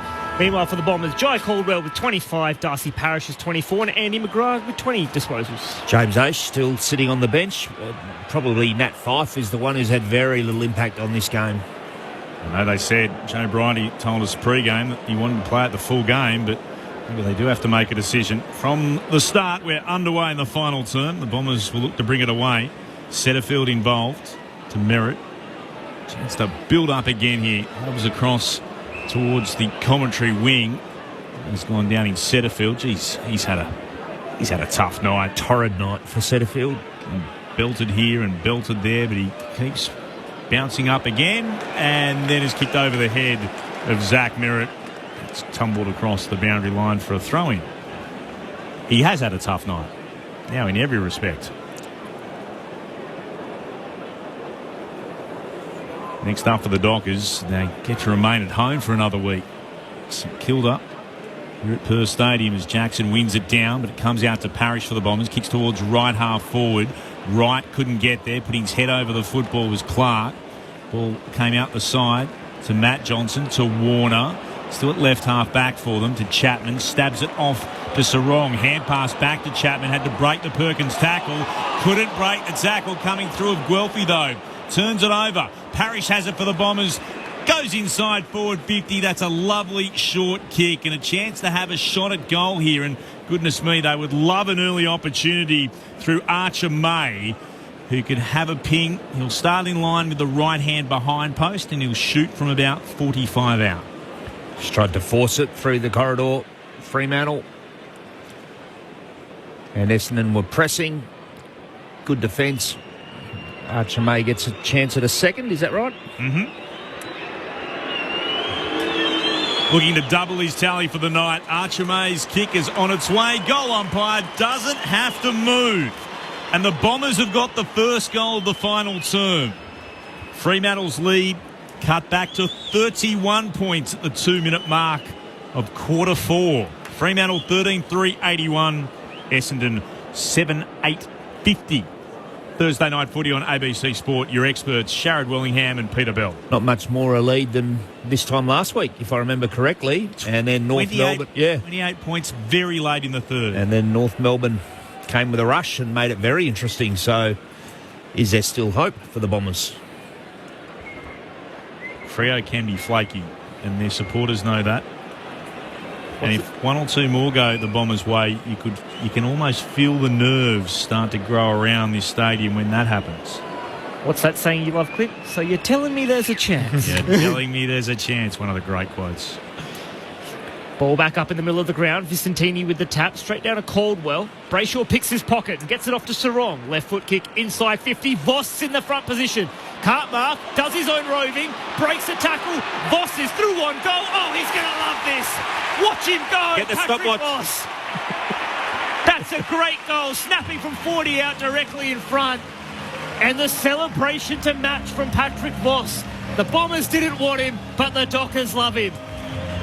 And they lead now back out to 37 points. Fremantle 14-3-87. Essendon 7-8-50. We've gone 3.5 minutes in the final term here at Perth Stadium. This is Thursday Night Footy on ABC Sport. He enjoyed that, Pat Voss. He loves it, doesn't he? A couple of years at the Bombers. He won a best and fairest in the VFL. Was let go and came across with no promises and just impressed over a pre-season. And has always shown bits and pieces as a young key forward. Very aggressive player, but right now full of confidence and providing a good, honest contest for Fremantle up forward in the ruck. Josh Tracy was absolutely nowhere near him for the release. Smart management by Fremantle. Yep, Fremantle supporters everywhere. So now I'm telling you there's no chance. As the Dockers will win it through the middle. Clever hand pass made its way to Brayshaw to Fife, who kicks into the right forward pocket. Frederick had hands on it. Couldn't mark. Spills down. Hand pass from Angus Clark towards left half back, and Martin can't keep it in. Tumbles away from him and over for a boundary throw in. 7 clearances for Luke Jackson. Pat Voss is the bison, says someone on the text line. Of course, referring to Mitch Marsh, who was the bison. He's got some bison-like features. He certainly does. Lovely tap down from Jackson. Came down to Johnson, kicked towards full forward for Fremantle. Great mark, Pryor. Terrific grab in a line of 4. He's had some tough times as a lockdown defender, but that's a great mark, and he moves into the right back pocket. And a chance to build up again here for the Bombers. They've got it in the hands of Roberts. Roberts beyond defensive 50. Comes looking in the direction of Angus Clark. He's up against Frederick, who sees it over the boundary line for a spoil. Throw in left half forward for Fremantle. They lead 14-3 to 7-8. That's a 37-point advantage. 5 and a bit gone in the last. Boundary umpire unfurls. Jackson tries to shove Vicentini out of the contest, but the young Bombers rocked it well. Got a hand to it. Caldwell emerges out the back of the stoppage to Parrish. Handball off to Setterfield. Picks up the line. May in front position. Nudged out by Ryan. And looks, Luke Ryan's given away the free kick to Archer May. He's not happy about it, Luke Ryan, but just didn't time the nudge perfectly. From the wing, May up towards right half forward. Caddy with 2 to beat. Ball gets to the back. Gathered here by Perkins. Can't break the Clark tackle. And the umpire says holding the ball. Yeah, I like the vigour in the tackle. It didn't allow Perkins to stand, absorb the contest and dispose of the ball. It was a fierce tackle from Jordan Clark. Clark has it for Fremantle at left half back. They lead by 37 points, the home side. Clark will just go long down the line. Kicks up towards the logo on the northern wing. Amos flies from 2 deep, hands to it. Ball comes to ground. Hobbs gathers and is tackled straight away by Jackson and Sarong. And the umpire will toss the ball up right on the sponsor's logo of the northern wing.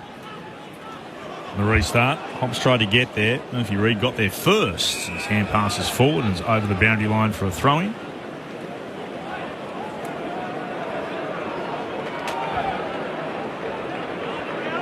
(14-3) plays 7-8. Almost have the bye next week. Fremantle looking to win 5 straight games. They're in the box position at the moment. Jackson won it down straight to Sharp. Tackled immediately. It's locked up coming out of there. Setterfield again along with Parrish doing the ruck work. Jackson wins it down once more. Parrish tries to get there. Coming in the side, Erasmus. It allows Fife to pick it up. Kicks into the centre square. Jackson, or Frederick flew rather. Came down to Wagner, then gave it off in turn to Sarong, to Jordan Clark. That's a lovely kick. Oh, Bolton couldn't take the mark. It bounced off his chest. Gee, you wouldn't see that very often. It allowed the opposite 15, Laverty, to get there. Trying to go beyond defensive 50. O'Driscoll's done well to win it to ground against Martin. Came out the back to Clark and then to Warner. Now to Ryan for the Dockers. They've had to backtrack. They're on centre wing, southern side to Sarong. Kicks towards Wagner, diving forward. He takes the mark. 60 from goal. Got up looking like he liked his chances here. Yeah, I'm not sure about that. I think he knows that too. He's going to look for someone to lead up. Instead, it's Vicentini who led in front of Luke Jackson. He takes the mark at fullback for the Bombers. Vicentini by hand off to Martin in the right back pocket. Loopy handball puts Blackiston under pressure. He's got support from Setterfield and Perkins. Perkins clears the defensive 50, but only as far as Luke Ryan. Peter Wright just far too deep, nowhere near offering an option. Ryan short up to left half forward and Fife. Still too far out to score.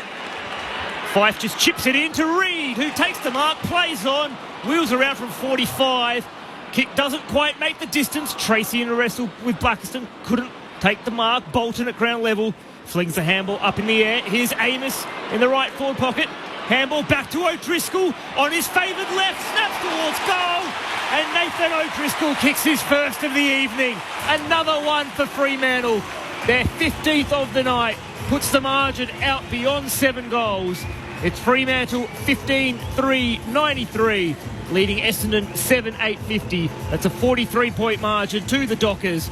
We've gone 9 minutes here in the final term. Before we hear from our experts, let's head downstairs to Bridget Lacey. Yeah, I was highly suspicious they put Fife's number up to come off and James Aish was on his feet, and that's exactly what's happened. Nat Fife's now sitting at the back of the bench and looks like a tactical sub, and James Aish into the game. Welcome return for Nathan O'Driscoll. He's a really important player for Fremantle because he's a hard runner, he's a two-way player, and he can do a hit on ball as an inside mid as well. So really flexible, a bit of everything, as is usually the case with Nathan O'Driscoll, but a great goal there, and like I said, an important player for Fremantle. His first game since he injured his ankle back in round 4, and he gets on the goal kickers list to his delight and that of his teammates. 15-3 to 7-8. 3 points to the good. The bounce isn't great. It will come back. Jackson in the teal boots, prowling around in the centre circles up against the debutant in Vicentini. Jackson won it down, bounced back to him off Erasmus. He gathered and gave it to Sarong on the run. Kicks inside forward 50. Bolton flew off his hands down to Banfield. Back to Bolton. He's got space here, Shea Bolton. He turns. And he almost had too much space for Shea Bolton. It was like, I'll have a go. Oh, I've missed. Normally you would back him 100 times out of 100. Minor score, 15-4-94 to 7-8-50. The Bombers 10 gone in the fourth. Could have had a big bag tonight, Shea, but it's been a bit wasteful.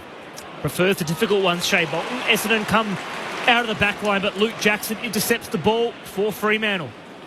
Just forward of the wing, goes short into the middle of the ground, and here's the sub. In the customary long sleeves, James Aish from the centre square. Kicks high inside the forward 50. Tracy managed to get to the front. Ball comes down to ground level. Blackiston emerges. Handball, Miss Parrish. Stolen by Wagner for Fremantle. Back to Tracy. Here's Banfield. Dangerous from here. Centres the ball. O'Driscoll in front of Lual. Couldn't mark. Bolton roving. Tries to spin out of one tackle. It's a kick to O'Driscoll, is it? It is. It's a free kick coming back. Marking infringement. A bit of a hold there on Nathan O'Driscoll. And this shot will be much easier than his last. He'll have a set shot from directly in front. 30 metres out.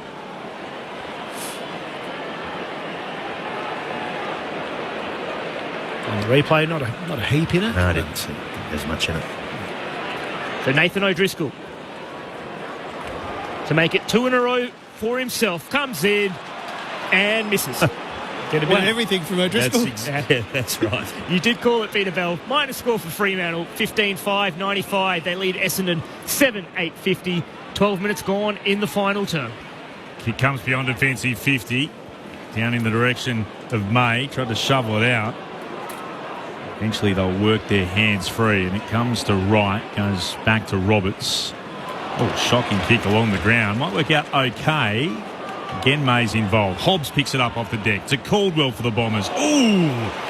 Welty ran straight into Aish. Lost his footing, did he? Is that why he sort of almost Almost drove into it. It's like a head drive into James Aish from Guelphy. It was almost what we saw rugby league style last night, where you put your head down and run straight into an oncoming wall of human flesh. Doesn't sound like fun. No, it doesn't.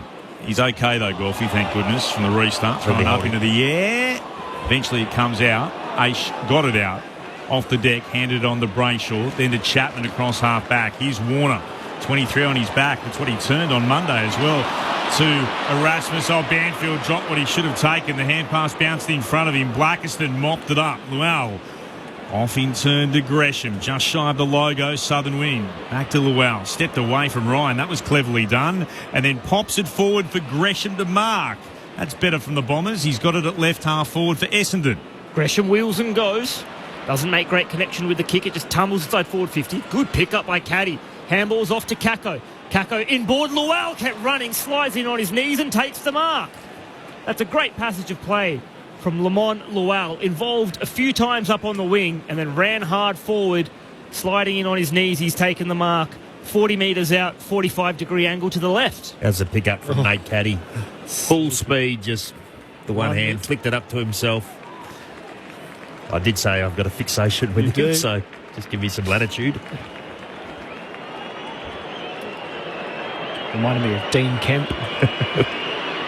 Lamont Luell, he's got one so far tonight. To pull one back for Essendon. Kicks from 45 metres out. It looks pretty good off the boot. And the silence around the stadium tells the story. It's a goal for Essendon.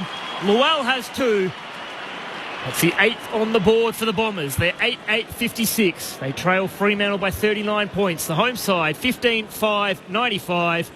14 minutes gone in the final term here at Perth Stadium. This is Thursday Night Footy on ABC Sport. Your experts, Sharad Wellingham and Peter Bell. They're out, Fremantle, weren't they? Through the centre corridor. Bailey Banfield has it in his hands and, for whatever reason, couldn't control it. And Luell was involved back the other way. But Caddy set up the goal. Took a small chance and turned it into a 6-pointer for the Bombers. After the horrible inside 50 came off the inside of the boot from Gresham, I think, and it was ugly. When you said Dean Kemp, was it the style of pickup and the blonde hair?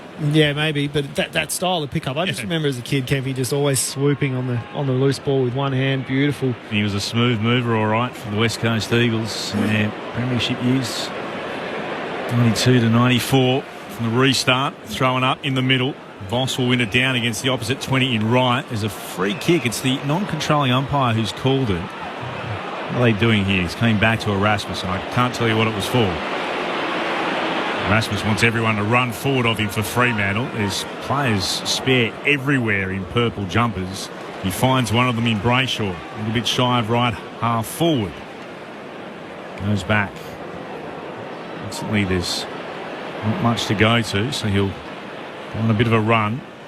Runs to about 70 from goal. Kicks towards right full forward. Amos couldn't quite take the mark, but he can gather the crumbs himself. The kick from Sharp. The ricochet Falcon. Has ricocheted off the opponent in front of him, the Bomber, and then bounced straight back into his bonds. What about that? He's kicked it. It's ricocheted and Falconed him. He's okay, though. Very difficult to do. So that's a high level of difficulty. 37,570 in tonight. From the throw-in, Martin gathers in the left-back pocket. He's tackled by Reid and then by Voss, who buries him into the turf over the boundary line. This is going to cause another bit of a scuffle. I think Patrick Voss just goes looking for it. I'm telling you, he wants someone to rip his jumper off. He's gone after Martin a couple of times. I think you're right. He wants his Guernsey ripped. I did see in the... he warmed up shirtless pre-game in the rooms. Voss with the double-handed tap down. Banfield roves, handball to Brayshaw. Ball spills clear. McGrath can't get it cleanly. Falls back to Brayshaw. Knocked off it by Perkins. There's a mess of players around this. This is not coming out. Brayshaw sitting on top of Caldwell, trying to claim holding the ball. Meanwhile, the ball actually came out. There's Voss again. There is Voss again, Ben sitting Hobbs on Hobbs this time. No afters, though. Must have liked Hobbs when he was at the club. Ball up inside the forward 50 for the Bombers. For Freo, I should say. Right one, the tap. Comes now to McGrath. Essendon trying to exit defensive 50. Perkins with a high snap up towards the wing. May in a wrestle with Ryan. Ball gets over the back, but Luke Ryan's given away another free kick here to Archer May. So put that down as a little win in the win column there for Essendon and Archer May, who has the ball defensive side of the wing, and he goes for a run and puts Essendon inside forward 50. It's a really long kick as well. Caddy, front position, got hands to it, couldn't mark, spills down to Roberts, might have been taken high. Not quite. Jordan Clark got him. It's a roundabout shoulder height. Umpire was right there and said it's okay. Roberts wasn't happy, got up and shoved Clark away. Ball up inside forward 50 for the Bombers. Tracy got it down to O'Driscoll, then to Brayshaw, back to Ryan, now to Clark. Clark for the Dockers beyond defensive 50. Wright had hands on it, couldn't mark it. Looked like he dropped the footy, he did. Has been held, tried to get a kick away. Incorrect disposal. Bailey Banfield with the free kick. He'll flare it dangerously across half-back. Luell got there, won it to ground up against Warner. He's able to gather, hands it on to Gresham. Gresham kicks the goal. That's entirely down to a terrible turnover from the Fremantle Dockers as Gresham puts his name on the list of Bombers goal kickers. They've got their 9. 9-8-62. Fremantle remain 15-5-95. 19 gone in the last. That was a shocker. Well, he just doesn't have that in his wheelhouse. The ball's hanging too long in the air. Bailey Banfield's a down-the-line player, take some territory, let the contest be further up the ground. Switching the ball, inviting pressure. They're the players that are very dangerous, the ones who need to swim between the flags, but don't think they should. Perfectly summed up. Yeah. You could see at the moment the kick was taken that, this could be bad for Freo. On this occasion, almost right up to it. Another little tap from Caddy down, by the way, to Luell. Turnover across half-back. Costs Fremantle a goal and gets the Bombers their 9th. From the centre bounce, Fremantle win the clearance through Sarong. Clark gathers the ball at half-back for Essendon. By hand, they move the ball out through the middle of the ground onto the southern wing. Socked forward by Merritt. I think he hit a teammate in the face then. The ball ricochets back. Here's Roberts. Handball to Hobbs. Hobbs to Parrish. Tumbles one inside forward 50. Aish waits for it. Gathers. East tackled. Ball comes clear. To the back of the contest. Chapman. Strong tackle there by Gresham. Wrestles Chapman to the ground and the umpire will ball it up. Thought he took the tackler on there, Chapman. A stoppage at left half forward for the Bombers. Right on the paint of 50. Tossed up. Rucks get into a bit of a wrestle. Ball comes to Erasmus. Handball at the feet of Sarong made it difficult for him. He's forced back inside defensive 50 from the double tackle of Gresham and Luell. Another stoppage here for Essendon, attacking half. Jackson leans over Vicentini. Erasmus did well. Ball out the back now to Chapman. Kicks high up towards the southern wing. Tracy, good grab.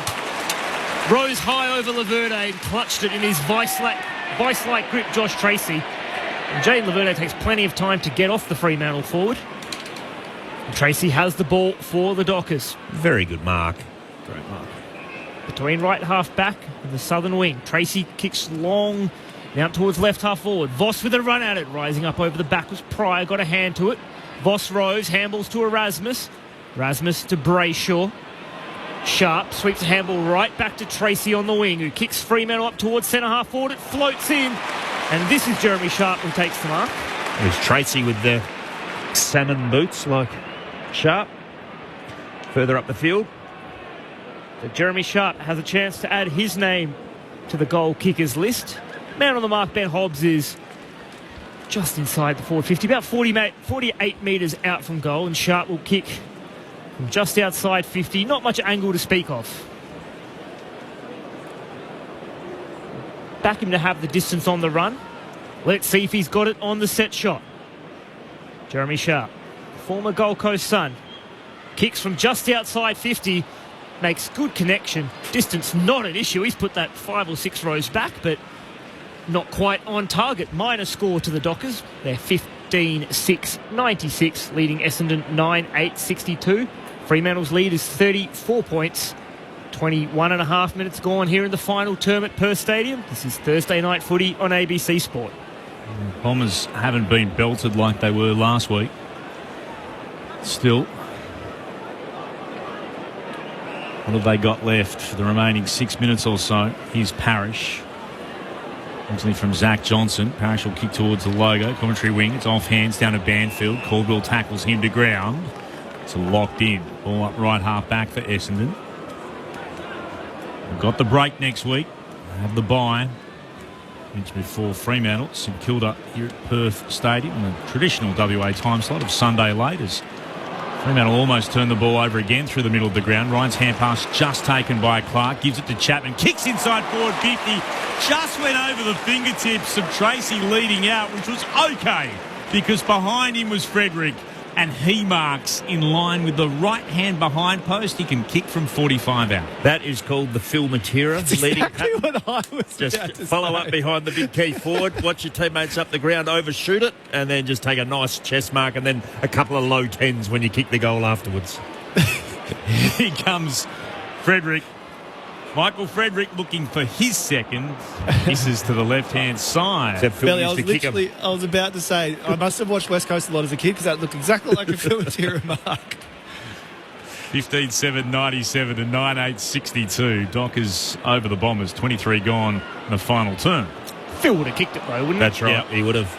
Didn't leave too many out there. Here goes Kako with a running bounce. Up the northern wing. Short kick.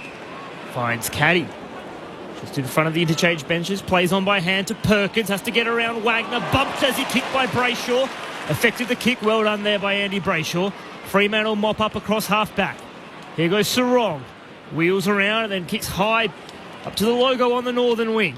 Murphy Reid edged out of it. Tracy couldn't mark. Ball at ground level. The two Fremantle players involved to put the pressure on Angus Clark, and Reid lays the tackle. The umpire will ball it up on the northern wing. Kissantini tried to engage Jackson, missed him with the body. Brayshaw handballs into the feet of Wagner. Wagner running towards the benches, does well to gather on the bounce. Dribbles the ball to Tracy, who's tackled from behind by Laverty, but no free kick for in the back. So it'll be another ball up, heading towards left half forward for Fremantle. They lead here by 35 points. Jackson gets a hand to it. Caldwell steals it out of Sarong's grasp. Kick just tumbles in towards the centre square. Banfield got a bad bounce. Well read by Roberts. Goes by hand to Guelphy. Handball slightly behind Gresham, but he has time to mop it up. Handball out now to Luau. From the southern wing, he kicks out in front of Caddy. Caddy gets a hand to it. Draper applied enough pressure to bring the ball to ground. Caddy gets it though, turns around, snaps towards the goal square, and Brennan Cox gets a saving hand on it to knock it away from May, who was on his own in the goal square. But the timely fist from Brennan Cox sees it over the goal line for a minor score to the Bombers. They're 9-9, 63. Fremantle 15-7, 97. 25 minutes gone here in the final term at Perth Stadium. Jordan Clark just wipes his left hand on his shorts and then he stabs the kick short into the left back pocket. Here's Brennan Cox, who's marked right up against the boundary. He'll get it back with a foot pass to Clark, who's still in his defensive goal square. Thought about going short up the corridor to Wagner. Now that's ignored. So now Clark's getting told he must move it on, and this will put him under a bit of pressure. But he's able to find Cox. Despite May closing him down, Cox taking the mark. Still inside his defensive 50.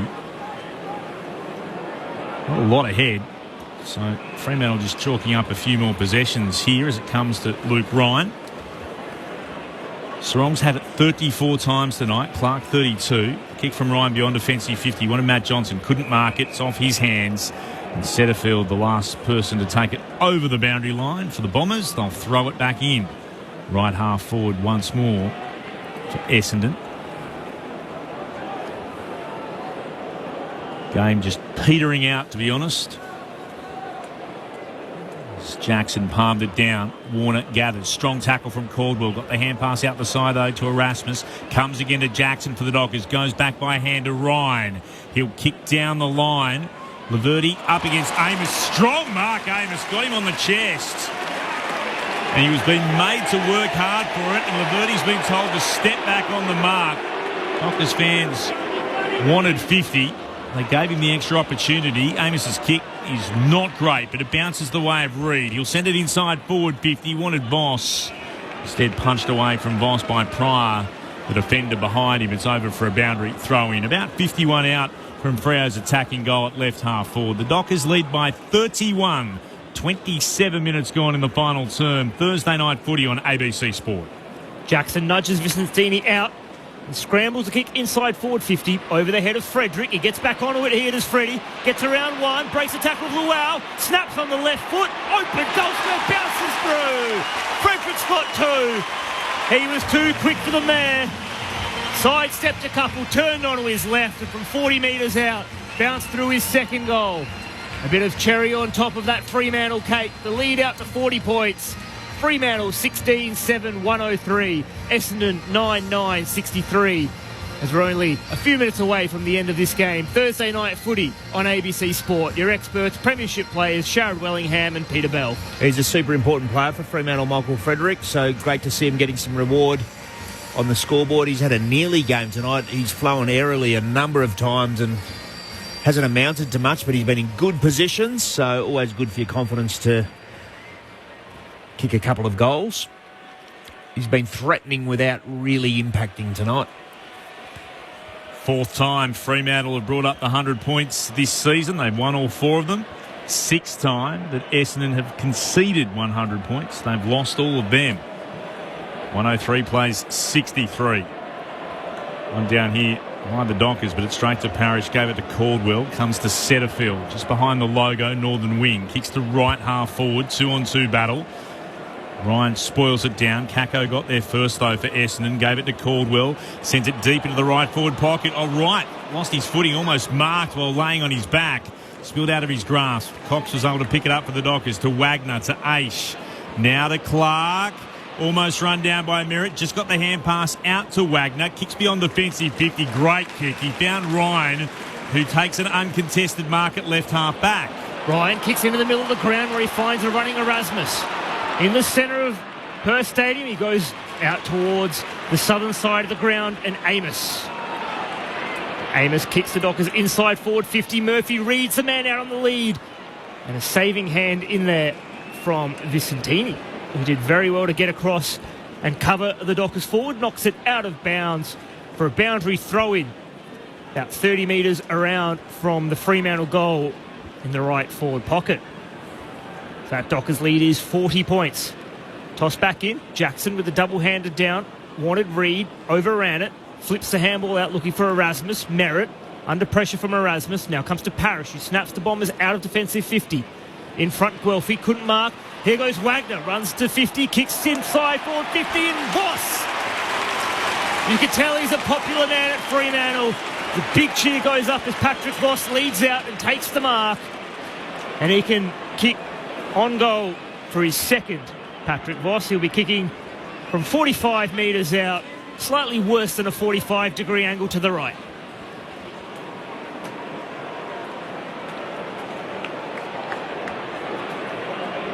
Expect another big celebration if this one goes through the big sticks. He's got one, Patrick Voss, from the Giants Academy to the Essendon list, but didn't play. He's made a start to a career here at Fremantle, and Voss's kick, unfortunately, is across the face, misses to the left-hand side. A minor score for Fremantle. They're 16-8, 104, leading the Bombers by 41 points to a 9-9, 63. Just got a bit close to the man on the mark. Sorry, Clint. Bombers move it straight up the middle from Roberts, trying to get it quickly back into play. It's off hands, rebound 50 and over for a boundary throw-in. Freo fans will find their voice for the last few moments of this game. As Jackson wins it down, got a hand pass out to Wagner at left half forward. Kicks again towards full forward. Fine mark. Being back there, Roberts, he's been very impressive. Freo win their fifth straight game and they'll climb up into sixth on the AFL ladder. They win by 41 points over the Bombers, who have now lost 4 straight. We are the Freo Dockers. Freo, way to go. Get them real hot, take them down below. Oh, Freo, give them the old beat home. We are the Freo Dockers. We're the rollers, we're the rockers. We're the mighty Freo Dockers. We're gonna roll them and we'll rock them. We're gonna send them to the bottom. And if they get up, we'll do it again. The Dockers stop at nothing, nothing. Freo, way to go. Get them real hot, send them down below. Oh, Freo, give them the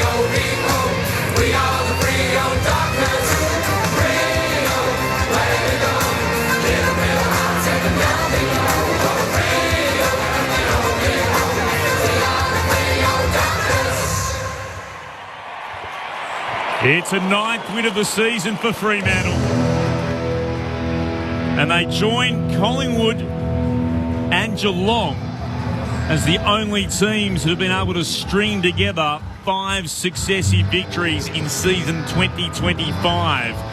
They led by 6 points at quarter time, by 16 at the half, by 37 at three-quarter time. And went on to win by 41, 16-8, 104 to Essendon's 9-9-63 in front of a crowd of 37,570 on an overcast and occasionally wet Thursday night in the West. The goal kickers, Jackson finished with 3, 2 to Tracy, 2 to Frederick, 2 to Bolton, 2 to Sarong, and singles to Brayshaw, to Reid, to Voss and to O'Driscoll. While for the Bombers, 2 to Lual, 2 to May, singles to Caddy, to Dersma, to Wright, to Gresham and to Kako. Freo by 41 points. They've got St Kilda next. That's the late game here next Sunday in round 16. The Bombers, they'll have the week off. Big win for what it means for Fremantle as they continue their push into what they hope will be finals in 2025. Let's get the thoughts of our experts tonight. Thursday night footy on ABC Sport. Hall of Famer Peter Bell, Premiership player Sharrod Willingham. Well, it's a win, and that's the most important thing for Fremantle, to take their sequence to 5. Was it the most polished football you've ever seen? No, but that's okay. Win's a win. A win's a win, and you don't want to be peaking right now. They get another week at home, which would be very unusual for everyone in their football department. They have a game approaching against St Kilda, Sydney, next week. So you just take the win, you bank it, and you just keep trying to improve and get better. It was a game that never reached any great heights. I thought Essendon started better. I think Fremantle relied a lot early on Luke Ryan, particularly, who saved them a few times in the first 10 minutes of the game.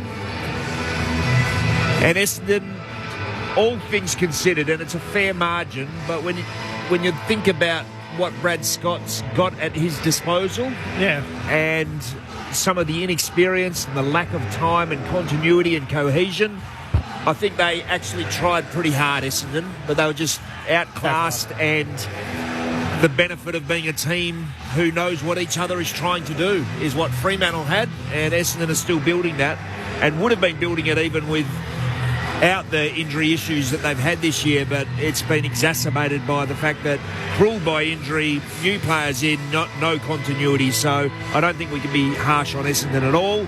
And like I said, with Fremantle, they get 4 points, and that's the most important thing. I would definitely agree in terms of the effort, and not like they were tackling and fierce, but they tried really hard for a side that hasn't played together much and is really inexperienced.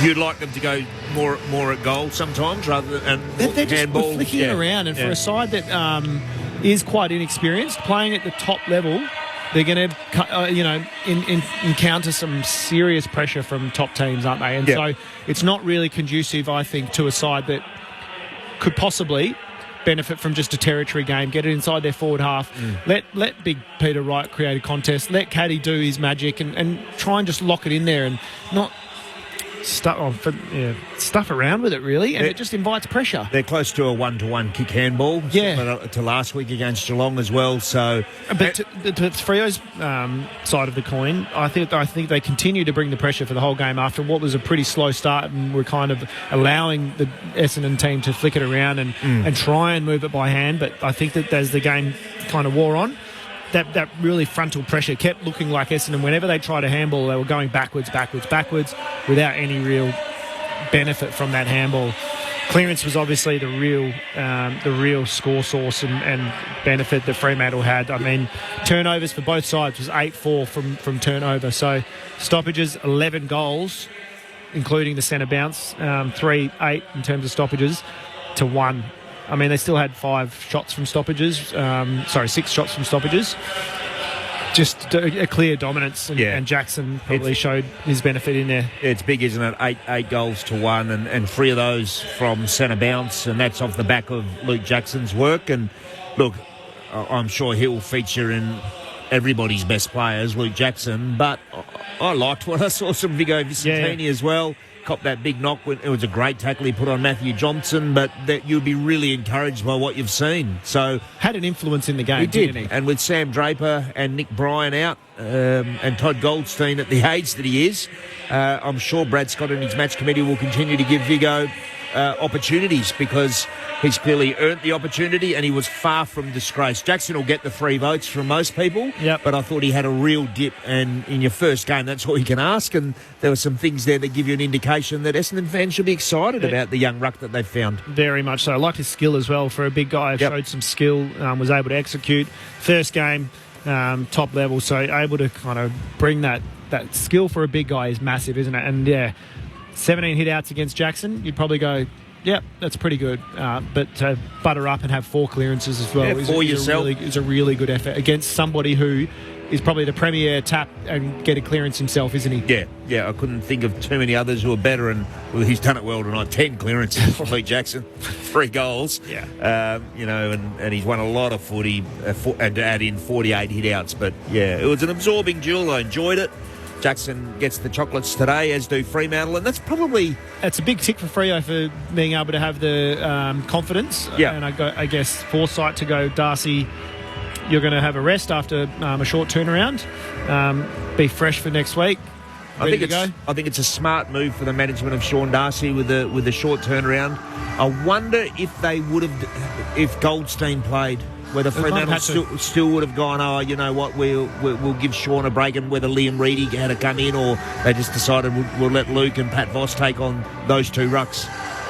We'll get more from Peter Bell and from Sharrod Willingham in just a moment, but let's head downstairs into the Dockers' rooms where Bridget Lacey awaits. Bridge. Yeah, it must be a school night. It's not the biggest crowd I've ever seen down here, but they got a great ovation as they entered the room and looked very happy.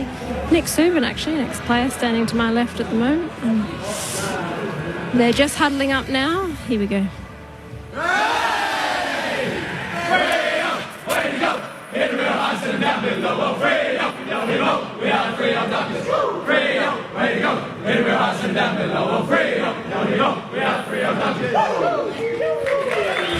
There you have it. Hopefully get a player soon. Feel the woos? Yep. We spoke about that Monday night, didn't we? Yep. We have a correspondent on our Monday night program over here in the West. Extra time, you can hear it in the East on Sport Digital at 9 o'clock too. Someone who's just not a fan of the woos during songs. I don't really mind them, to be honest with you, but there was plenty of them that he could chat about with us on Monday. 16-8-1, 104 to 9-9-63. The Dockers over the Bombers. I think the woos disguise the awful singing. I think that's the purpose there's of an element of that. If you can't sing, just woo. And that's it. Yeah. Why do people hum because they don't know the words? Why do people woo because you can't sing? I don't mind that. Hum along. Interesting question. If you're a Fremantle supporter and you're making your way home tonight, I'm really curious. Where do you think your team's going to finish in recent weeks? Let's head downstairs. Bridget Lacey. Bridge. We're lucky enough to have Andy Brayshaw join us after that win. Andy, terrific performance by the guys. What were you most happy with out of that one? I think our physicality from the start was really strong. We knew we were going to have chances going forward, but we really wanted to focus on defence and contest. And I think, we had a few guys that really stood up in those areas. Nathan O'Driscoll to come back inside and have a few really big moments. Jordan Clark was really strong in defence. We had some guys really step up, and as a result, we were able to score a few times as well. And what would it like to have Nat Fyfe out there for majority of the game tonight after a couple as a sub? Yeah, it was great. Although he's not skipper anymore, he's such a great leader, and he's a really composed head. For him to be able to build back in, come in as a sub, and then be able to play pretty much a full game tonight was really special. And yourself and Caleb obviously sharing the captaincy duties at the moment with Alex out, and when you kicked that goal, there was quite a carry on from the teammates. Was that a captain's goal, do you think? I don't know about that. It was a lot of fun tonight. We had a lot of goal scorers and few midfielders that were able to get on the end of a few. So we've just got a really good energy at the moment. It feels we're really celebrating not only the goals but the little things as well. And yeah, to get on the end one was pretty special. Excellent. The guys upstairs have got some questions for you. Got Peter Bell, Clint Wilden and Sherrod Wellingham. Andrew, Clint Wilden, I normally wait till last, but I have to jump in. There was something special about that celebration, and we did wonder whether it was because you were the captain tonight and you kicked that goal. Why did you get mobbed? Did you have any clue it was happening? Nah, honestly, I don't know why. I think, like I said, we've got a lot of energy at the moment, and we love celebrating the little things, but also the goals as well. And I think the boys just got excited. We'd kick a couple in a row, and I don't know why everyone got around me so hard, but no, it's nice. Yeah, as the captain, you have to play a straight bat with this, but I'm going to ask you anyway. With 5 straight wins, you've now joined Geelong and Collingwood as the only team to be able to put that sort of run together. What does it mean to a group to be able to be in that position where you can win 5 in a row in what is such a fiercely and tough competition in 2025? It's really positive to be able to string that many together. But to be honest, the start of the season that we had sort of forced our hand. We sort of had to do that to get ourselves back in contention. All we've done now is put ourselves back into the 8, back playing good footy. But the last 5 weeks have been really strong. But our start to the season wasn't what we wanted. So now all we've done is been able to get ourselves back. G'day, Andy. Well done on the win. It must be really encouraging too, because I'm sure you feel like there's enormous scope for improvement in the group. Oh, definitely. We've still got, Alex Pearce to come back from injury. We feel like we're still building every week, and are still quite a young team. So, to be able to get the last couple of weeks starting to play 4 quarters of footy is really positive, and we think we can continue to grow from here. And you mentioned energy. One person who has that in spades is the big prancing pony wearing number 20. It's just great, the honest contest that he gives you. Oh, yeah. He's someone who trains with that sort of energy as well. It's not just game day. He's that sort of person who you want to be around, trains with a lot of energy and passion. And, he provides a contest, just tries to break tackles and is so strong. And come up against his old side and, kick a few really good goals and crash a few packs and, play his role was really special. Your ruckman was pretty good today. 10 clearances from Luke Jackson. Yeah, Dogger's continuing to show why he's one of the best players in the competition. We're so lucky to have him. He's obviously can play in the ruck, can go forward, can play as a midfielder as well. So, he's continuing to grow as a person and as a player, and we're very lucky to have him. Andy, congrats on the win showed here. Mate, the efficiency you guys showed tonight going inside forward 50, I thought it was really good. You didn't have many marks inside 50. What was kind of the game plan going in tonight? We knew Essendon tried to get a lot of spares behind the ball, so we were just going to try and play some front half footy, not necessarily take a lot of marks inside 50, but try and lock it in our front half and keep getting repeats, eventually trying to get scores. And their defenders held up really well, but we were just trying to play the ball in our front half and eventually try and impact on the scoreboard, which I think we did in the end. It's a lot easier when you've got the ball inside your own 50. You don't have to run as hard. And we played some efficient footy tonight. There was a small period of the game where we were kind of pulling our hair out because it was like you guys weren't clicking onto that quite quick enough and kept kicking it to them. Was there a message to change your inside 50s or anything that came from upstairs?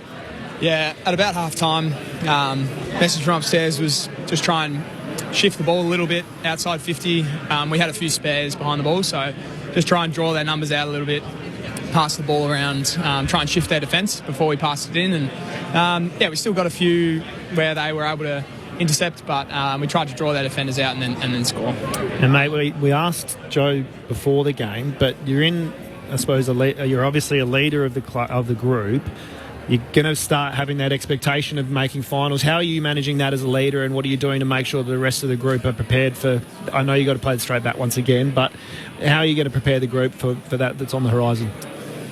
It's an interesting one because externally at the start of the year everyone was talking about finals, and then our start to the season wasn't great. So to be able to sort of wrestle it back into our favour and get ourselves back in the 8.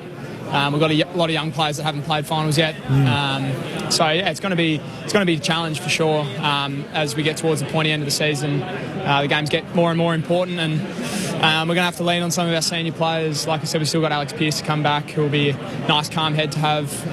We've added Bolts into the team, who's obviously gone all the way in that sense, so we'll have to lean on his experience. But I guess it's exciting to have a lot of players that haven't had that experience, and to win a few on the trot now, I think there's definitely a feel of excitement in the group, but yeah, we've got to maintain a level head. Do you kind of look at some of those big games that you've got coming up against the guys or the teams that you are going to be potentially coming up later in the year and going, let's really see how we go and how we can match ourselves against the best in the competition? Yeah, obviously there are going to be those games for sure. But, I mean, for us, St Kilda touched us up earlier in the season with one of our worst performances of the year. So, our focus right now is on trying to beat them. Mm-hmm. But for sure, there's going to be a few big games where, you come up against some of the sides that are, really at the top of the ladder and playing some really good footy, and that's where you get to test your footy out and your brand out. So, I'm really looking forward to the second half of the year. Andy, Akash Fodor here. Thanks for joining us on ABC Sport. A few of the guys that have started coming into the midfield group, Neil Erasmus, Matt Johnson, Nathan O'Driscoll back tonight. Having those younger players learn their roles through that group, how much pressure, I guess, does that take off the likes of yourself and Caleb Serong in there? Yeah, it's really nice to see multiple players be able to go in and impact in that sense. Often Caleb or myself are getting a fair bit of attention, so to have other guys step up in that role is really nice. And the more games and the more experience we can put into those players, the better we're going to be. And I think, Jono in particular, Raz, those guys you touched on are really starting to show their strengths. And it was a really good, well-rounded win tonight. You bang on about that, but you and Caleb Serong it's just an unbelievable combination when you're both up and about for Fremantle. Why do you think you both work so well? We do a fair bit of work Monday to Friday together. We test each other out, push ourselves. And we're probably at that point now where we've played enough footy together where we can complement each other, really working well together, trying to free each other up. And, with Alex out, the two of us have had to sort of step up into that captaincy role and, lead from the front, try and lead with our actions. And I think we were able to do that tonight. One completely from left field, and last one before we let you go, Andy Brayshaw. And I was here, and I know a couple of your teammates were here last night to watch the State of Origin in the Rugby League. You wear 3 chevrons. They look a bit like a big V. Would you like one day to wear a proper big V in a State of Origin? What would that mean to you? I'm all for it. I think a lot of the players are. It would be an honour, and I think, the fans would love it too. So I think the majority of AFL players are really trying to push for it. It would be a lot of fun. I think everyone would agree that you would definitely tune in to watch it. What about if it's actually where you were born, Andy? Prepared to pull on the red of South Australia? True. It's an interesting one. Born in SA, but played for Vic, so I don't actually know where I'd fit in. It'd be where family ties to WA. I assume it would be like in the State of Origin Rugby League. It's where you first play your senior footy. Yeah. Okay. Well then, I would be honoured to don the big V.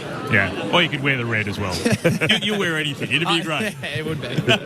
Andy, we appreciate your time. Well done on the win. Thanks for chatting to us. Thanks, fellas. Appreciate it. Good on you. Andrew Brayshaw, he's just terrific downstairs. Just a genuine leader, great player. And it really was. I wasn't the only person, surely, when he kicked that goal. No, there was something extra there. What's going on here? I reckon, I'd hazard a guess, and I reckon he's been talking himself up. The boys. As a goal scorer. Yeah, saying, look, I'm going to get one tonight, lads. Get around me when I get one. I reckon there might have been a bit of that about it, which is good fun. It's really interesting to hear how he talked about the work with Caleb Serong. No one works harder during the week than those two. So they're a great illustration of when you're at the peak of your powers, you can still work harder than everyone else as well. And those two are pretty much right up there for doing the extras, for getting around the group, for making sure that the group's pulling in the right direction and no one's left behind. Do want to bring this up too. You mentioned about how impressive Luke Jackson was. Equal career high clearances tonight with 10, but also career high hit outs, 48. for Luke Jackson tonight. He was simply outstanding.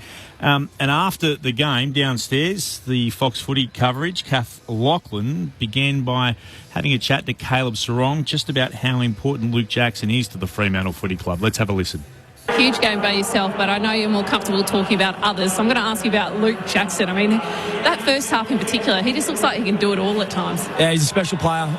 We love having him. He's not going anywhere. Not letting him out at East Freo. He's locked in there with us. So, I love playing with him. And I think what him and Sean are going to build over the next couple of months is really exciting, and I can't wait to be a part of it. As a midfielder, I'm licking my lips, and Dogger, he's special. He's just confidence is building week on week. So you're setting the record straight right now. He's not going anywhere. Nowhere. Well, that's very confident. That's what they've been saying ever since the story came through, that he was absolutely going to be going nowhere. And I certainly think now with Cozzy Pickett staying at Melbourne, if there was any chance, I think that might have gone. So everyone very confident that Luke Jackson, and that's another terrific game from him tonight. So I was just about to ask, if you're out there, if you're a Fremantle supporter, where do you think the Dockers can now finish the season? The hopes were at the start of the year that they could finish top 4. They were definitely a top 8 team. As they've admitted themselves, was not a great start to the season. Terribly disappointing against St Kilda. You can forgive them the Geelong not the performance, but maybe the loss. They were disappointing not to get the result against Sydney, and they were terrible against Melbourne in Melbourne. But since that time, they've had some pretty good wins. Gold Coast on the Gold Coast in tricky conditions. The win over GWS was a good one. You can only beat who's in front of you, and they have had the opportunity now to start to build into the year. They've been able to stay at home, which is such a tremendous performance for them to be able to actually, not have to leave Perth for 30-something days. So they've rolled now. They've beaten Adelaide, who have been impressive. They've beaten GWS, Port here, Gold Coast on the Gold Coast, North Melbourne, now Essendon. They've got St Kilda, Sydney to come, Hawthorn here in the West, which will be a challenge, and then we'll get a real idea of where they're at in round 19 when they go to the MCG to take on Collingwood.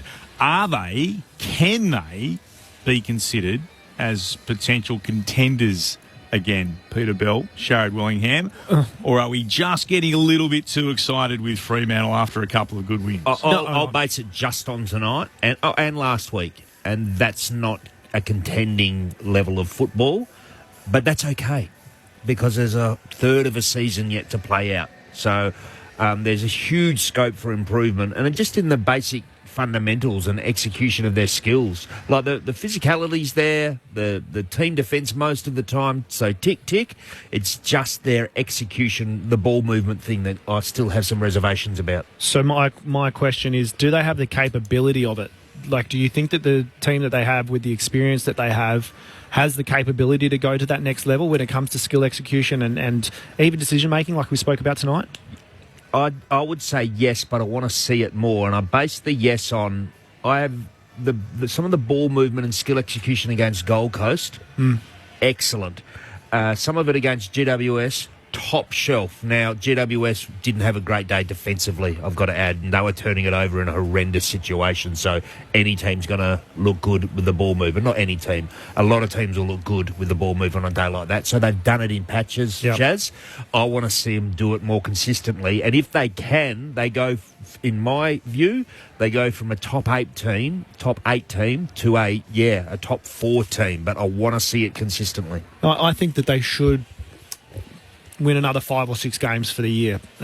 So that would put them on 19. 14 odd wins, yeah. So pretty comfortably inside the top 8 there. I agree. I think that they can do it.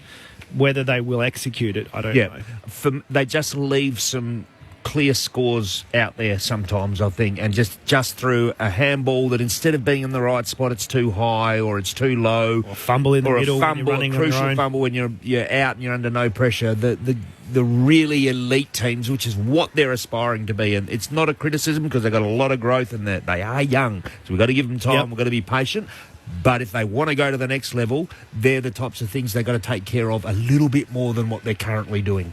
And I really will put a lot of value, like I said to Andy then, on those games that they do play those top-tier teams, because if they are able to put in really good performances, then come up against them in finals, they will draw on that and they will go back to that performance that they put in during the season. Like, I know teams have to kind of go straight back when answering a question like that, but there is a lot of weight on those games. Yep. I agree. I would say this about skill level. Hayden Young still to return. Cooper Simpson still to return. They'll be back in 5 to 6 weeks. Hopefully 4 to 5 for Young. They add genuine skill. And I wonder whether or not you would think about playing Young again across half-back with how the midfield's working. And Alex Pearce, while he's not elite with his foot skills, it's reliable, will add more when it comes to their defence. Yeah. So there's 3 players I think will make them significantly better. And Switkowski, when he returns. There's someone who should swim between the flags and does. Yeah, that's right. And that's you mentioned it also, some of the basic skill execution was making the right decision as well. So don't bite off more than you can chew. Know your capabilities. You don't have to force it. Do the simple thing. Do the right thing at the right time is sometimes just an easy handball. You don't have to go over the top. Leave that to your X Factor players, shall we say. It's the old Clint Eastwood line.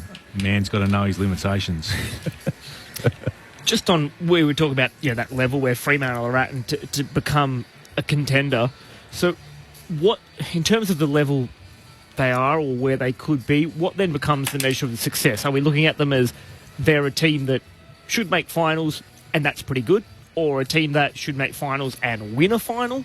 If it's not quite a top 4 contending team yet, is just making finals tick you've done well? No. At the start of the year, and I stand by this, I thought the capacity and the goal should be for Fremantle to win a final as a minimum. So if that's what they do and then they lost their second final, I think as long as there's been the right growth in the right players, that's okay. If they can do better than that, great. Maybe they will, but anything less than that, so just making the finals and getting bundled out, I would, I think that's not a wasted year because you're always picking up things over the course of the year, but that's not to the level that I would have expected. 2 last things on Freo, because we do need to have a quick look at the Bombers for our listeners. Plenty of them on this side of the country too who follow Essendon, but certainly for our listeners throughout Victoria about the Bombers. But great result for the Dockers with Tracy being able to hit the goal scoring list again. That was tremendous because that was one sort of question. He was able to come forward, he was able to clunk it, he showed enormous pressure around the ground as he always does, but there's still that point when you want those forwards to actually take those chances. That's right. It's great for everything when your big key forward is hitting the scoreboard. So he's up to 26 goals for the season. It's been a dry month from memory. Still impacting and influencing games. No problems there, but you do need him hitting the scoreboard as well. Particularly with Amos a little bit off, it has to be said, and Shaz called it really early. Teams are putting so much physicality into Jai, so he's got to just keep working through that. Does also look to me like he's a little bit sore, so maybe he's got a couple of little issues as well. But the team aspect is Pat Voss steps up and becomes a goal-scoring threat as well. So that's the beauty of the trio. But, good to see Tracy back in form. He's the one, when he impacts the game, it has a huge impact on all of those players around him, all of his teammates. If things are not going well, he's the one who's providing the leadership, I think, the moment of inspiration. Yes, it's Caleb and Andy as well, but there's nothing like a big bloke, moment. Who's taken a big moment, and you just can't help but fall in behind that kind of leader. What I really liked from Tracy tonight and over the last little period of the season is he doesn't have to take a mark and go back and kick the set shot. It is off the back of pressure. It's off the back of a ground ball or a crumb because he is such a presence. Like watching him move around and try and put pressure on the, Essendon defenders, it's intimidating, isn't it? That wingspan would be 2 metres wide running at you, and he's built, massive. Really quick one. Any issue with Shea Bolton doing the old look at the scoreboard? I like it. Yeah, I'm not huge on it, but I'm not going to hang in for it either. It's just... I thought it was entertaining. It's one of those things. It say, have a look at the score. There's no...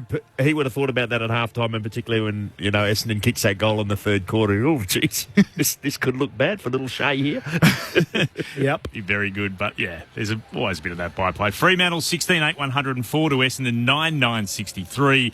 The Dockers winning by 41 points Thursday night footy on ABC Sport. Let's have a listen to what the Bombers coach Brad Scott had to say. His side has now lost its past 4 games. Young guys had a crack. What are your thoughts? Yeah, no, they did. We were really pleased with a lot of the game.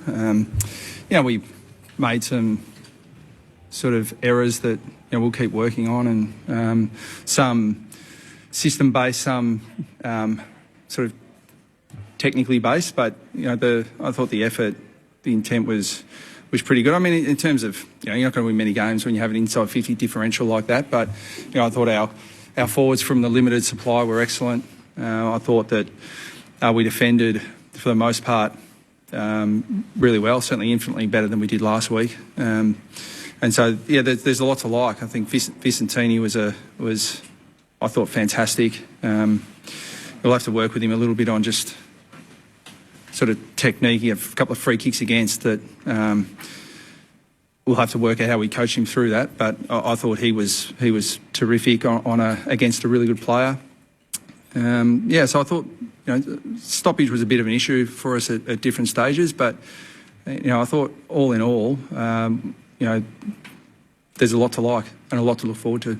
When you try to find players for this time of year, and we already know that Katie's going to be a player, when you see him do that sort of stuff tonight, how excited do you get as a coach? Yeah, and the fact that Archer May, who most of you probably know, he's played some very good footy over here. I thought he looked really strong as well. I think they formed a really good partnership with Peter Wright helping out as well. So I think there's reason to be optimistic about what that looks like. You touched on Vicentini before. I guguess you'll look at the stat sheet and see Jackson had 48 hit-outs. How do you ensure that he doesn't get too down or too focused on something like that?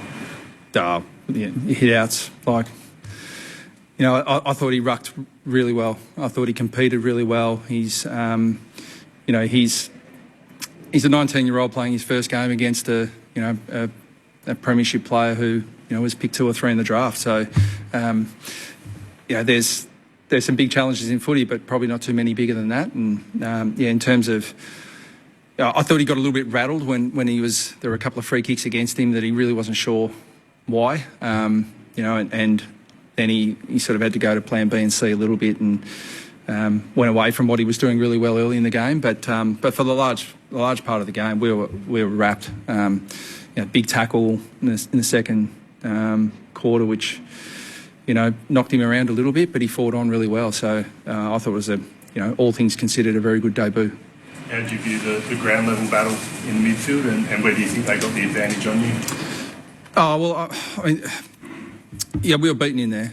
I think that Sarong and Brayshaw are well known to everyone, but I think Bolton adds a real X factor in there. I think they were able to dictate a little bit around the contest more than we'd like. So, and we're probably at the stage where we're putting some different players through there, and they're a little bit more settled than we are right at the moment. But as I said, we're in a difficult spot, but we're learning a lot about our group, and we're certainly going to find some players. So again, come out of the game disappointed, but not disheartened. Is your approach to keep filtering those, new faces through the midfield rather than, turning someone like a Zach Merritt to spend more time in the middle? Yeah, Merritt played a lot of midfield today, yeah. What does it look like after the break for you, Brad? Does the break come at a good time? And players-wise, what does it look like for you? It would have been good if the break had come 6 weeks ago and all the way through. It's like we might get some players back after the break. We'll definitely get Durham back, for example, from suspension. And there's probably 5 or 6 others that will be close. But now we've got to balance is it a risk to bring 5 or 6 back all at once? We'll have to assess where they're at. They'll all have all of those players will have really strong training session this weekend. They won't have the same bye week that all the other players will have. So we've got 2 weeks really now to get them ready and then make an assessment as to whether we bring some back. But I've said throughout the week there are the silver lining of all this is, we think there are some players that have come into our team that won't go out regardless of who comes back. So that's, by definition, should make us stronger. Do you take some heart in the big moments? Like Will Setterfield must have put his body on the line 3 or 4 times. You had Roberts with the run-down tackle on Bolton in the square. Like these are big moments for a young team that are trying to build something. Yeah, and that's really the actions that we're chasing, and that's what we've got to really reward and recognise. And I don't think there's anything I see in the group that is lack of effort or lack of commitment or lack of the action that we're actually chasing. We just got to, it's certainly not an excuse. I mean, we came here with a plan and we didn't execute it perfectly. But as a coach, I also understand that we've got, players that we met 3 weeks ago. 2 of them playing in our team. We've got, a lot of guys who are in their first, second, third, fourth, fifth game, whatever it is, who are learning a system and trying to execute under AFL heat and AFL pressure. So while it's disappointing, it's this is the exciting part of coaching in my view. It's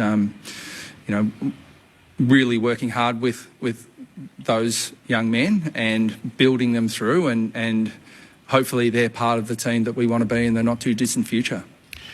Certainly tough for Brad Scott, considering so many players missing. As we mentioned, 13 out through injury, and of course they were missing Durham through suspension. He'll be back in round 17, but there was a little bit to like about some of those youngsters. Lamont Lual showed a bit with his couple of goals tonight. Vicentini, although he was outplayed, had a real ding-dong effort against one of the best rucks and one of the more challenging players because of what he can do around the ground in Luke Jackson. I know that sounds crazy when you go, Jackson's had a career high best of 48 touches, but as Brad Scott said, jeepers, for a 19-year-old in his first game, you couldn't fault his efforts. That's a thumbs up. That's right. Love young Clark as well. He debuted, kicked some goals on debut, but he's more than that. He's going to be a nice player. Archie Roberts, he's tough, isn't he? Combative, like that as well. Good to see, actually, 2 of the players with a big chance of the rising star out there tonight in Murphy, Reid and Roberts. They're both going to be great players for years to come. Fremantle winning tonight, a 5th straight victory for them, 16-8, 104 to the Bombers, 9-9-63. Gentlemen, we need the votes for the ABC Footballer of the Year and the Christian Medal. Which way have we gone? Let's build up from 1 to 3. Okay, Kelly. 1 vote. Luke Ryan. Mentioned when a lot of his teammates were off early, Luke Ryan was right on, had a couple of one-on-one wins, won a lot of contested footy, good aerially, copped a little bit of a sore shoulder at one stage, used the ball pretty well, took his ground. If there's one thing about Luke that you could be critical of is sometimes he likes to go lateral and backwards with his ball use. When he's a really good kick, you like him sometimes going straight at the goals. Nearly 500 metres gains tonight is evidence of that. Caleb Sarong, 2 votes. I thought he used the ball better today than he did last week. He's just consistently getting mid-30s, but, clearances. I would love for him just to hold the ball a bit longer sometimes and just explore his space a bit more. Sometimes, look, it's very easy to say from here, but sometimes he's kicking it like he's under immense pressure all the time, but he's actually got a little bit more time, so he could really put teams to the sword given the weight of footy that he does win if he just took a little bit more time. And 3 votes for Luke Jackson, 48 hit-outs, the 10 clearances, which is a personal best, 3 goals, which you always love from a ruck and a tall, and I just thought he led really, really well. Some of his ground ball stuff and some of his ball control is freakish, to be honest. So, and look, last week, let's be honest, Sean Darcy was the better ruckman against Tristan Cherry, absolutely the better ruckman. So that's the kind of thing that Fremantle need to explore when they both get a bit of continuity. You'll learn who's got a better record against which type of ruckman, and you can then manipulate situations accordingly. Final thoughts. There was a bit of concern over the surface. 4 games, 3 Aussie rules games and 1 rugby league start of origin in the space of 6 days, and that was with 28 mils yesterday, probably 50, 60 mils across the last couple of days. But although it looks a little bit worse for wear, held up pretty well, I thought. Played fair tonight. Played her up. Yep. It looked okay on the televised vision. And I didn't see players, apart from just because it's wet, slipping over. There were no big gouges of turf. I thought they've done a really good job. I really think that they should, for just a contribution to WA footy, throw it open for a double header of our State 18s teams in a few weeks or so with no hiring fee. That would just be a wonderful gesture for the state of Western Australia. Wouldn't have a vested interest in that one. A big vested interest. And don't put us down in those coaches' boxes down on the first level as well. You don't ask for much. Not much at all. Well done to everyone, because that would have been a mountain of work, wouldn't it? It certainly would have been. Yeah. It was a terrific performance from everyone. Thanks very much for your company wherever you've been on ABC Radio, News Radio and Sport Digital tonight. Wrapping it up here, Fremantle 16-8, 104, Essendon 9-9, 63. Big shout out to Mitch Turner, who's crook. We hope you're feeling better soon. Cash voted up. Well done. Filled in beautifully, as did Bridget Lacey, who got the late call up today and somehow made her way here under duress. Bless you, Bridge, for that. Thanks very much, everyone. Clint Wilden signing off. A win to the Dockers by 41 points. Don't forget, tomorrow, Corbin Middlemass will lead the team for Paddy Dangerfield's 350th as the Cats take on the Lions. Thanks for your company.